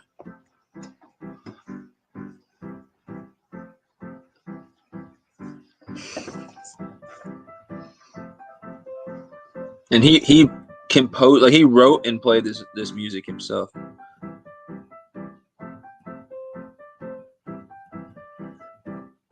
Trout fishing is super fun, guys. It definitely is.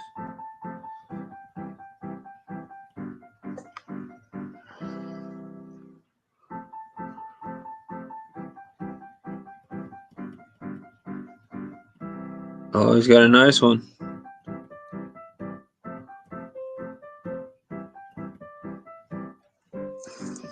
Freshwater here. If you want to see more fishing content, please go. Okay, let's see. They said they got like another trout video. He said it was only a couple minutes. Let's see. Oh, stocked rainbow trout.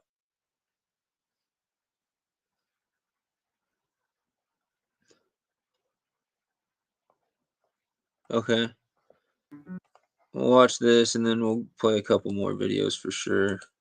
Whatever Fishing Junk recommends. Then I gotta play Snags and Drags. He has one more. Backyard Boy, I'll play one of his, and then I got at least one more of mine to play. So definitely got like 4 or 5 videos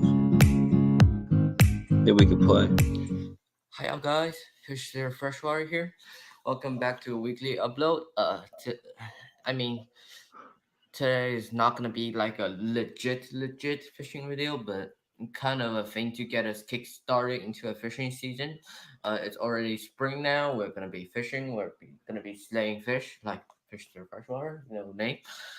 Today I'm gonna show you guys first of all what rigs, and then I'm gonna show you guys what catches. But before we start, I'm gonna give you guys shout out to the people at least who publicly subscribe to my channel. Here's the people who getting shout outs. First of all, Reef Robert and also Mike Turner. Reef Robert and 712 Cat. Mike Turner. Both came over to Fish Layer from the Sunfish squad. So we're all about growing and introducing new people to each other. So that's awesome. Fishing. We've also got Black Q Bass Fishing, Boss Bassing, and finally, Backyard Boy TV. Thank you all for subscribing. At least 4 of those really 5 came from the Sunfish squad. Now I'm kind of gonna get into the rig Albert has been using. So this is the rig Albert was using to catch a trout. This rig is very versatile because I'm pretty sure he also caught smallmouth bass and bluegills all on this rig. How to... They're going to talk about the rig they're using, and then he's definitely got some catches at the end. So it's going to be a pretty good little video, just a few minutes here. Off the Hook says, King, we got to talk about live streams. I would like to do a live stream on the water or on live stream while I'm fishing, so I'll need info from you. So we can talk personally, and then I'll probably also, if it's enough or if it helps as well, the next content creator stream I do, I think I want to talk about live streaming and try to answer anybody's questions or concerns they have with live streaming and stuff like that. So definitely would like to try to do that. It's the same way, the way you would do it would be the same way that I do it on my phone when I've done my live streams, fishings. You've been in those before. Biggest problem obviously is going to be wind, especially on a boat. The audio sucks. It's hard to get a lot of people in there. But yeah, if you need any advice, I can help you. It's pretty self-explanatory, pretty easy. You just stream from your phone, start the stream, and you're good to go. Just have to figure out how to read the chats. That's the hardest part. and it's not even hard. Just got in and realized y'all playing one of my vids. Yeah, we're playing one of your vids. Playing the other trout video. I just played one of your shorts too. To rig this rig is actually pretty simple. And either 4 or 5 of the 5 shoutouts you gave in this video all came from the Sunfish Squad. So that's awesome. That is awesome. All Sunfish Squad members. We just got the main line, and then after the main line, we have a 3-way swivel. It's basically like a drop shot rig, but with one more leader on its side. You could also not to choose to use a 3-way swivel, but it's just an easier way to change out different leaders and just make rigging this rig easier. And then we have leader number 1, which is the leader attaching the weight, and you generally want to keep awesome, it at dude. about 1.5 feet. But really depends on the situation you're fishing in. And here we are gonna have a weight. Albert uses those teardrop weight in this situation, but you could use other weights too. So now we have leader number 2, and this one keep it generally at about 2 feet. So that's a way to do it, but I would just say keep it simple, and rather than, I don't want to take away from what he's saying don't do the rig that he's using, but I would say like 100%. I would recommend, just for my personal, what's worked for me. I mean, I went out and caught 11 yesterday in like an hour and a half. So just use the Carolina type rig. The 3-way rig works though, but I would just use the Carolina type rig that I'm doing if you want to keep it simple. It just seems less confusing and probably more straight up effective, but that works as well.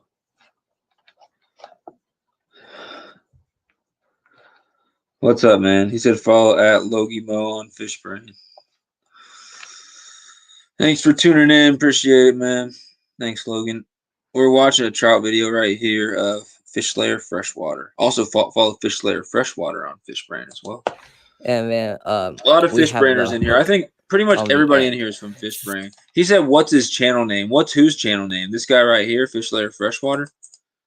It's the person in the chat who says Fish Slayer Freshwater right there. The person whose commented just came up. Unless you're talking about someone else, but I'm putting his link.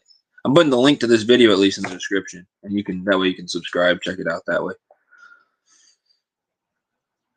So what this does, I'm gonna show you in a moment, is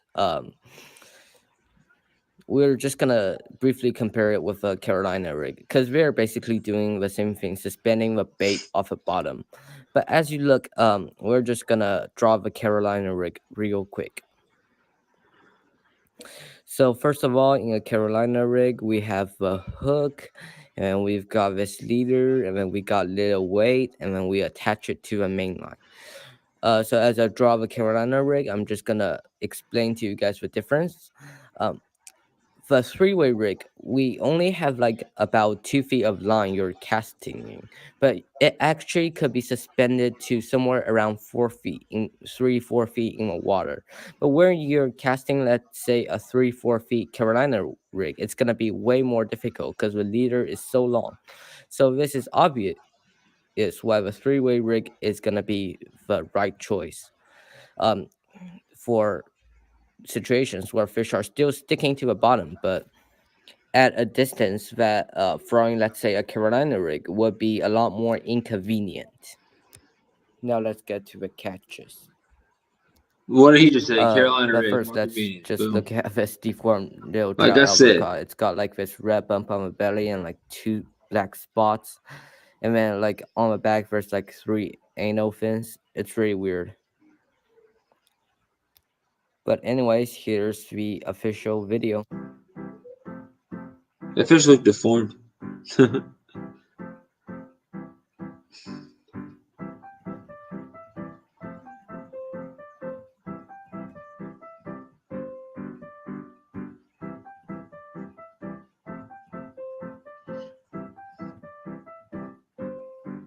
That floats. What floats? What floats?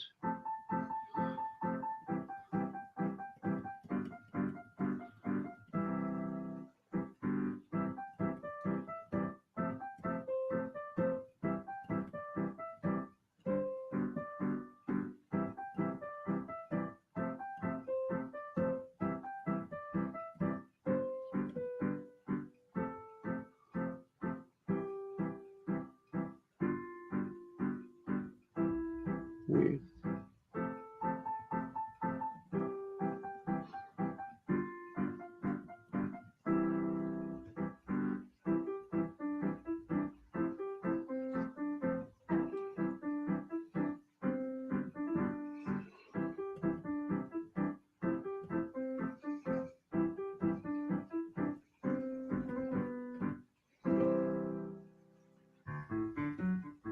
Nice. Tearing it up out there.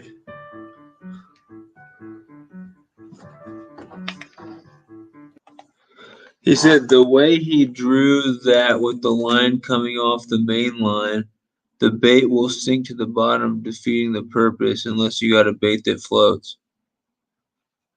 No, I mean both rigs work. Both of those rigs used with floating power bait would work similarly. I just think that the more complicated three-way rig would be way less effective, like not way less, but less effective and more complicated. But both of them, if you have floating bait, it'll float, or if you fish in current, it will, come up off the bottom a little bit. Fish layers 2 away from 75. I know, man. That's awesome. That is awesome.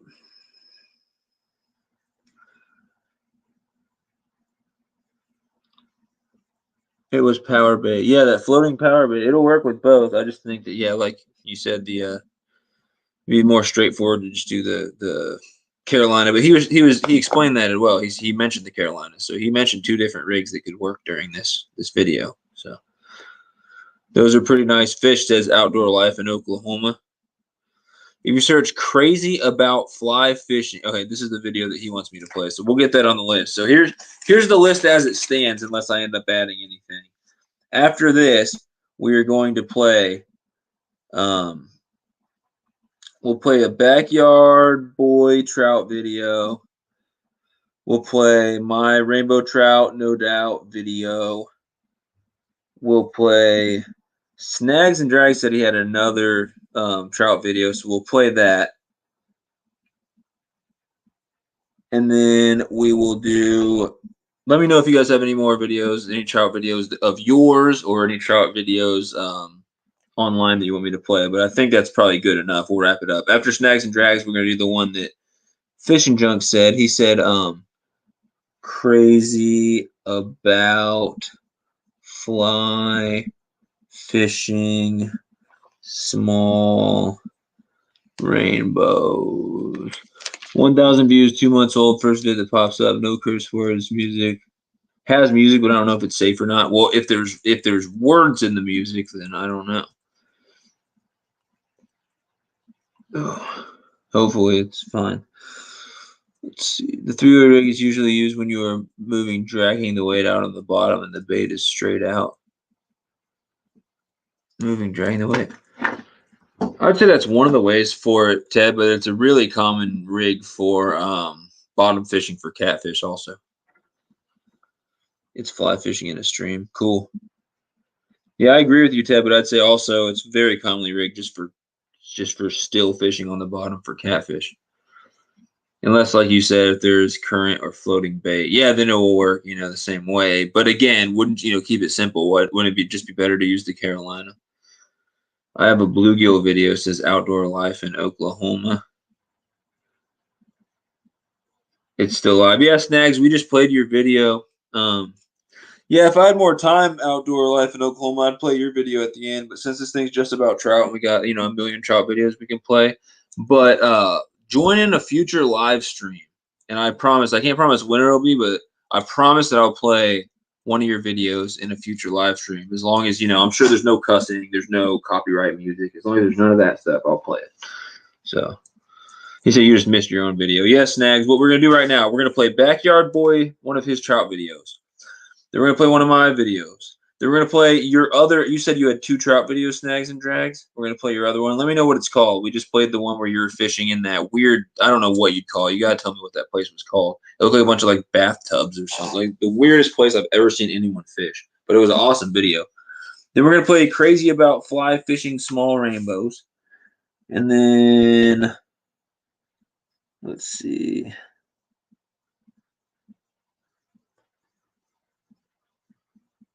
Yeah, we just played that one. Snags. Let me know if you have another one. Let me know what it's called if you have another trout one. But we'll play your other one if you have another one. So we got 1, 2, 3, 4. Crazy about fly fishing small rainbows. I'll consider maybe playing a second one by Backyard Boy because he's awesome. He's got really nice trout stuff. Maybe. I'm not sure. Maybe. And then I'm going to end it off with one of mine, and that'll probably be it.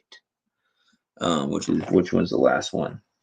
Catching rainbow trout, dock, lake. Yeah, that one. So we got 1, 2, 3, 4, 5. We got 5 or 6 more videos. That should wrap us up, get us through the night. The other video is at a trout derby. Okay, let me know what it's called, and I'll get that. That'll be video like number 3 in the list. Outdoor Life said, where was that at? Yeah, where was that place that you were fishing? The one that we just watched, Snags. What the heck was that? Nobody in the comments had any idea what type of water you were fishing. Like, it wasn't a river, it wasn't a creek. It didn't really look like a canal. I don't know what it was. Later off the hook. I gotta get up in 3 hours, dude. Go to bed. Thanks for being in here. He's the sponsor of these live streams for this month. Awesome, dude.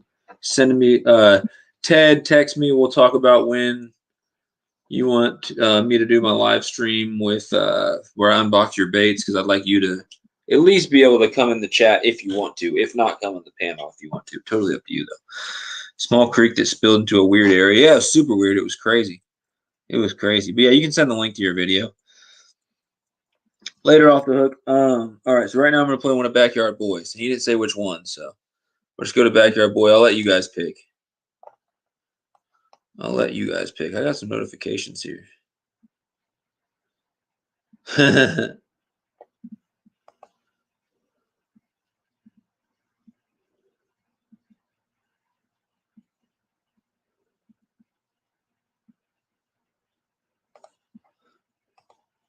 All right. I will come in the chat. Okay, yeah. Just we'll figure out a night when you can be part of it, and we'll do it. I don't want to do it tonight when you can't, if you do want to be in the chat. So let's go to Backyard Boy. Backyard Boy TV. 343. Awesome. So trout fishing Deer Creek. This is one of his latest videos, and it's only 4 minutes. So I'm going to go ahead and play this, and then for his, I'm going to play one more of his videos later, and I'll let you guys pick which one. I'll give you some options. So we're going to play this, and then we're going to do one of mine, and then we're going to play Snags and Drags' other video. He just sent the link. Here we are. Guys, check out Backyard Boy. Awesome channel. I'm putting the link to the video here, and then you can subscribe to him that way. It's Backyard Boy TV. There's just a dam when the water gets deeper. That's crazy.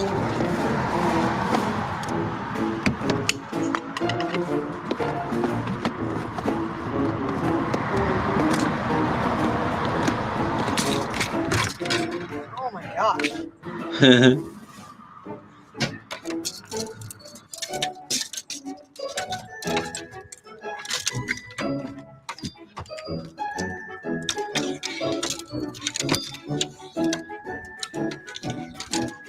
Later, Outdoor Life. Join us next time. I'll probably be live tomorrow. I just gotta text my man from KyGuyFishing and see if he's still wanting to do that. See what time he wants to do that. Shoot for like 7:30 Central Time, so right around the time this started. Later, Outdoor Life. Hey, thank you for being in here. You're official member of the Sunfish Squad. Thanks for being in here. We like having you, man.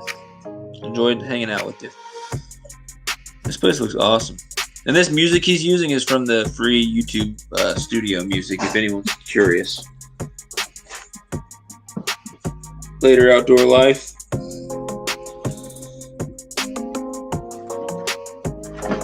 Oh.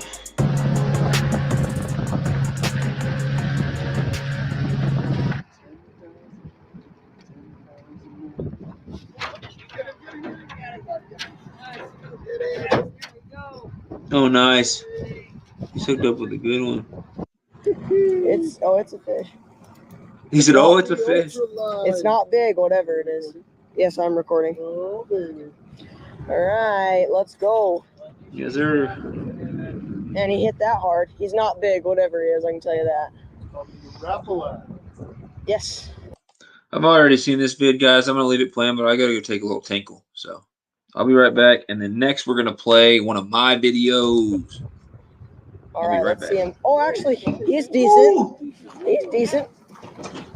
He's right behind you. He's like probably 12. Oh, look at the jump. That's awesome. What? I had to milk it a little bit. Here, no, let me get the net for you. Oh my gosh. You're just jealous that I've caught the. Oh, there he goes. It's because you took too long to get the net, you little stink.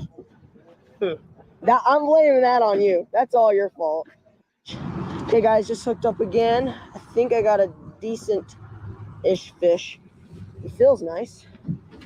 If I can get him in. Okay, Dad, you get the net ready this time. Oh, yeah, he's nice. Like, hello.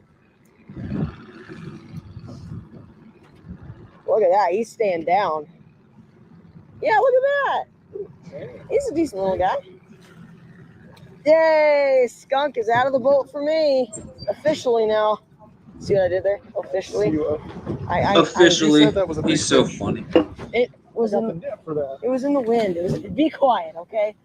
Man, look how fat he is. Fishing junk, I'm curious. Have you ever caught a sea trout? Just a random question. Just a gorgeous. Nice looking get a fish. picture of this one. I've never caught a rainbow from a boat. Ever. He swam off. Awesome. I've still got mine on. We got I've never double. fished for 4 rainbows We from got a a boat. double, guys. Ever. Unless we were like tangled up or something. Yeah. I think we're tangled up. Yep, we're tangled up. Who's got it though? Oh, I got yours.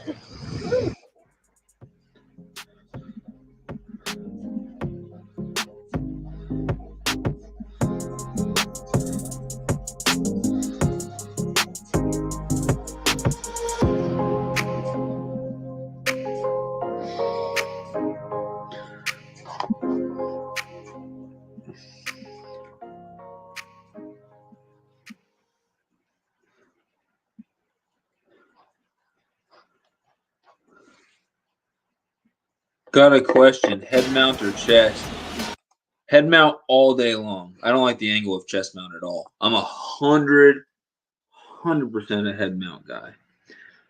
100%. My PB was, yeah, you have. My PB was 23.5 inches 3 years back. Caught on live bait, if memory serves you right. That's awesome. That's awesome. And can you do me a favor? Try to find some sea trout video while we're going about this, and I'll add that to the list just as one more. I don't know if I can do any more than that, for time and everything, because everyone's gonna have to leave here soon. But let me try to add that in, because we've got like 5 more videos. I can probably add that one in. If you get one with like sea trout, I would love to play. Short video, sea trout, something like that. All right, guys. What we're gonna do right now is play one of my videos with some trout, and then we're going to do Snags and Drags other one, which he sent the link a little bit ago. So, Jeremy loses part of his arm. What the heck? That's up to you, Snags. Or Fishing Junk. You don't have to. But if you want to find a sea trout video, I'll definitely let you suggest one. You're pretty good at suggesting videos. All right. We're going to play. We're going to go to my channel. I started with 5.15 tonight. I'm up to 5.16. I gained a hook set during this ordeal here. That's awesome. All right, what I'm going to play here is called Rainbow Trout, No Doubt. Rainbow Trout, No Doubt.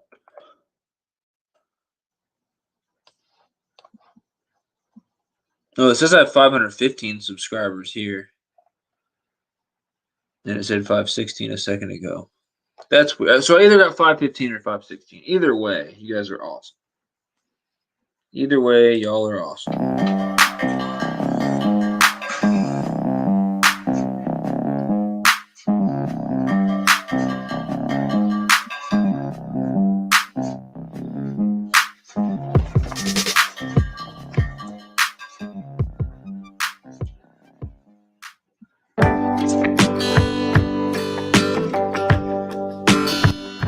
What's up, everybody? Sunfish.King. Got a little bit of time in the evening. It is...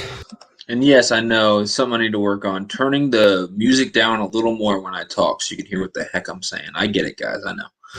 Let's see. I know. As long as we know our weaknesses. 4:15. So I'm going to do a little bit of trout fishing here. Probably until it gets dark if I can. Let's see what we're looking at right here. Same lake as the last video, guys. Same rod setup and everything as the last video. Doing 4-pound line, mono. It's like a Carolina rig pretty much. We got the weight, anywhere between basically 12 to 36, so 1 foot to 3 feet of leader above your weight, and you got floating bait on tiny little hooks. So this is a size 12 salmon hook. It should just float like that. We're using power bait. Couple different colors. Apparently at 500 subscribers, Snags is making stickers that say Stinky Dinkies. All right, I'll be on the lookout for that. You're gonna get there soon, man. You're about to hit 300, right? All right, let's get it. 280, 279, 280. Very good, man.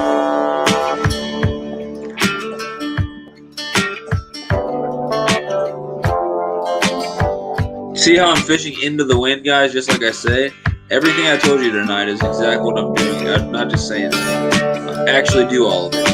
And that's right now, like right after they stocked, that would have caught me even more than the couple I catched in this video. This was after it had been stocked for a while and the bite had slowed down. There's way less fish. That's a really high pressure play. Now for the waiting game. That's hilarious. Thanks. Stinky dinkies. Look, I missed a bite right here. Unless, yeah, right there. Look, boom, boom. Totally just texting my boss while that middle rod's getting snagged. And then look, right when I put the phone down and look up, the bite's over. Like I look up right here to check on it. Nothing, of course. But kids, don't text and fish.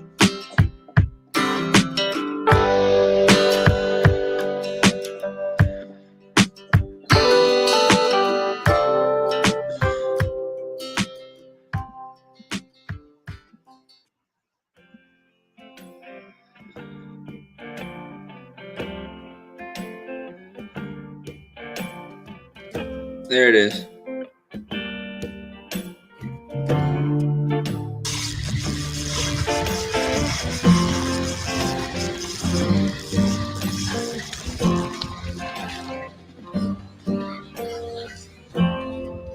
Right through those 2 rods. Perfect.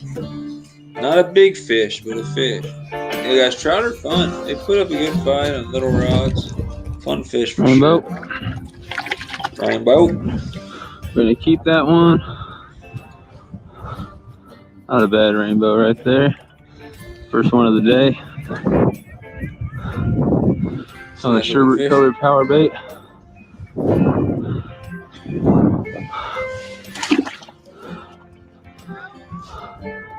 Not bad. Not bad. This is a nice little lake. I'll probably do some catfish and bass fishing there this year. Oh, I missed it. Dang it. Oh, son of a gun. Can't get them all. That would have been 2 right away, man. Dang. Can't get them all. Apparently that bite was right after. That one was messing me up. Apparently that bite was right after the other one. When you're fishing, you gotta just focus on. You notice I keep picking up my phone. That's what the problem is. Already missed 2 bites and landed 1. And look, there was a bite. It looked like I was missing one right there. As the video was going on, it looks like I was missing a bite. Apparently I missed a lot of bites that day. I'm down to fishing with 2 rods. I don't know why. Gave up on the 3 rod system. There's definitely a fish tugging away. That rod just twitched. Yeah, I think I'm using the head mount in this one. Notice how it's not just video of like the reel and the hands. You can actually see the rod tip with the background and everything. I think this view is 100 times better than watching someone go, and then all of a sudden you see a fish. There we you know? go. The chest mount, I'm not a big fan. A little better than the last one. That's a nice one.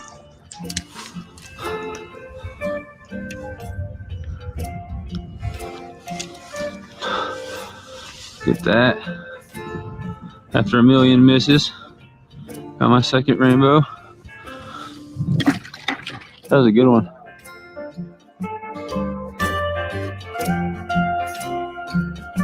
Oh my goodness, Snags. I didn't even notice. You called yourself out too. If you got time, it shows some speckled trout pretty well. Yeah, I'll try. We got 1, 2, 3, 4, 5 videos to play after this. I'll try to fit them on in. None of them are too long. That place is beautiful.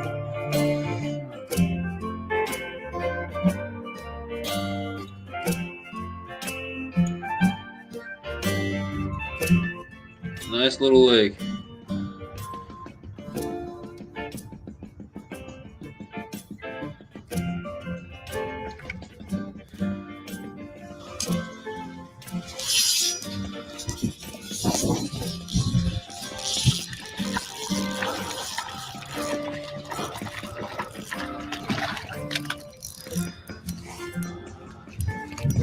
Oh!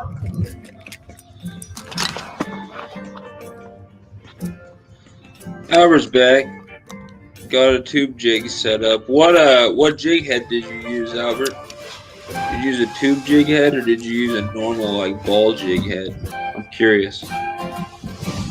You have the jig head where the head is inside, the weight is inside the plastic of the tube, or did you just stick like a ball on top of it and stick the hook through that way?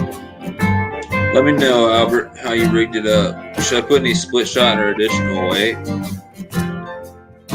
Well, I mean, obviously that's going to depend. Okay.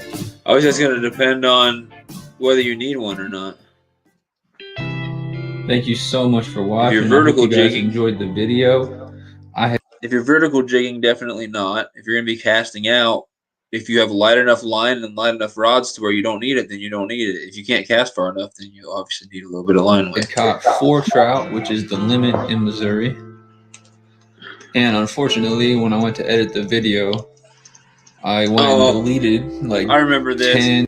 I deleted the wrong freaking thing, and it actually ended up being like one of the catches that I deleted. I always do this stuff, guys. 12 minutes of video, which of course had one of the 4 catches on it. I deleted it from the SD card. I tried to recover it. I couldn't. Loser. And so I just put together the footage I had of 3 of the 4 catches. So I really hope you guys enjoyed that. And I plan to get on out there and do some more fishing soon. Thank you so much. If you have subscribed, thank you so much for watching. I appreciate it. If you haven't subscribed, Albert, if you're trying to cast out far with that thing and you can't cast far enough, go to the lightest line you can, like 2-pound or 4-pound line. If it still doesn't cast far enough, put a couple split shots on there. The same way that I have on here. Start off 6 or 8 inches up above your jig. And then put, like this is my jig right here, and then 6 to 8 inches up. I got 3. See, just spaced out just a tiny bit like that. I would just put like 1 medium one or 2 smaller ones spaced out a little bit on there. But you can do it the way I do it too. There's different reasons to do different stuff.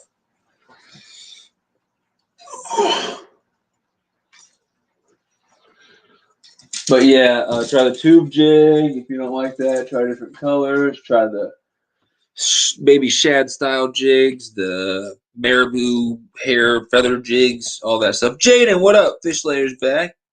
I could try twitching with a small bobber too. Yeah, I wouldn't recommend it. Suspended jigging is definitely the way to go, but I wouldn't get too like mixed up with trying different things, because what you're gonna do is you're gonna go out and grind it. You're gonna be like, oh, it's not working, and then switch to the bobber and be like, well, that's not working either, and then try to switch to something else. It's like that's okay, that's effective too, but I'd say the number one way is just go out there and just toss it from the bank, toss it along the bank, toss it near any submerged stuff, along any docks, let it sink a little bit, and then as you retrieve it, just pop it up and down, just pop it up and down. Start out slow, do a couple a little bit faster, you know, do some where you pause and let it sink for a second, do some where you really rip it in real quick. Yeah, as long as you mix, I call it mixing up the cadence or mixing up the retrieve. I do that with like any bait. But what up, Jaden Danger? Thanks for joining in. What we're doing right now, guys, is we're finishing this up, and then we're gonna go right after this. We're gonna go watch a snags and drags video. And you like this video at all, go ahead and hit that subscribe button down there. And next to the subscribe button, there's a little bell. Go ahead and ring that and click the notifications. Jaden, if you love fishing, hit the like button on this video.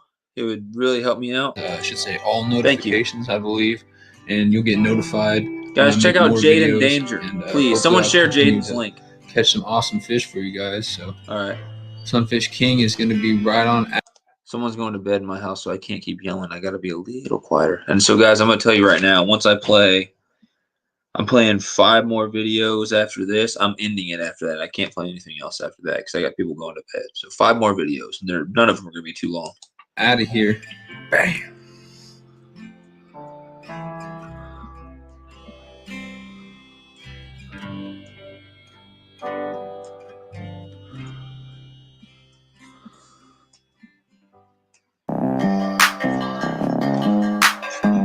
And if they're not interested, what should I do?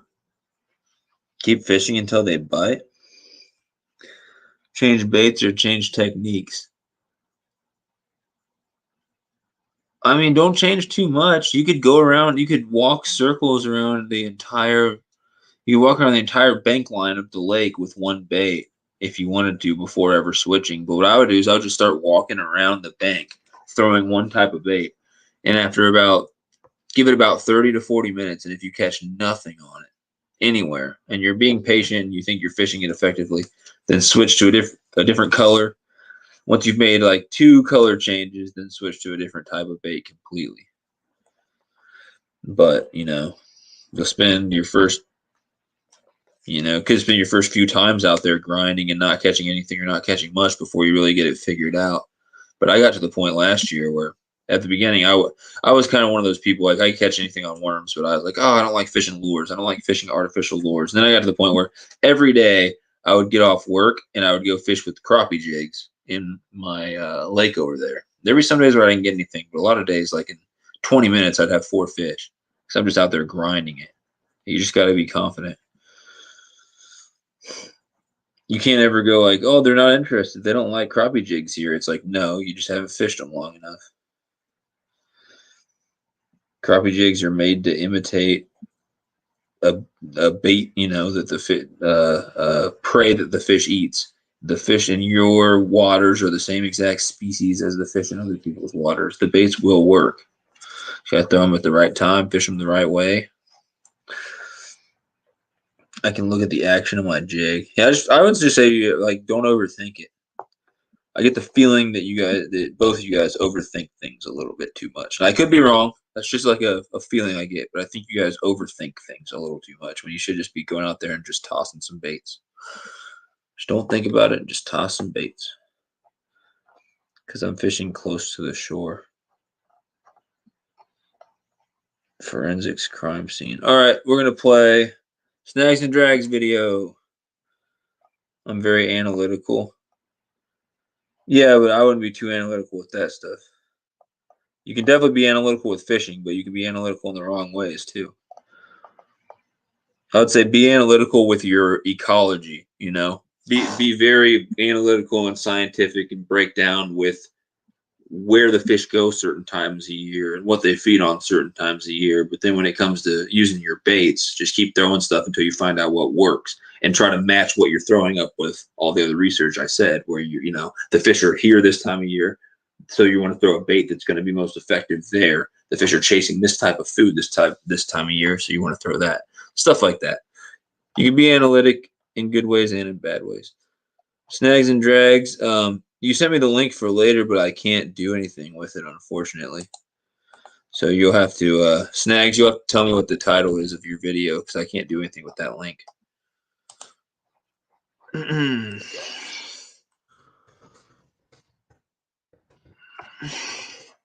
Can't do anything with your link. But what I can do is go to Snags and Drags here, and I can search Trout, and I bet it'll be his other, I bet it'll come up. Trout Derby. It's 11 minutes, so we'll try to play the whole thing. I can't guarantee it, but we'll try.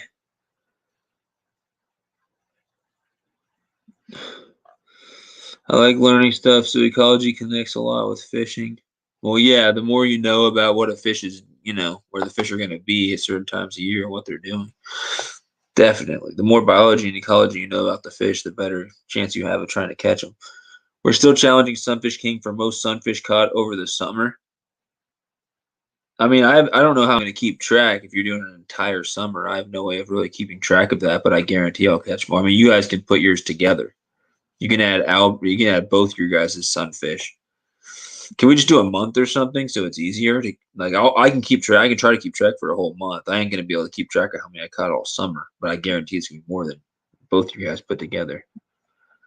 Like, you guys can count all your sunfish as 2, and then put all of them together, and I'll still double it.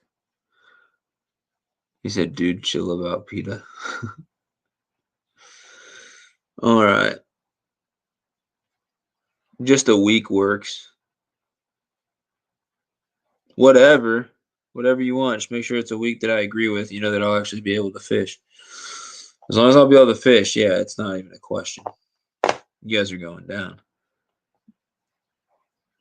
Yeah, I actually used to like PETA when I was a little kid, but that's because, I like, I'm against animal cruelty, and I like, conservation and protecting the environment and stuff like that. But then I get to a certain age and I realize that half the stuff that PETA's freaking out about is they got mad at my school for, I'm not going to get into politics. They got mad at my school for having a wildlife disease class where we're learning how to deal with, we're training veterinarians and stuff like that on how to deal with wildlife disease. And they got mad that we were cutting open animals. And I'm like, we're training vets here who are going to grow up and spend their whole life helping animals. And the way they're going to learn what the inside of an animal looks like is by cutting open a dead animal. And they're getting mad that we're cutting open dead animals. I'm like, oh my goodness. We're not going to talk about PETA though.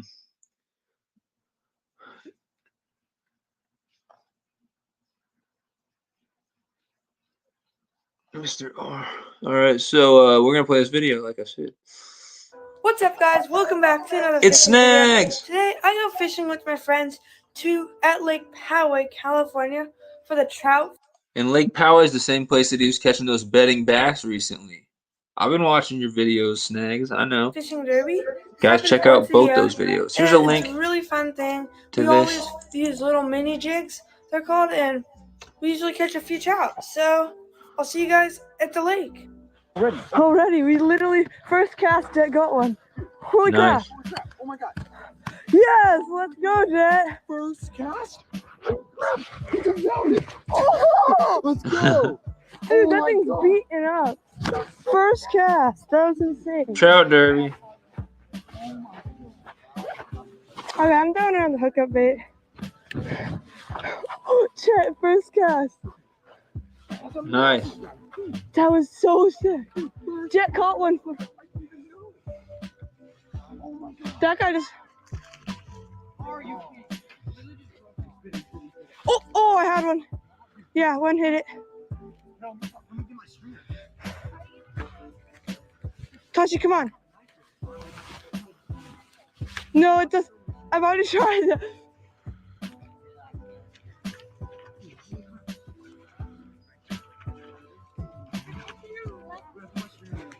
Tosh, get out there.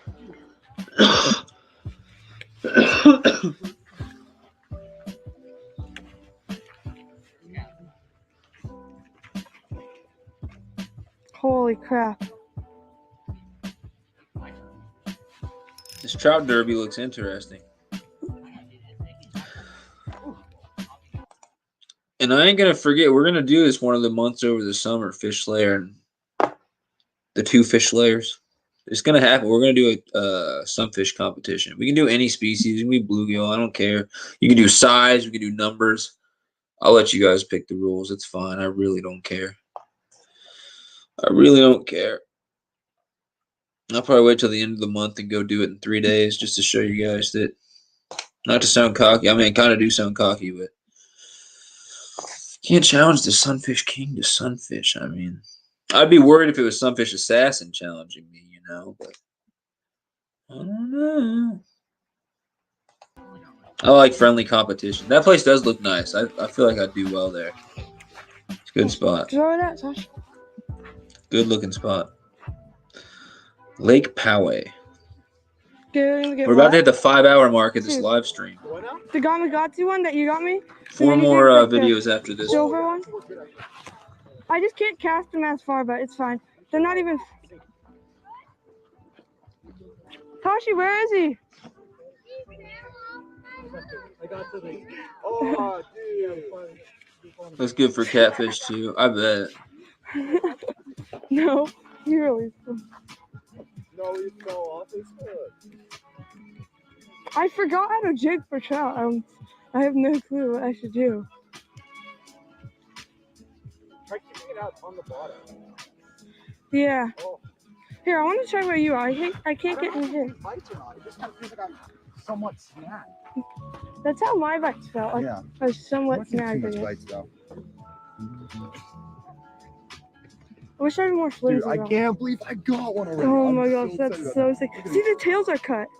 Oh, they are. Oh, they're like trimmed. Got a little bit of it. Oh, yep. Oh yeah, Jet. Yep. Another I one. saw the line go crazy.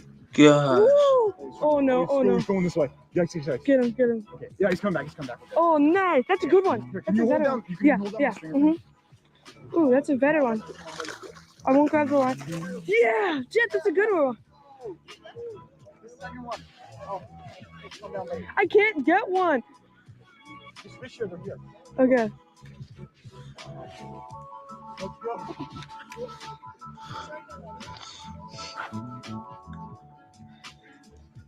Jet got 2 already. He's killing it. Killing it. Tashi got one, as he said. Okay. Yeah, they can't even, I don't think they can see my clear mini jig. Switch colors, bro. Put on a chartreuse. Here, I'm just gonna beat your trout.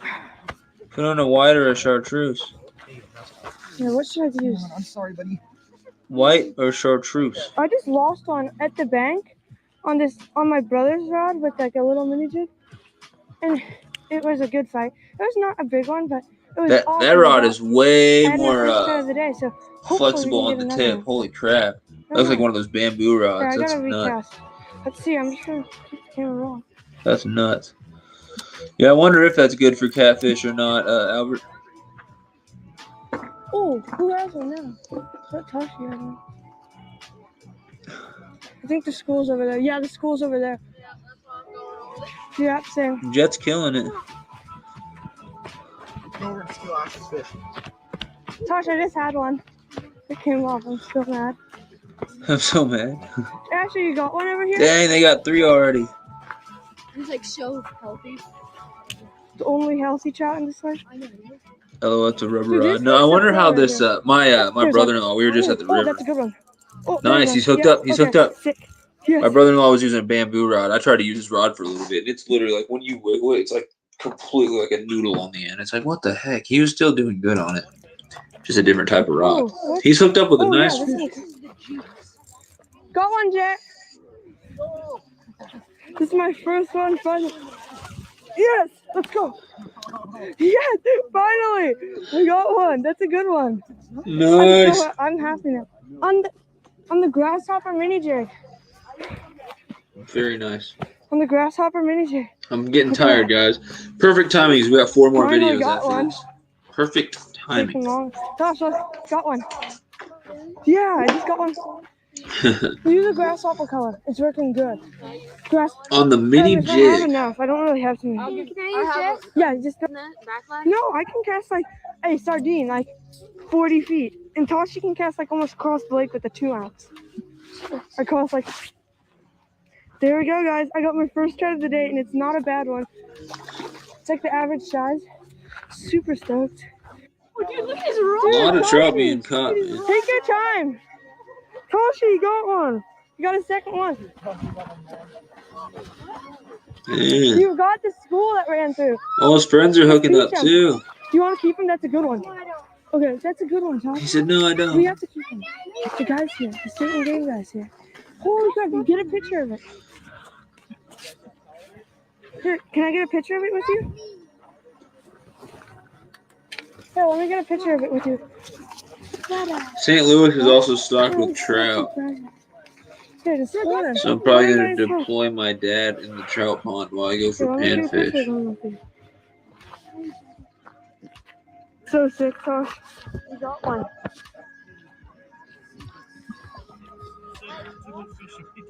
Did you revive him? No, he just released him. He's swimming now. There's a shot right there. That is a good one, Tosh. Oh my gosh. If that was your face. Chelsea just got a nice one.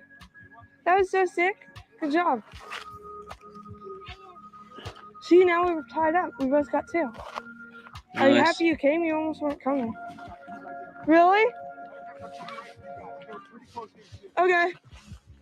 Those close-in ones are kind of weird. So sick. That one was fighting good. Tighten it a little. That's good. If you guys want to release it, the place they're fishing looks so shallow. You don't want to get in It looks crazy shallow. You know you won't. Got him. Got one. Ooh, this is a good one. Oh my! Oh, I see him, dude. He's growing. Look at him. Growing hard. Yo, shredder. Oh, shredder trout. Keep him down, yeah. Dude, oh, this is so sick. He's going crazy. Look at him go. Okay, you're right. Yeet, Bono. Yes, let's go.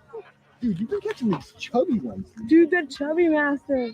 It's not the weight. They're chubby, man. Look at that. The chubby man. Chubby trouts. My luck's kicking in. Oh, man, shoot, man.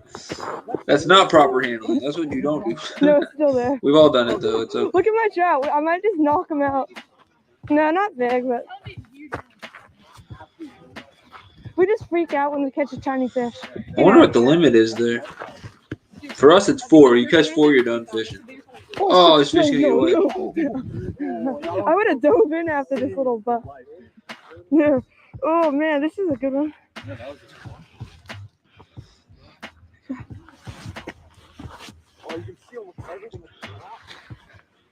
They're biting still. This song he's playing is also from the YouTube Got him. Studio Free Music. I him. I recognize these songs because I played them in my videos too. No. He lost. Dang it. He came up. I saw him chase it all the way up, and then he bit it, and I was just like, oh. I'm just making my way over here. How far out did you cast? Like, yeah, about that far. And he hit it like so close, and I saw him swim up to it, bite it. It says California is 5, same as Oregon. Delaware is 6. They're lucky. Yeah, we got 4. What? I think it'll go up to 5 eventually. Gee, what do you mean? It used to be 5 at one point here, but it's 4.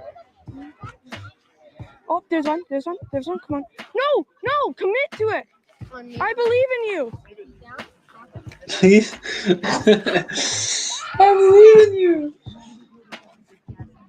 I believe in you. That's so Dude, there's funny. so many. They're like coming in. These You said I believe in come you. with mini jigs. I think I got one too. Oh! Caller? Get that on a mini gig?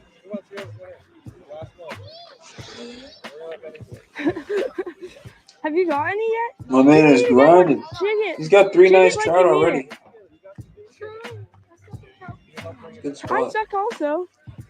Oh, someone just hooked up with something out there, or What? No, something. He's fishing somewhere else now. come on. There's so many. I know. I want one. You gotten any today? Yeah, I got one. But I want to Yeah. I wish these fell quicker. Come on.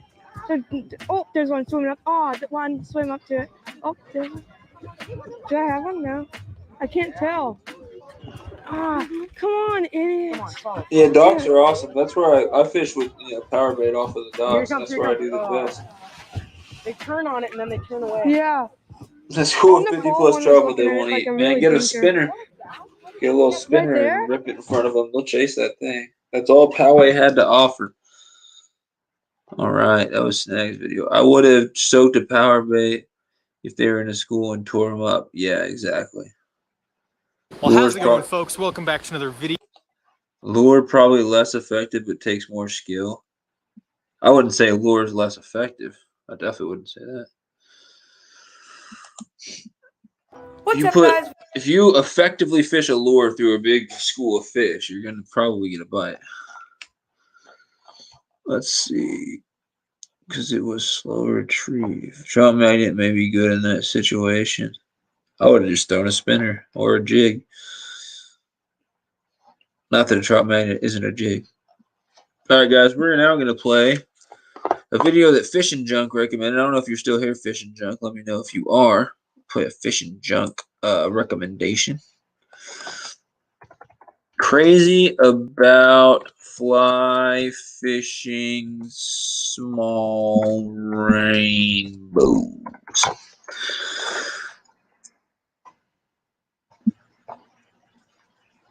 Oh, the people are called crazy about fly fishing. Small stream fly fishing for rain. Is it this? I think it's this one. All right, guys, this should be good. This is the only fly fishing video that we've seen so far, which is, we should be watching more fly fishing videos, this being a fly fishing thing, or this being a trout fishing thing. But yeah, we got 3 more videos after this one, and then that's going to be it for the night. That's going to be it for the night.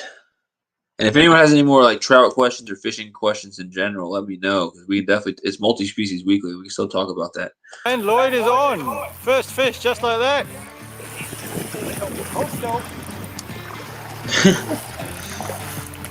Oh, no. Long distance released.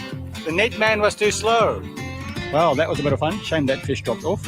I'm out here fishing with Barry from I Love Fly Fishing and Lloyd, and we're out here on a small stream. Fantastic. Welcome to another episode of Crazy About Fly Fishing.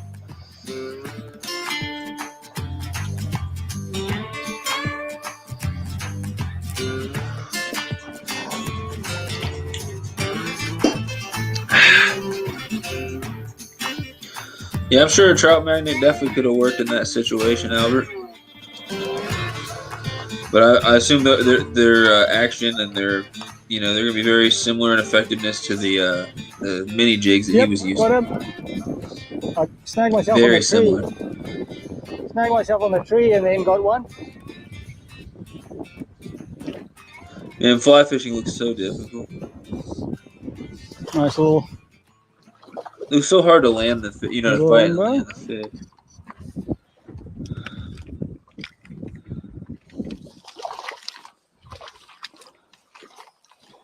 Everyone seems a little bit tight.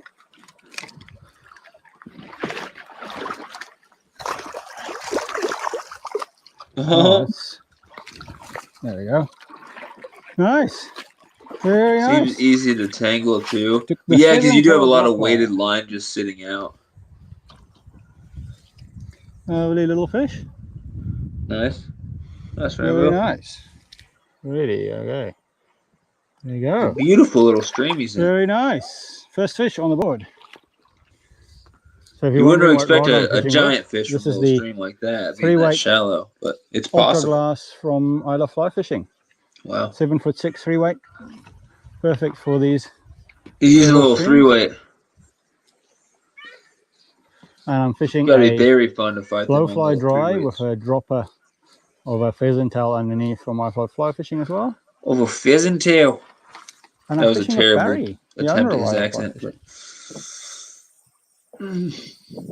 seems easy to tangle too. Probably easy to get in a tree.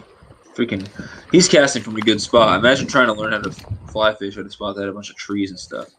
Probably not fun. Yep, got him. Got him? Oh, it was a good fish. No. Yeah, there was a good fish. Sadness. Depression.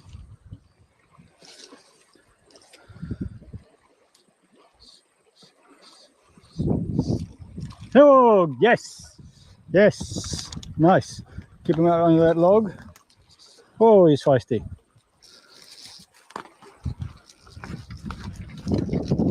Oh, he's coming. No, my spool fell off. Oh, something must not have been tightened.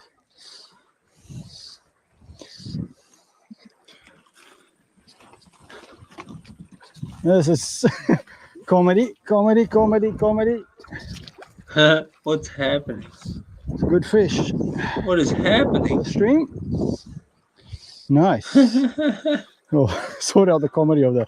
What has he Spool, done? I think, What up, Fish Lane? Screwed This on dude's there reel properly, fell but apart anyway, while he was fighting the fish. probably didn't put the spool on properly. Comedy. Comedy, he says.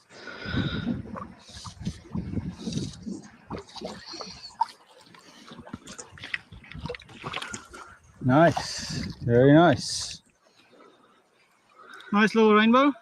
Fell to the bead-head pheasant tail again. Very nice.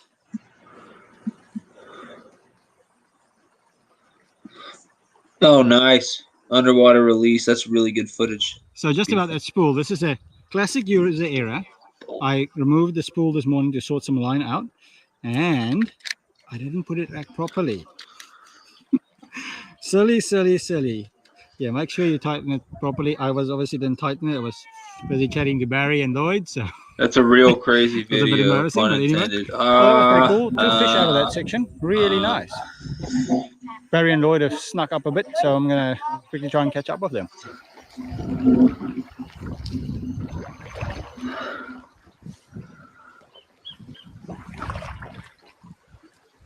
I agree, Albert. Very nice. I think it unfortunately has seen me. Sitting right underneath there. That place looks. Oh, that's exactly where I would Oh, cast. coming over. Something about casting it to the opposite over. bank and letting it just flow down the bank before starting to bring it back. With, a lot of different types of baits. Oh, that was on top of his nose. He's gone, he's spooked. Damn, that was a good fish. Just couldn't get a decent cast to him. He looked that one time and that was it. After Barry kindly brought the truck back, we just had a spot of lunch. I changed my rig a little bit. I went for a slightly thicker butt section on my little taper that I built for my dry fly rig, so to turn it over a bit better in the wind. So yeah, well, let's see what happens. There's some good water further upstream, so all new, never been here, so pretty cool. Well, Barry's just I missed Barry hooking and landing his first fish for the day, so he's now said I have to film and catch the next one. Underneath that toy bush up there, that looks very likely.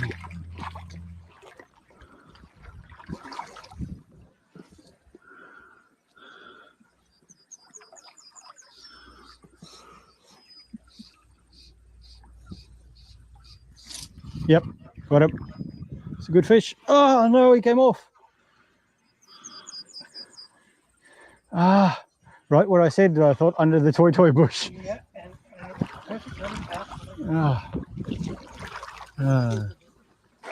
Not super likely water, but never know.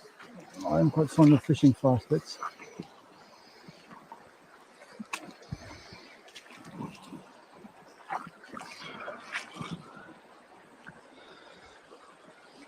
That place is beautiful. I can't get over how beautiful that little creek is. Hopefully he'll come up for the drive. Oh, I got an important email. There's a fish in here. Let's get a better drift. Should get him. Try a different flight. Okay, let's see if he likes a size 16 flashback pheasant tail. That's too far over. Should be good. Yeah. Little one, but he's there. About right there. Oh, missed him. He took it. Nice. Oh, it's too late. A lot of freaking notifications on my phone during these live streams. I got caught up. Are they using barbless? I don't know. A lot of flies are barbless, and then some flies have micro barbs on them, which is really small little barb. But yeah, I have no idea. I'd say there's a really good chance they could be barbless. It is a trout. So if you're not using power bait and they're not freaking like swallowing the hooks, it's very, very easy to lose a trout when you hook them through the mouth, whether it's barbless or not. I've lost a lot of trout. Yeah, I do. They come off really easily. Especially if you're using 2-pound line. Take me into the pool below. The pool below. It's hilarious. Oh, nice little fish.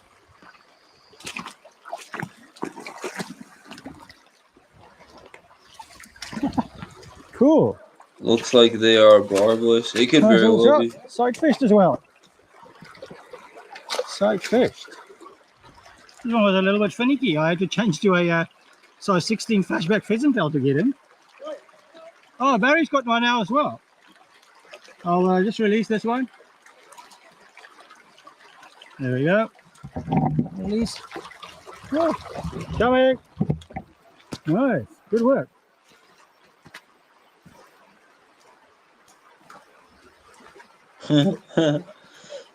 What a legend. Nice. What a savage. And this video is almost over. This could be the last fish of the video. Might be the last fish of the video. Come on, Barry, don't lose this fish. Barry, we're counting on you here. It's pretty wily.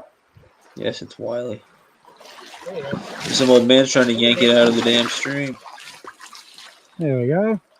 Nice little rainbow. Yes, there you go. So the shorts work. The short. Those are brilliant shorts. I love Barry's fishing shorts. He thinks it's Hawaii. Look at that fish in the water.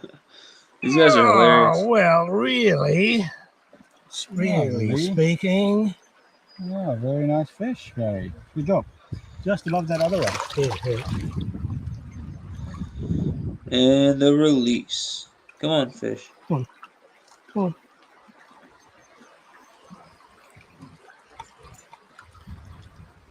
There he goes.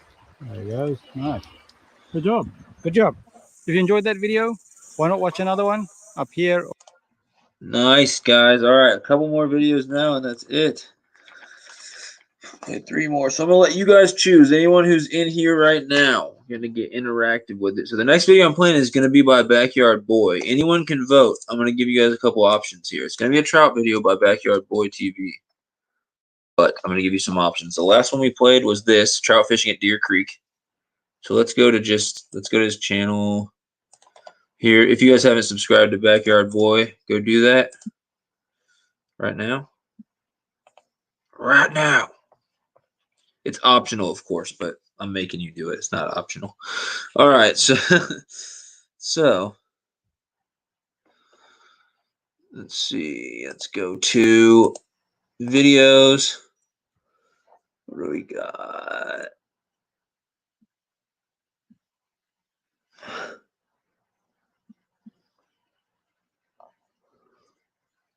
He said he wanted to play one of his Weber River videos. All right, I'll let you guys pick. Are we going to do you have another Weber River or just those two? All right, so I only see those two Weber Rivers, I mean. And he said he wanted to play one of the Weber Rivers. So, guys, choice number 1 is going to be this one, fishing for brown and cutthroat with 185 views. Choice number 2 is this one, fishing the Weber River for evening brown and I'm guessing cutthroat as well. But it's in the evening. It's got 179 views. So A is this one, B is this one. Let's vote, guys. I'll watch whatever video you want, A or B. Albert wants to see the broodstock one. Oh, crap. He wants to see the broodstock one. All right, so A, B, or C? C is the broodstock. And we got 1 vote for broodstock being Albert. A, B, or C? A, B, C. A, B, C. A, B, C. A, B, C. Is Albert the only one voting? Is that it? I'm fine with both. All right, Albert. If we get time, we'll play one of his Weber River ones. If not, I'll play it some other time. But let's do this one since you voted. He's only got 81 views on this one, so we'll help him out. Want to see what the broodstock are like?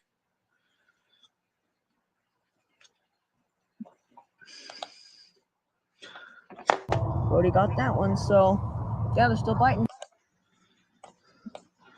Yeah, I don't think you have the same definition of broodstock that you have. I'm pretty sure they're small. They're little tiny fish.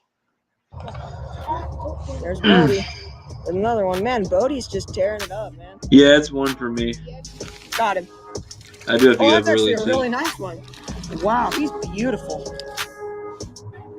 Oh, man, I saw that one biting. Oh, got him. I may be the only active one Oh, here. my gosh. Yeah. Oh, yeah. Got him. Got him. Action. Oh, he's massive. Oh, he's huge. Oh, my goodness. Oh, my gosh. Okay. Oh, my gosh. Oh, my gosh. Can I bring him closer? What is my man doing laying down? Is he even going to fit in the net? Hooked him like right through the nose. No, guys, just got another rainbow. Get out of here. Oh, he almost had a double. Sploosh. Oh my gosh. Did you see that? Oh my. Guys, I just threw my rainbow in the water and that broodstock just tried to eat it.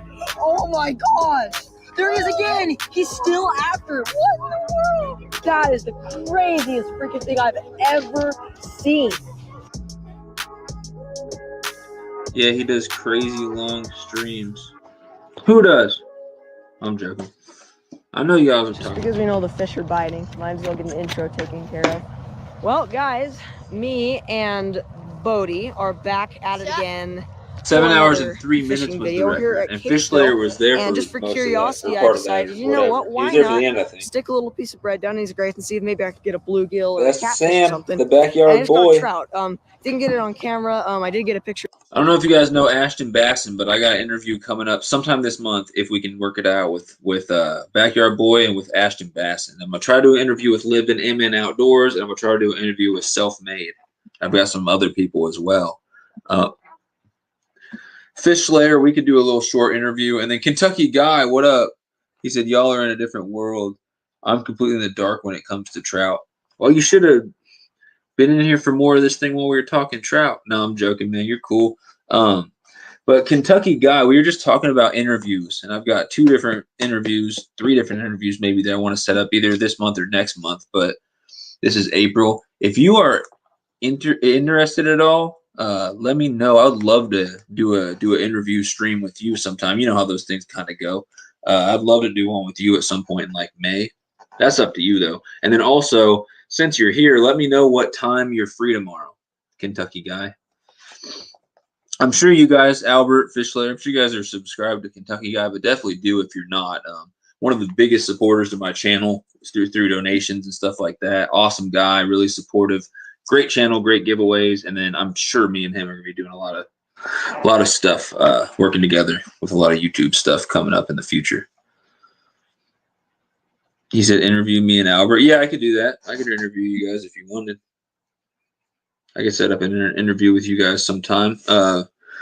May or June, probably. Fish Layer. I'm gonna write this stuff down. So for people that I need to interview, the top of the list is Backyard Boy and Living MN Outdoors. I want to interview, we could do Fish Layer. Wait, I'm writing this all down wrong. It's Backyard Boy and Ashton Basson together. Ashton Basson. And then Living MN Outdoors. And then I want to do Self-Made. Kentucky Guy said, technically been in here the whole time. Oh, I appreciate that. I knew there was a couple people. I just passed out on you. Check your phone, bro. Okay, check my phone.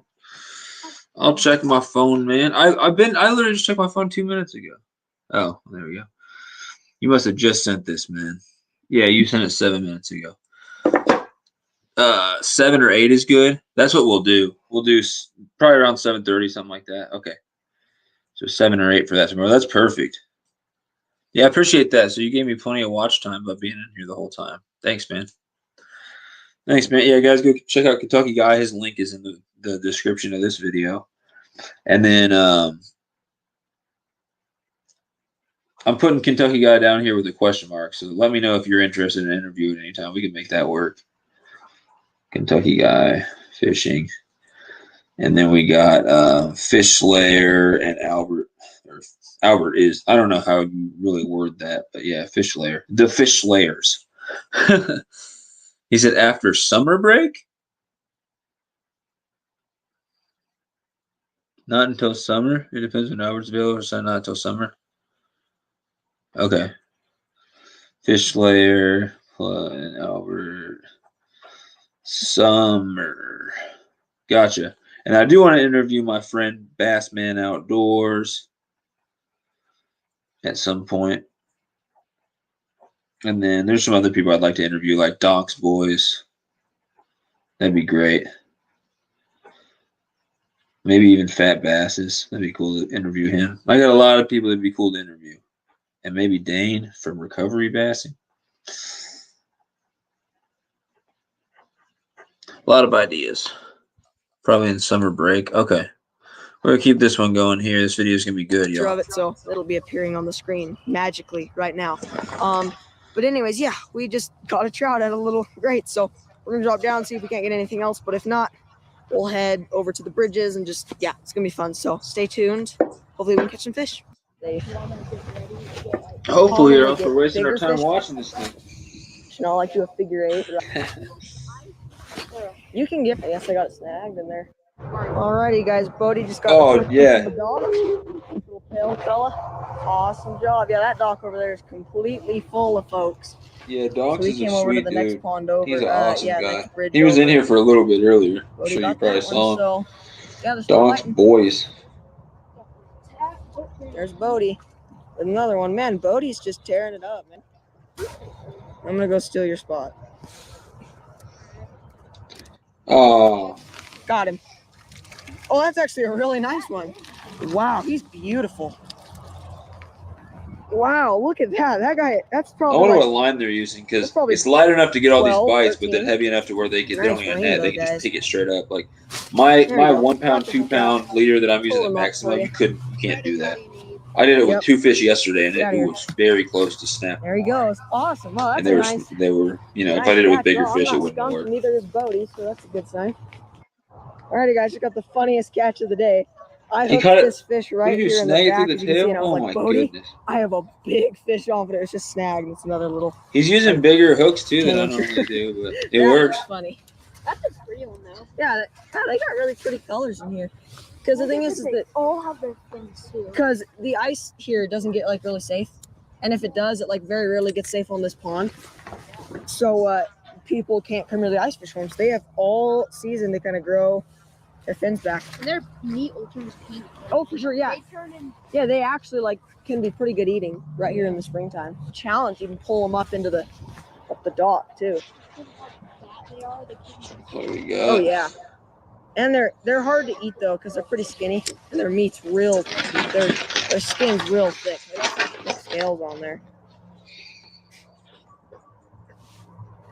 Oh man, I saw that one biting. Oh, got him. Instant. I mean, I dropped down. It takes probably, you can catch probably 2 fish in a minute here. So. Oh, for sure. Oh, yeah. Oh, man, for sure. Well, just another pale one, too. There you go. Nice. You know someone? Oh, that's a tiny guy. Wow. He's skinny, too. Hooked him right through the nose. Oh, guys, just got another rainbow. Get out of here. They're having a good day. They're tearing them up.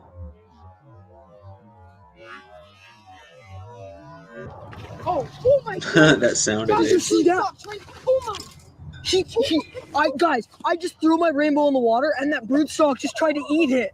Oh my gosh. There he is again. He's still after it. What in the world? What in the world?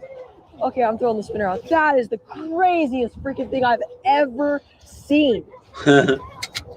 I have no clue where he went or anything. That was nuts. Oh my gosh. He just attacked like a 10-inch trout. Wow. How? Oh my gosh. Yeah, the next stalker that we catch is just be like, okay, get ready. There you go. Oh, it's a perfect size too.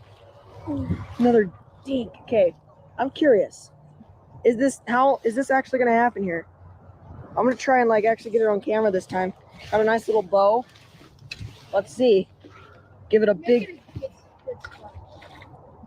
Let's see. Is anything gonna happen? Could already be dead. Maybe the broodstock went to the depths. Well, it took like 10 seconds after we released it, and that broodstock was on it. That was nuts. I think it was like a 24, 25. Got him. Oh. Man, I got into myself into a little group of little ones here. Yeah, they're catching tons of dinks. This is crazy. Look at the spots on this one. That thing's thicker too. But like the spots, that's one of the weirdest things I've ever seen. Look at the spots. They're like, like so far and few between. Another nice rainbow. Get out of here. Get out of here. That was nice, him. man. Oh, come on. Dude.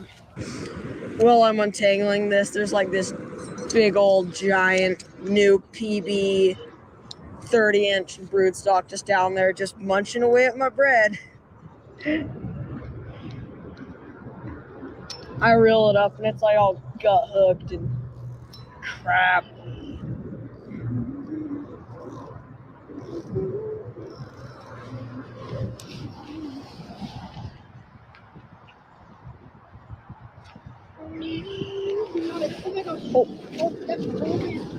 Oh, net. Bodie. Oh, yeah, that's actually. Oh, got it in there. Okay. So close. Got it. Yeah, Bodie. Look at that, man. Uh-oh. You might have to. Okay, here. Okay. Oh, look at that. He's not even hooked badly. We'll get a picture of this one. Oh, this thing's. Oh, I got him in the eye. There you go. Hook comes right out. Here, alright. Okay. I mean, it's not the biggest fish I've caught here. He's a pretty. He's like That's not a bad silvery fish. one. It's a good one. Yep. Solid trout. All right, hold that one up for a picture really quick. Man. I think Bodie's channel is like Big Outdoors or something like that. I'm really not sure though. I think it's Big Outdoors. Look at that. Hang on one second. Awesome, man. That's sweet. Knock on wood, but get him out of here. Haven't had any Wi-Fi problems in a while. I know I shouldn't say and that. On It's the gonna ice curse me. noodle too, bro. My hat came off while I was trying to net that guy. I got no fish, and then right as I get a new piece of bread, I've got your fish. And this video is almost over here, and then Man, after this we got awesome. 3 more videos, maybe. I've got one biting me right now. And then I'm gonna have to end this thing after that. And guys, still, if you have any questions, trout stories, anything about trout or fishing or YouTube, let me know. Oh my gosh, dang it. I'd love to answer your questions and have a little discussion while we're watching probably these. would have been That'd my be new PB fine with me. broodstock. Completely interactive. Dang it. Looks like the bigger end of trophy trout in Oregon. Oh my gosh. Yeah. Oh, yeah. Got him. Got him. Oh, he's massive. Oh, he's huge. Oh my goodness. Oh my gosh. Okay. Oh my gosh. Oh my gosh. Can I bring it in closer? Is he even gonna fit in the net? Oh, there he goes. Dang it. Oh my gosh. Oh my god. That was huge. Man. Of course, the one that gets away is the massive one. It's sadness. Absolute sadness. So now we're going to play one last fly fishing video because we haven't done anything with speckled trout, guys, like sea trout. These are really interesting if you guys don't know what these are. Fly fishing for speckled trout beachfront. This should be a good video.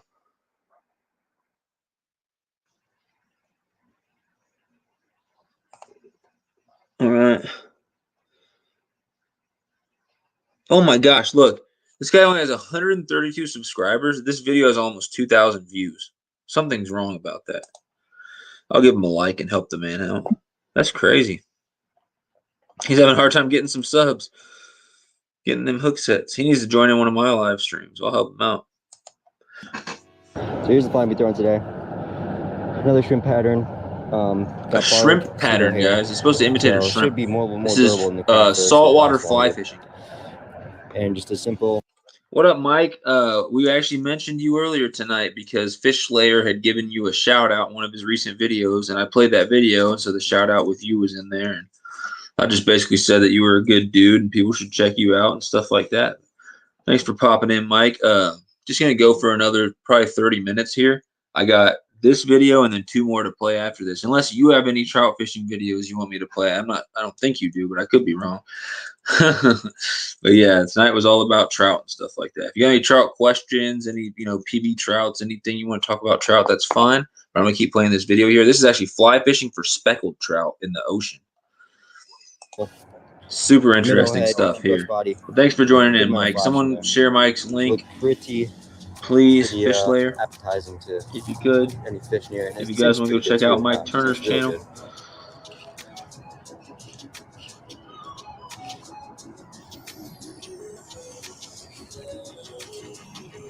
He's got so much line out. Crazy. There's one. Oh, he's hooked up. Water's so clear, I was able to see him hit it from 30 yards out. That's a trout, right? Awesome, thanks, bro. I've been busy. I haven't been out as much as I like to lately. That's how I feel, man. I hate when people are going live and I can't freaking. Oh yeah, dude, look at that water. That's a good trout. Freaking, oh my God. Tune in, because I'm busy or something. My dog just came in here. I guess the door wasn't closed. He just pushed his way in. What up, dude? Oh, that's a stocky trout. Good boy. Look at that. Look at the girth. Oh, he's a good boy. Looks perfectly in the corner of the mouth. Baits. I saw him destroy it right off the surface.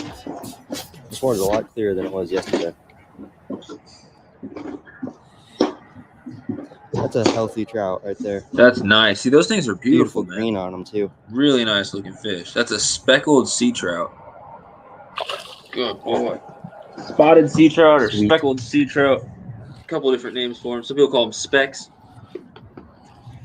Oh my God, boy. Oh my God, boy. This is Max. Max, the old wiener dog. Oh my God, dude. You guys see that? I was missing my line. Wasn't even moving. Oh, it's a puffer fish. Oh, I meant wasn't even moving it, and it gets. If I said fish snatcher, I meant fish slayer. My bad, Mike Turner. It's getting late. I probably misspoke. I meant fish slayer. Fish Slayer Freshwater. I guess you had subscribed to him or something, and he gave you a shout out in one of his videos. If I said snatcher, that's my bad. All these fish slayers and fish snatchers and everything, getting it all mixed up.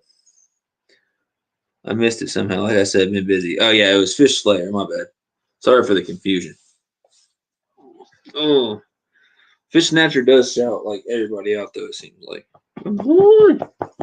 If you stay up here, we'll be fine. If you try to jump, we're gonna have issues, man. Keep going with this. I want to see him catch some more of these nice looking trout.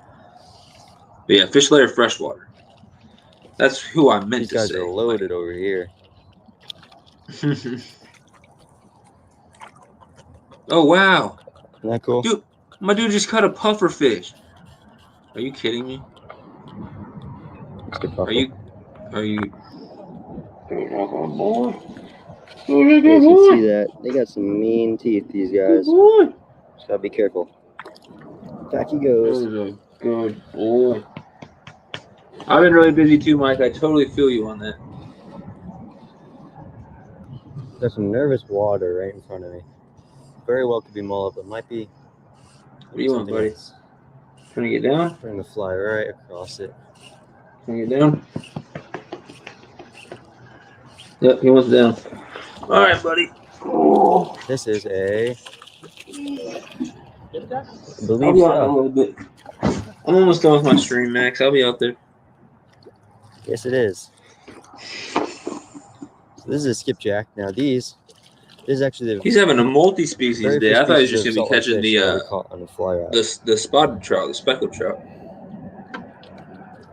These guys are venomous. Catching a little bit of everything out there. Well, that's awesome. I say that. I don't know for sure. Supposedly they're venomous, but they got these two mean spikes right there on the He said it's venomous. bottom fin. Yeah, you wanna steer clear of those. I Jeez. did not know that at the time of catching them, and I got stuck. My first one, and it hurt for a couple days. It hurt real bad. That's not good.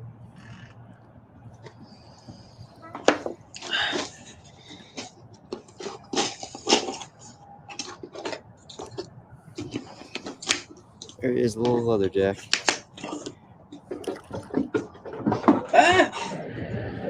All right, so I got bit up by a puffer. And since Kev here is having so much luck in the top water, I'm going to switch to top water myself. Got a little shrimp gurgler here. But this thing spits water. So hopefully we can get some aggressive fish to hit on top. LOL, Albert Wing. The first fish was a trout.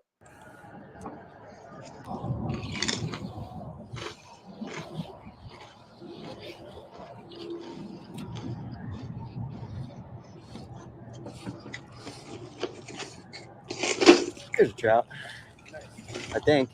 Oh, he said he's got one. Something hit it up top. Yeah, it's a trout. Another one. Trout. Little speck. Speckled sea trout. A little bit of a lull there, but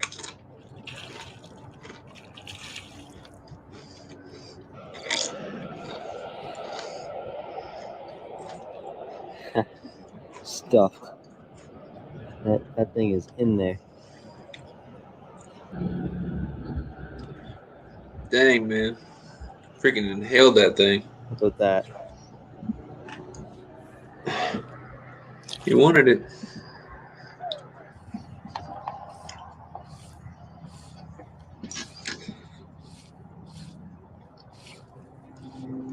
He's just like popping it along on top. It's a top water, he said. You missed it? There he is. He came back for it. Nice.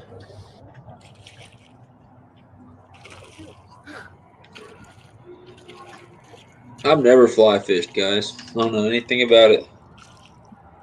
I wouldn't say I don't know anything about it, but I've never tried it. I have zero experience with it.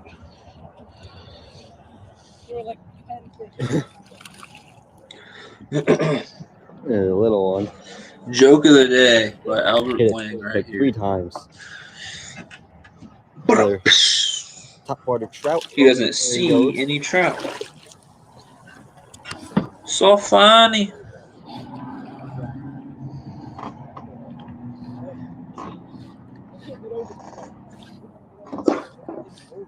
Oh, man. I want to see him get a monster. Oh, he missed it. He missed it. Right back in there. Did he miss it or did you miss it? That's the real question. Got him that time. There you go. Oh, that was cool. That was a good blow up. A little trout. That was a good blow up for a small fish. I love when they jump.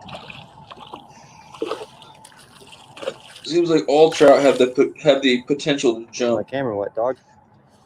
I don't know about lake trout. Let me know if you ever heard of a lake trout jumping. But besides that, Come here, man. I gotta remember to throw this I'll let you go. package of Oreos away. I ate so many. Oh, he's drumming. He missed it the first time. Missed the set on him. Nice Put it right fish. back in there, and he slammed it. Slam. He was barely hooked. There he goes.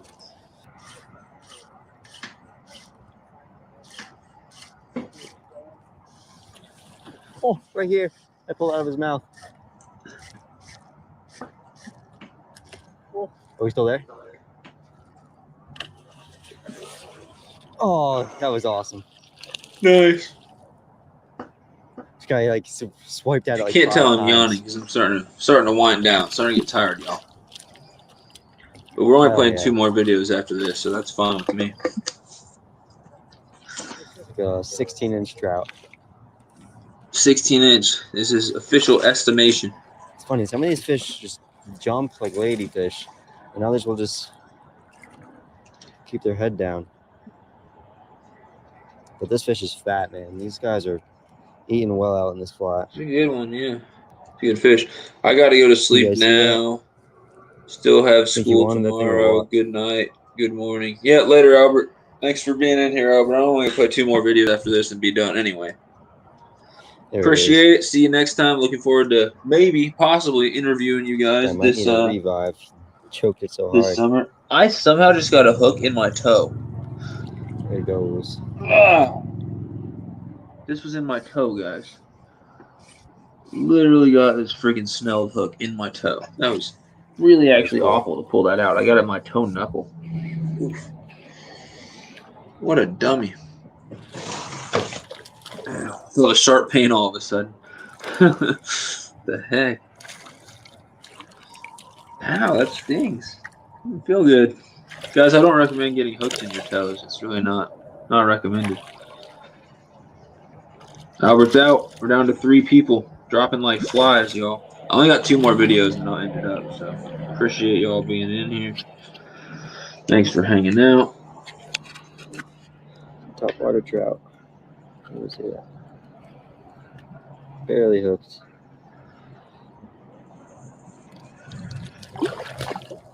And none of these fish want to be quite cooperative with the releases. They're all Pretty very nice down freaking in speck, hands. though. Dude's catching some good fish.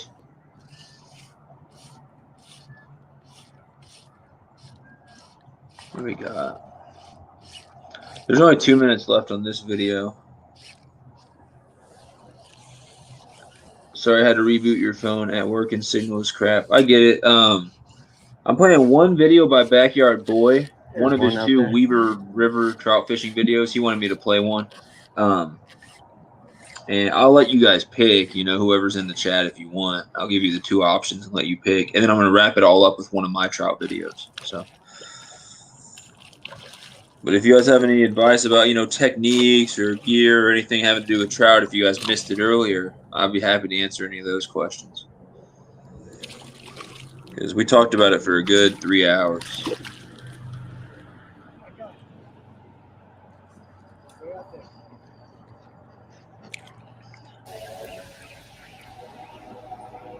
That might be the last catch of the vid, guys. Oh, I think his friend just hooked up too, did he?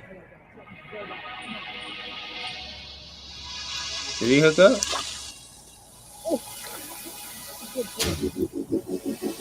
Yep. I think his friend hooked up. Hey guys, so I just got finished editing the video you just watched, and okay. All right, y'all. So we are now, whoever else is in the chat right now, guys. This is the interactive part. I'm gonna let you pick. So I'm playing a video by Backyard Boy TV. We've actually already played 2 videos by Backyard Boy TV tonight. But go to Backyard Boy. Here's the link to his channel if you guys haven't checked him out. I'm interviewing him soon. Awesome younger YouTuber with a really, really, really good work ethic, really good videos. So guys, A, we can play this one here, fishing the Weber River for brown and cutthroat trout. Or B, we can fishing the Weber River for evening brown and, I don't know, I'm guessing brown and cutthroat, brown and something. So you guys want to do A or B?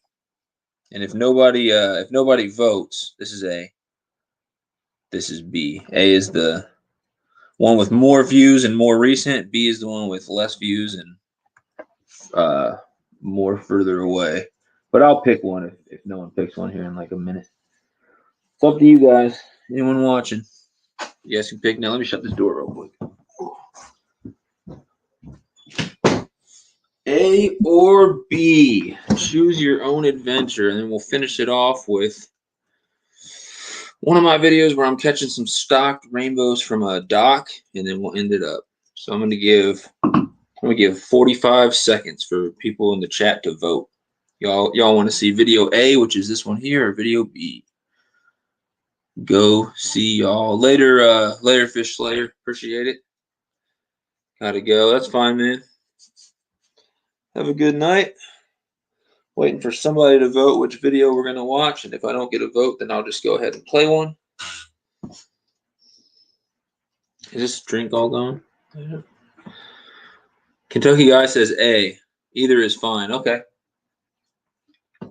Thanks for the participation, guys, and I really appreciate you guys being in here with me while I wrap this thing up, and helping me out. So we'll do A, which is this one. So this is a troll. You got all these people disliking videos when they first come out. It's freaking annoying, especially when it's a young kid like that. It's just stupid. Fishing the Weber River for brown and cutthroat trout. And his first video he made at this river, I don't know if it's this one or another one, but he was talking about how pressured it was and how he never has luck there. And he grinded and he grinded. And he finally figured it out and figured out that river, figured out a high-pressured river and how to fish it. So never give up and say, oh, the pressure's high and the fishing sucks somewhere. Because you can always get better and get more effective at fishing, you know, any place, any species, whatever it is. So let's get this one going. Alrighty, guys, picked up with the first fish of the day. It looks like another cutthroat. Look at the fight on him, man. Oh my god. Yeah, so this definitely wasn't it. His first video, I think he caught 1 or 2 fish the whole time, and he was like, at the beginning, he was talking about how he never catches fish out there. I think he had fished it like multiple times, and it was his first time ever catching a fish there. And this one, he had figured it out already. Then he had another video after this, or I mean, another video right before this where he's even, you know, where he's doing good too. So. Picked up with the first brown of the day. Just grinded it out and figured it out. Fish. Oh, nice one. Nice brown, nice brown.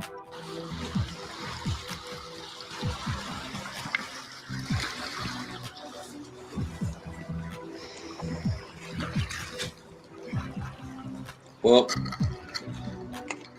Oh, fish. Dad.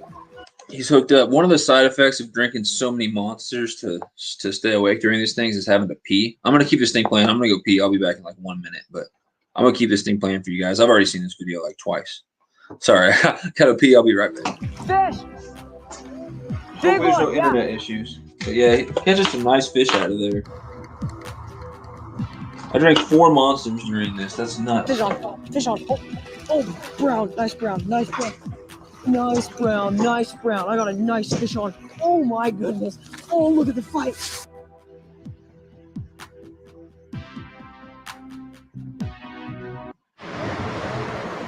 Get your finger out of the shot. The catfish. Yep. And look at the freaking carp. Alright guys, welcome back to another video. We're starting today's video out in the Great Cabela's. Needed to pick up a little bit of gear before we head down to the Weber River, and there's a bad smudge on the screen, but we're gonna head down to the Weber River. It's all gone, whatever, and hopefully we can get us some nice brown trout. Let's go, guys. So, guys, fun fact: at Cabela's, you can take your Cheeto addiction to the next level. It has a fish on it. Uncle Buck's.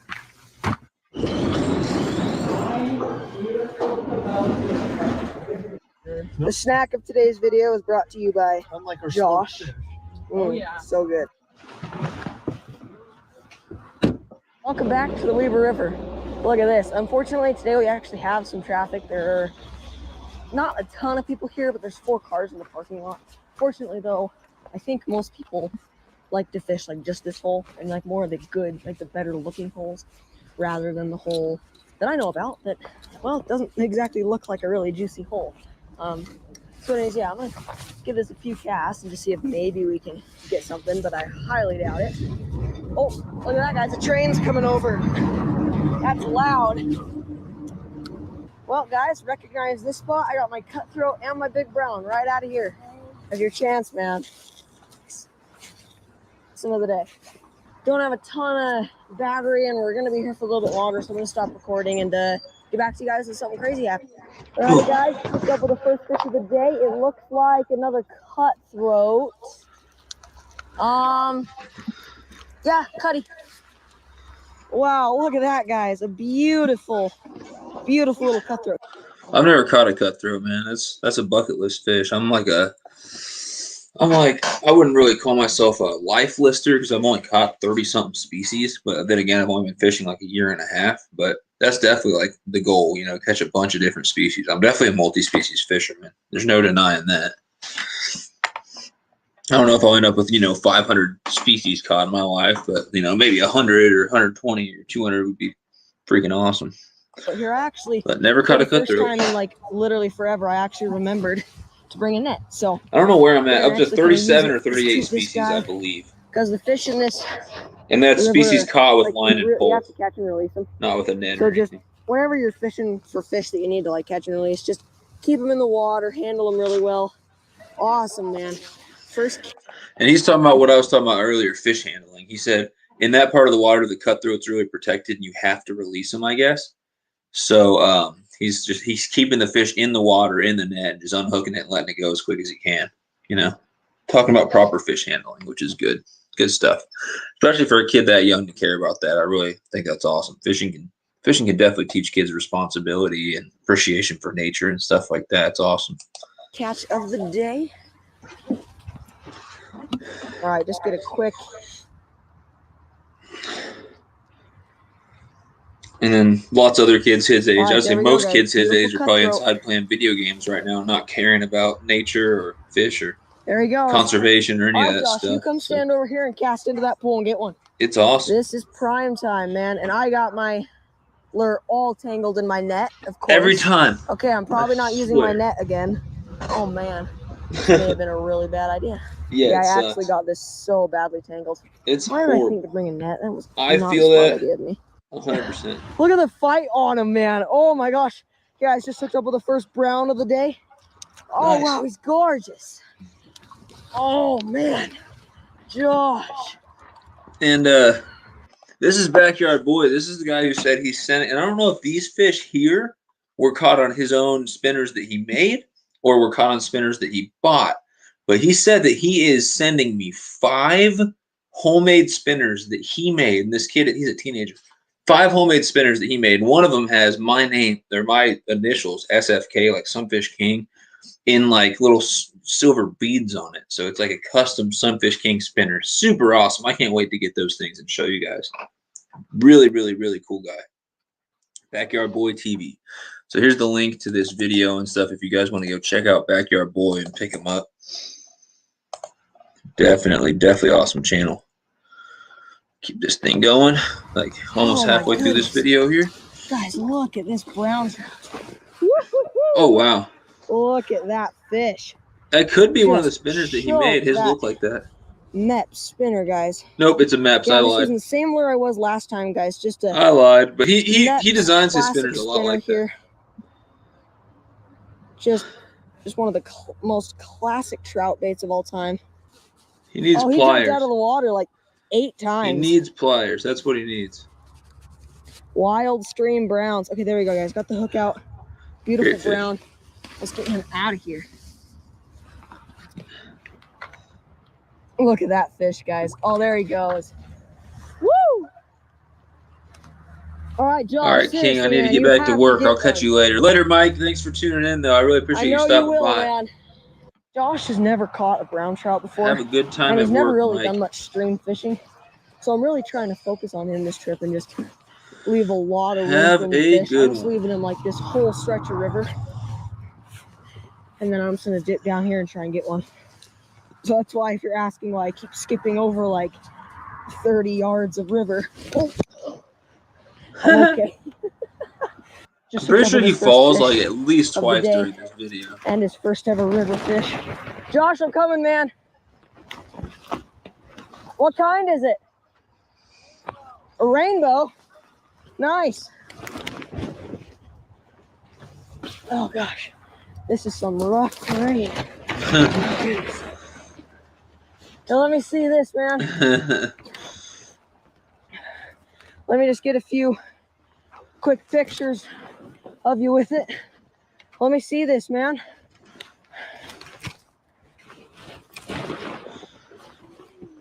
I think it was a cutthroat, not a rainbow. Oh, Yep, my man fell falling. again. Damn. He's literally fallen twice. Let me see. Oh, it's a cutthroat. What? That's a cutthroat. That's not a rainbow, man. How can you cover this one? Jaw slash. What's the jaw slash? Ah.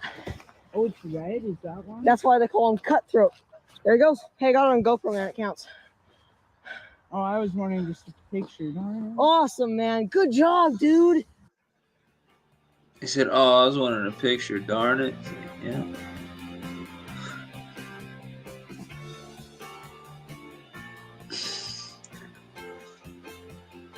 I always forget to take pictures of fish, man. Well, I was like, oh, I got on a Alright, GoPro. It's fine. welcome That's hard to get a good to picture of another it from the day GoPro. out here in the beautiful Utah mountains. We're here on the Weaver River again. This is I in was Utah. gonna make a separate video today, but since I didn't get a lot of footage of our last Weaver trip, I decided, you know what, I'll just combine the two. Anyways, we're here at the Weaver. We're just doing the same thing as usual, just trying to catch some lunkers. I actually don't want to go this way. So yeah, stay tuned, and hopefully we can get us some nice big fish. Alright guys, so let me kind of talk to you about my rig here. I just have a medium action rod. It's a combo. On this I got, I believe 10-pound test, and then I just have a little blue fox spinner tied on here. Nice. In a silver color, and that should kill it today. Now I gotta just get down here without dying, but I mean, look. I don't trust how him. He's gonna beautiful fall. this is, guys. So gorgeous. I love Knowing getting this here in guy is not Utah. going to make it down there Just without love falling. the mountains. 0% chance. Oh, he almost went. Oh goodness. Alrighty guys, so it wasn't getting I think he anything on did that, fall and then he just cut silver, it so I out. tied on this little golden Jake's spinner. It seems that gold seems to do really well on this creek. I don't know why, but like, I don't know. I just haven't done near as good with silver on this creek. I also think that gold does better. Even though gold's supposed to be for, clear water, sunnier days. Silver's supposed to be for cloudier water, less clear days. It seems like really in either condition, a lot of the time that gold does better. And now I will do better than silver in clear and muddier water or less clear water a lot of the time because I can see, the visibility is better. But not always. Seems like out of the two, gold seems to do better in more conditions. Oh, brown, nice brown, nice brown. In my opinion. Nice brown, nice brown. I got a nice fish on. Oh my goodness. Oh, look at the fight. Look at the fight. Oh my god. And look, he's got the at chest fight. mount, it looks like. Look at the fight. Because you can't, he's saying, look at the my fight, gosh. and it's like, bro, I'm Look looking at the fight. ground. Oh man, this is a big fish actually. No. If you have a head mount, like I do my hat mount, like this, wherever you're looking, that camera's gonna be. I don't have my hat nearly tight enough. Hold on. But you have the hat mount with the hat tight enough. It'll look. He'll be looking out there, going, look. Even if he's down on his knees, look at that fight. We'd be seeing it all. Instead, it's on his chest, so he's like down like this, saying, look at that fight. He's videotaping literally the rocks and the ground. I will never, ever, ever, ever concede that that head mount is just way better than chest mount, in my opinion. Just a million times better. It's a million times better. Dang it. That was a nice fish. Oh man, that hurts. He always loses his nice ones, man. What's really with bad. that? What is with that, man?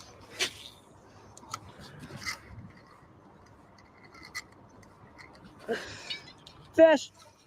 Oh, nice one. Nice brown, nice brown. Really nice brown. Oh my goodness. Oh, he better land nice this one. Fish. Fish. He can't lose every nice fish he hooks up Okay, he's not as big. He's just a really hard fighter. with. Oh no, never mind. He's nice. Oh my goodness, guys, look at this fish. Oh, come here. Oh, look at this fish. Come here, dude. Nice. Come here, buddy. Oh my goodness. Oh, he's beautiful. Guys, look at that. Nice. Just gorgeous brown. Nice. This man. guy hammered that spinner. Look how he's hooked. They love Look the how spinners, deep man. that I'm telling spinner you. is in his mouth. Look at that fish. All right, I'm we'll telling see you. if maybe, but oh, look how bad he's. Oh, I don't know. I don't feel really good about releasing him. But, yep. Well, there you go, guys. First fish of the day. Got him on the little Jake's Nice. spinner. I hooked like a 17 and lost it, and was so disappointed. But I got that one. So, woo, sweet guys. First fish of the day. Awesome. Woo. What type of line is he using, man? It almost looks like Beautiful braid. The heck? Casted right in front of that big rock right there and hammered it. Alrighty guys, so just moved spots. We're over here where this like big old thing dumps into the river. Don't really know what it's for, but nice looking pool here, and I'm fixing to fish it.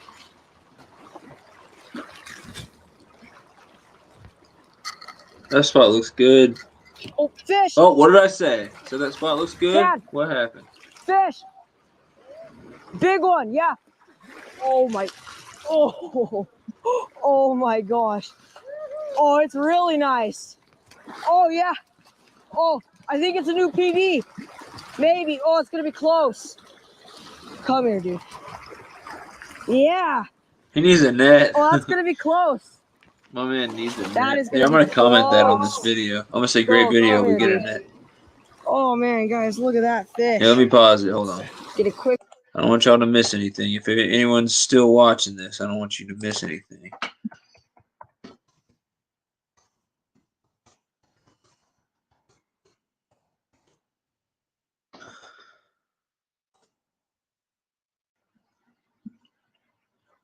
And he has a net. He just didn't bring it because I think he was getting tangled in it too much last time. But Quick still got to measurements bring on the him. net. He is 16, so not quite. We're gonna get a quick picture of him. Get him back in the water. Wow, what a beautiful fish. All right, got a quick picture. Let's get him right back in the water here. Down there.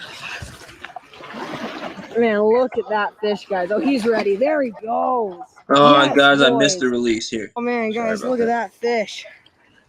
Get a quick measurements on him. He is 16. 16 inch. Backyard boy with the 16-inch brown trout. Get him back in the water. Wow, what a beautiful fish. We just hit the 6-hour mark with this live stream, y'all. All right, got a quick picture. Let's get him right back in the water here. What up, Funkin' CT? How you doing? You got any trout videos, Funkin' CT? Let me know. My goal is after we finish this video, which is almost over, is just playing one more of my videos and then wrapping it up because we just hit the 6-hour mark for this live stream. But if you have any trout videos, I'm not opposed to playing a few minutes of one of your videos if you want. Appreciate you joining in. It is at the end of this thing. Most of the people have dropped out, so I am wrapping it up right now, unless for some reason a bunch of people pop in. But either way, it is 1:30 my time, so I'm gonna keep playing this. Let me know if you got any trout videos. I could definitely play a few minutes if you do have one. But if not, I'm just gonna play one of my videos after this. If you got any trout questions, trout advice, trout discussion, let me know in the chat. We can definitely talk trout for a little bit because we did that for like 4 hours earlier, but I'm not opposed to it. This is Backyard Boy. Man, I'll look share at the that link in the fish, guys. chat Oh, he's for this ready. There video he and his channel. goes. Yes, boys. Woo! And we were just talking about, so the first half of, and I wouldn't really say that brown trout are very delicate at all, but yeah, I agree with what you're saying. For the first half of this video, he's using a net and he's doing great. And he's like, oh, you know, he catches a cutthroat where you have to release in the water. And he's like, keeping it in the water. He's like, oh, if you catch a fish, and this is a kid, so I mean, it's awesome that he does what he does as far as that. I don't have any on YouTube anymore. No, you're fine. He holds the fish in the water. He keeps it in the water the whole time, unhooks it, and lets it go. And he's like explaining what he's doing while he's doing it. I was like, that's awesome. But then halfway through the video, that day ends, and he comes back this next day. The first day, he kept getting his stuff all tangled in his net, and he came back the next day without a net. I think because of that reason. So these first 2 fish that he caught, he had to pull them up onto the bank, and it's like it's not really the best way to do things. I mean, yeah, getting tangled in your net sucks, but it's what's best for the fish, you know. All right, bro, I'm heading out. Talk to you in the morning. All right, yeah, later, Kentucky guy. We will we'll definitely do that live stream tomorrow night, unless anything comes up. But I'll let you know. But we'll plan on it. I'll try to set up that live stream at some point, a few hours beforehand, so that we can share links and everything like that. And I'll keep in touch with you. But thanks for hanging out, Kentucky guy. Like I said, I'm only playing one more video after this anyway. So awesome. I'm always so scared when catching trout. They're so delicate. Yeah, I spent all weekend catching trout, man. Definitely helps to handle them right. Keep them wet, use a net. That's my motto with them. Keep them wet and use a net. So, just sorry I came in late. You're good. It's never, like I tell people, it's never too late to come in one of my live streams, man. If you got anything you want to talk about, trout, YouTube, any questions, I'll be happy to answer them. But the whole plan is to play one more video after this and wrap it up, unless you got anything you want to talk about specifically. If you'd come in a little earlier, I would have let you, suggest videos to come and play and stuff like that. But we are getting to the end of this thing. But yeah, don't be sorry. Just Chance I'm at glad that that you're in spot. here. Thanks for being Really part cool of the spot Sunfish to fish. Squad. But only got Super that one, awesome. so we're gonna Thanks go for back where everybody we who's still in started. here. The I truck's right appreciate there, y'all. but we're gonna head back down here a little bit and see if we can hook up on a few more fish. We'll see if he hooks up with before it one gets more dark. or We're not. about 30 minutes till dark, so not a He's ton in of time, Utah, but by this the is way, time guys. He's where fishing in the Utah the mountains. big brown trout come out and play. So hopefully this will be the day where I catch my brown over 20 inches. I'm always recording when I walk down these rock cliffs just in case I fall. He's fallen 3 times this video already. Loving the channel. Yo, thanks. Appreciate that. It'll hurt really bad. And if you come in another time, Funkin' CT, if you come in when I got like some moderators in here and I got more people in the chat, they'll share your link so other people can go check you out and stuff like that. Or, you know, if you want someone to share your Fishbrain account or something like that, we can try to help you out in the chat. And we'll All probably about have some helping each serious other and negative support and everything consequences like to my body. But at least I'll get it on camera and it'll be funny. that. Alrighty, guys. We're at the spot where I lost that monstrous brown earlier today. Yeah, we had Hopefully 20-something there's another people one in down here there that's willing earlier. to bite. We're down to like 3 now because it's Alrighty, guys, just turned off my 1:30 GoPro to a.m. conserve battery, but where just I'm caught at. this That's a nice beautiful cutthroat, man. cutthroat. Look at that jaw It's a slash. really nice fish. Just a beautiful fish.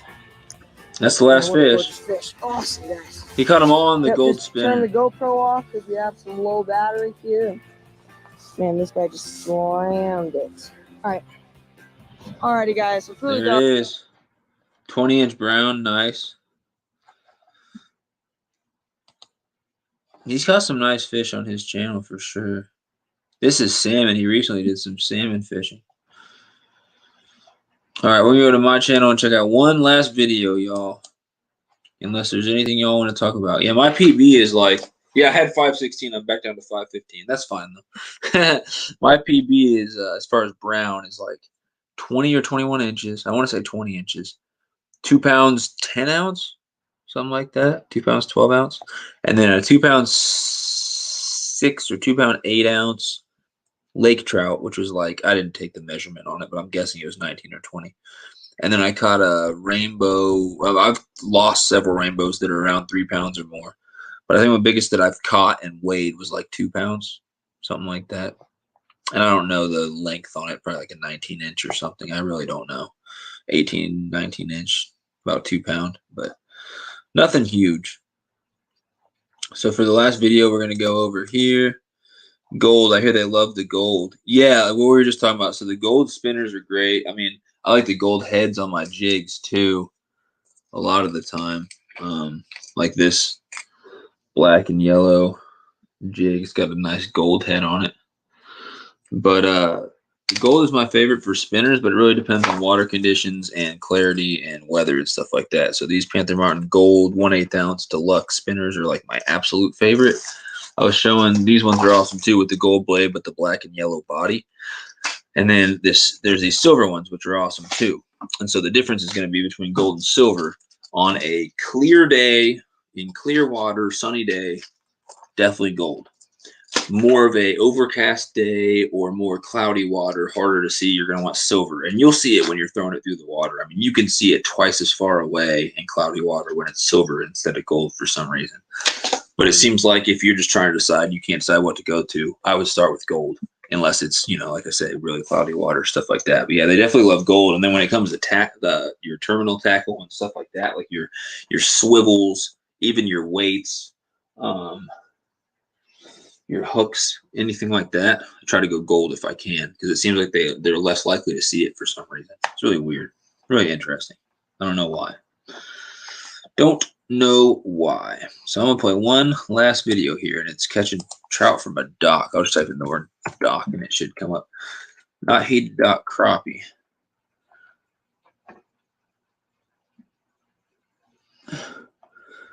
Here we go.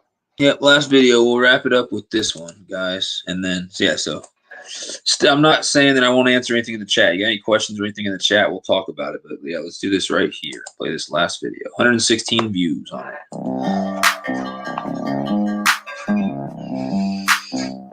Thanks for being here, guys. We're going to wrap it up after this video and go ahead and turn it off unless anyone has any last-minute questions. It's been a pleasure. I'm gonna be live tomorrow night unboxing a big giveaway that I won from Kentucky Guy. A lot of bass baits in there. So guys, check me out around 7:30 tomorrow, and that's Central Time, whatever that is in your time. So I'll be live tomorrow, and then try to be live at least once or twice this weekend. I want to do a trivia. I want to do another unboxing of off the hook stuff that he sent me. And then I will, every Tuesday we go live. So I don't know what Harrison's doing next Tuesday. I might be on his channel unless he's busy, then I'll be on my channel. But same thing next Tuesday, multi-species. I don't know. Let me know, Funk and CT, if you have any suggestions of what you think we should talk about next Tuesday, because I'm not saying I can't think of anything. I can easily think of a topic. I'm just saying I would like to talk about what you guys want to talk about. Nobody earlier gave me any suggestions. So if anyone has any, I'll definitely consider talking about them for either next multi-species or one of the upcoming multi-species weeklies, which happen every Tuesday, 7:30 Central Time. We do it every week. We've done it every week since we started. We haven't missed a week yet. We caught a huge rainbow on multi-jointed swim bait once. That's crazy. As soon as it hit the water, so weird. Must have been in the right place at the right time. Was fishing for largemouth bass. Yeah. You mostly try for largemouth bass. Yeah, I'm a multi-species fisherman, but I got a lot of friends who are, mainly bass fishermen, which nothing wrong with that at all. Bass are a huge sport fish here in America, probably the biggest. But yeah, I'm just multi-species, man. I can't go for the same fish like 2 or 3 days in a row unless it's like a specific trip without being like, all right, we got to mix it up. What's up, everybody? Sunfish.King. Busy. That's the theme lately. Seems like every fishing video I've made lately, I've been in a hurry or only had a little bit of time before it gets dark. It's gonna get dark shortly after 5:30. And we were talking earlier, Funk, about people catching trout on bass baits, and like a lot of guys who go for big monster trout tend to throw bass baits. So there's a guy in Colorado I saw chucking a topwater rat, and I'm like, what are you doing? It didn't even have decent sized hooks on it. And he's like, oh, I've caught monster brown trout in these topwater rats. I'm like, that's crazy. And then people around here went bass fishing over the winter trying to catch bass using all different types of like finesse stuff, jigs, and people would catch trout on them. They have giant hooks, so you're not as likely to land the fish and get that hook set and everything like that. What up, Manel? How are you doing? She said, good morning. Yeah, it's almost 2 a.m. right here, so it's the middle of the night. I'm playing this last video, and then I'm going to end it. 5-inch multi-jointed swim bait caught a big rainbow. It was weird. That's what I'm saying. It's probably between 4:40 and 4:45 right now. And I'm headed to one of the local lakes that has been stocked with rainbow trout. It's been a while since it's been stocked. The next stocking is pretty soon. The numbers are extremely thin there, so my luck may not be great. I've got a lot. So the bite was getting slower there. There weren't many fish left. So the last couple videos that I've put out, haven't been a super fire bite. I've got a lot of footage though, of like 10, 20 trout days. I just haven't edited yet. So I mean, I cannot wait till I get a little more free time to put out some of these longer videos for you guys. They're gonna be great. I mean, 10, 20 trout days, got some smallmouth stuff, some Asian carp stuff, some gar, largemouth. Like I just got a lot of stuff coming soon. So as soon as I get some time to edit it, it's gonna be great. But I'm going to try anyway because I guarantee I will not catch any trout if I don't get out. Can't wait. Fishing. You can't really catch trout from the couch unless you're VR fishing. That's another story. That's another video. Make sure to check that one out. Thanks, Car, for beeping right in my intro. I did some virtual reality fishing in one of my videos.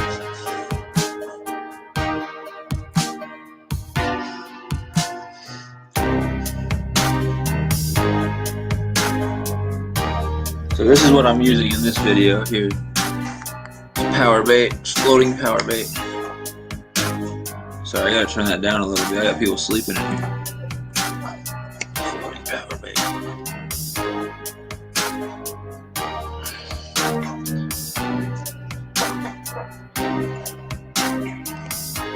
Topwater Guggen frogs. Are the fish starving? No, I mean they're big predatory fish. They're gonna go for whatever prey they see available. So, they might go for they might think that's a dying fish on top of the water, or they might just, just be thinking that might make a good meal. In New Zealand, they have massive wild brown trout, or native, I guess, brown trout in New Zealand. Like huge. They get giant. And people say they eat water rats and stuff like that out there. So you could literally use a topwater rat and tear it up for those things. Pretty crazy. Probably not their typical diet, but yeah, I mean, big predatory fish trying to attack something. It's crazy, but it's not, unheard of. All right, this is Johnson Lake. It could be though. It could be that fish is so hungry it's going. This is one of the first lakes I ever fished for trout.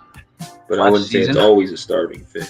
Over there, near where that guy's walking, is the spot I normally fish. Which I fished there like. Last year I fished at that spot I just pointed at the whole time over here, and then this year I like literally fished there more than once or twice. Today, but since this dock is open, I'll go ahead and fish this dock. The dock's awesome. That dock's like the best bite. Got a little bit of a railing to reach over when I'm netting it. Notice I say when and not if. That's the confidence right there. When as in I'm going to catch a fish today. All about confidence, on this guys. Days. It's all about confidence. It's a game changer. Oh, I thought about busting out the Panther Martin today and doing some spinner fishing, but as you can hear by the audio, it is windy today. Ah! Well, that wasn't good.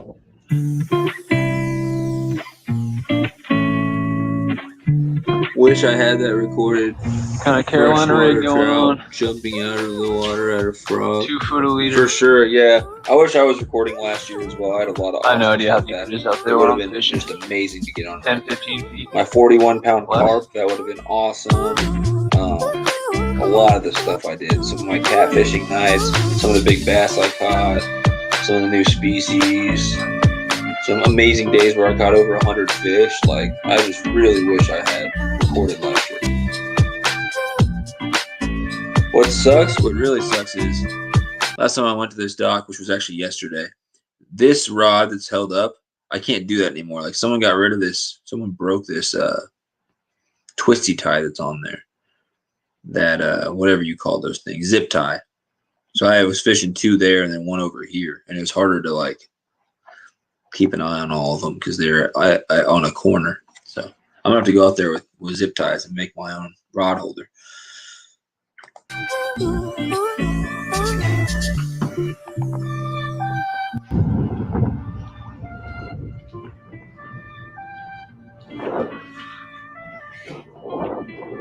Something going on here. Something going on here.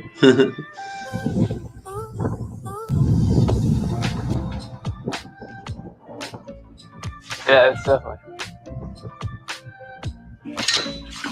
There it is. Smacked it.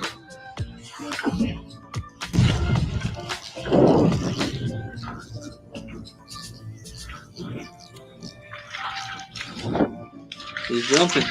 He's jumping a lot. Nice. That trout's just going crazy.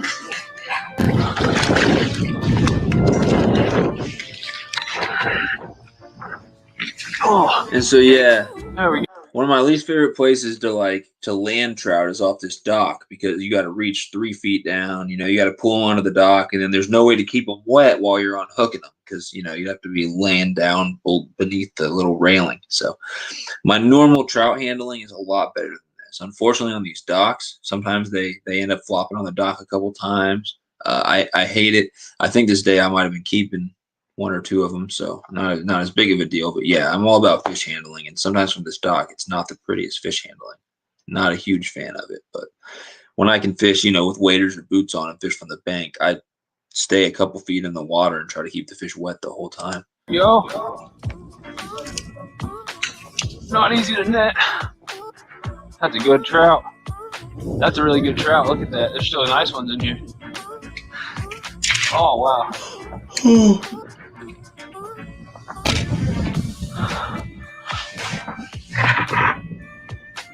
Look at that fish.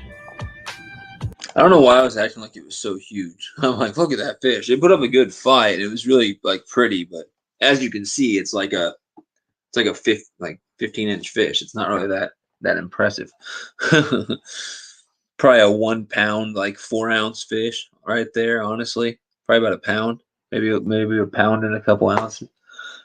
CEO from Livingston Lures hasn't called you back about reinstating your referral program. Supposed to be getting your own code to share. Okay.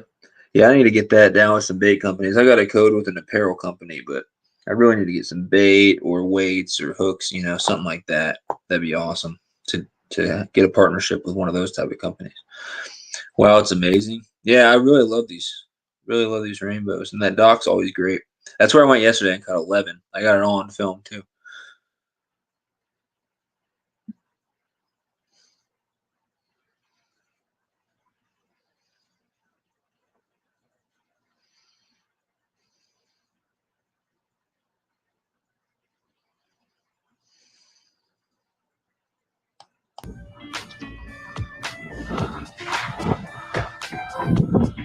We're gonna release this one since it's such a good one.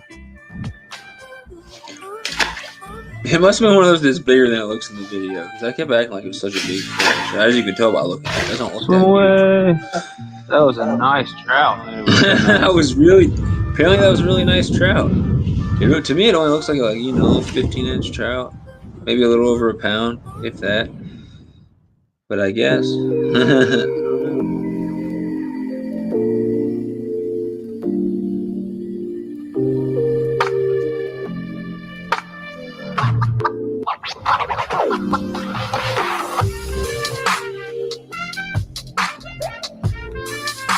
Getting dark quick.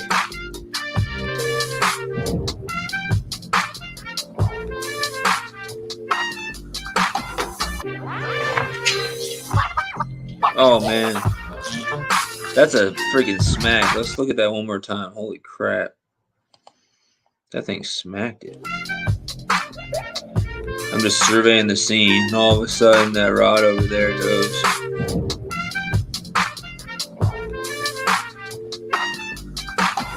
Just looking at it a little closer, and then hoop. Nice. The fish bit really close to the dock. Ooh, that's crazy. Look at that. There's a second one. Easy there, fish. Easy fish.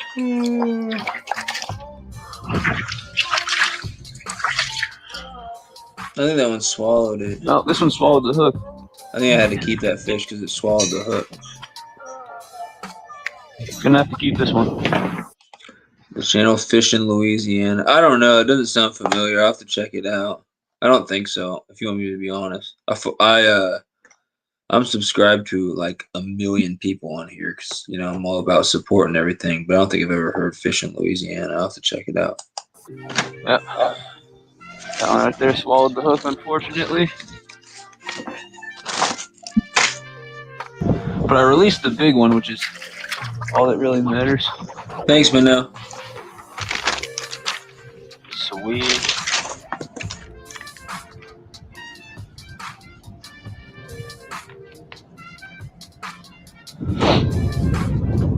You ever try that corner down there for bass? I haven't. I've got one over there.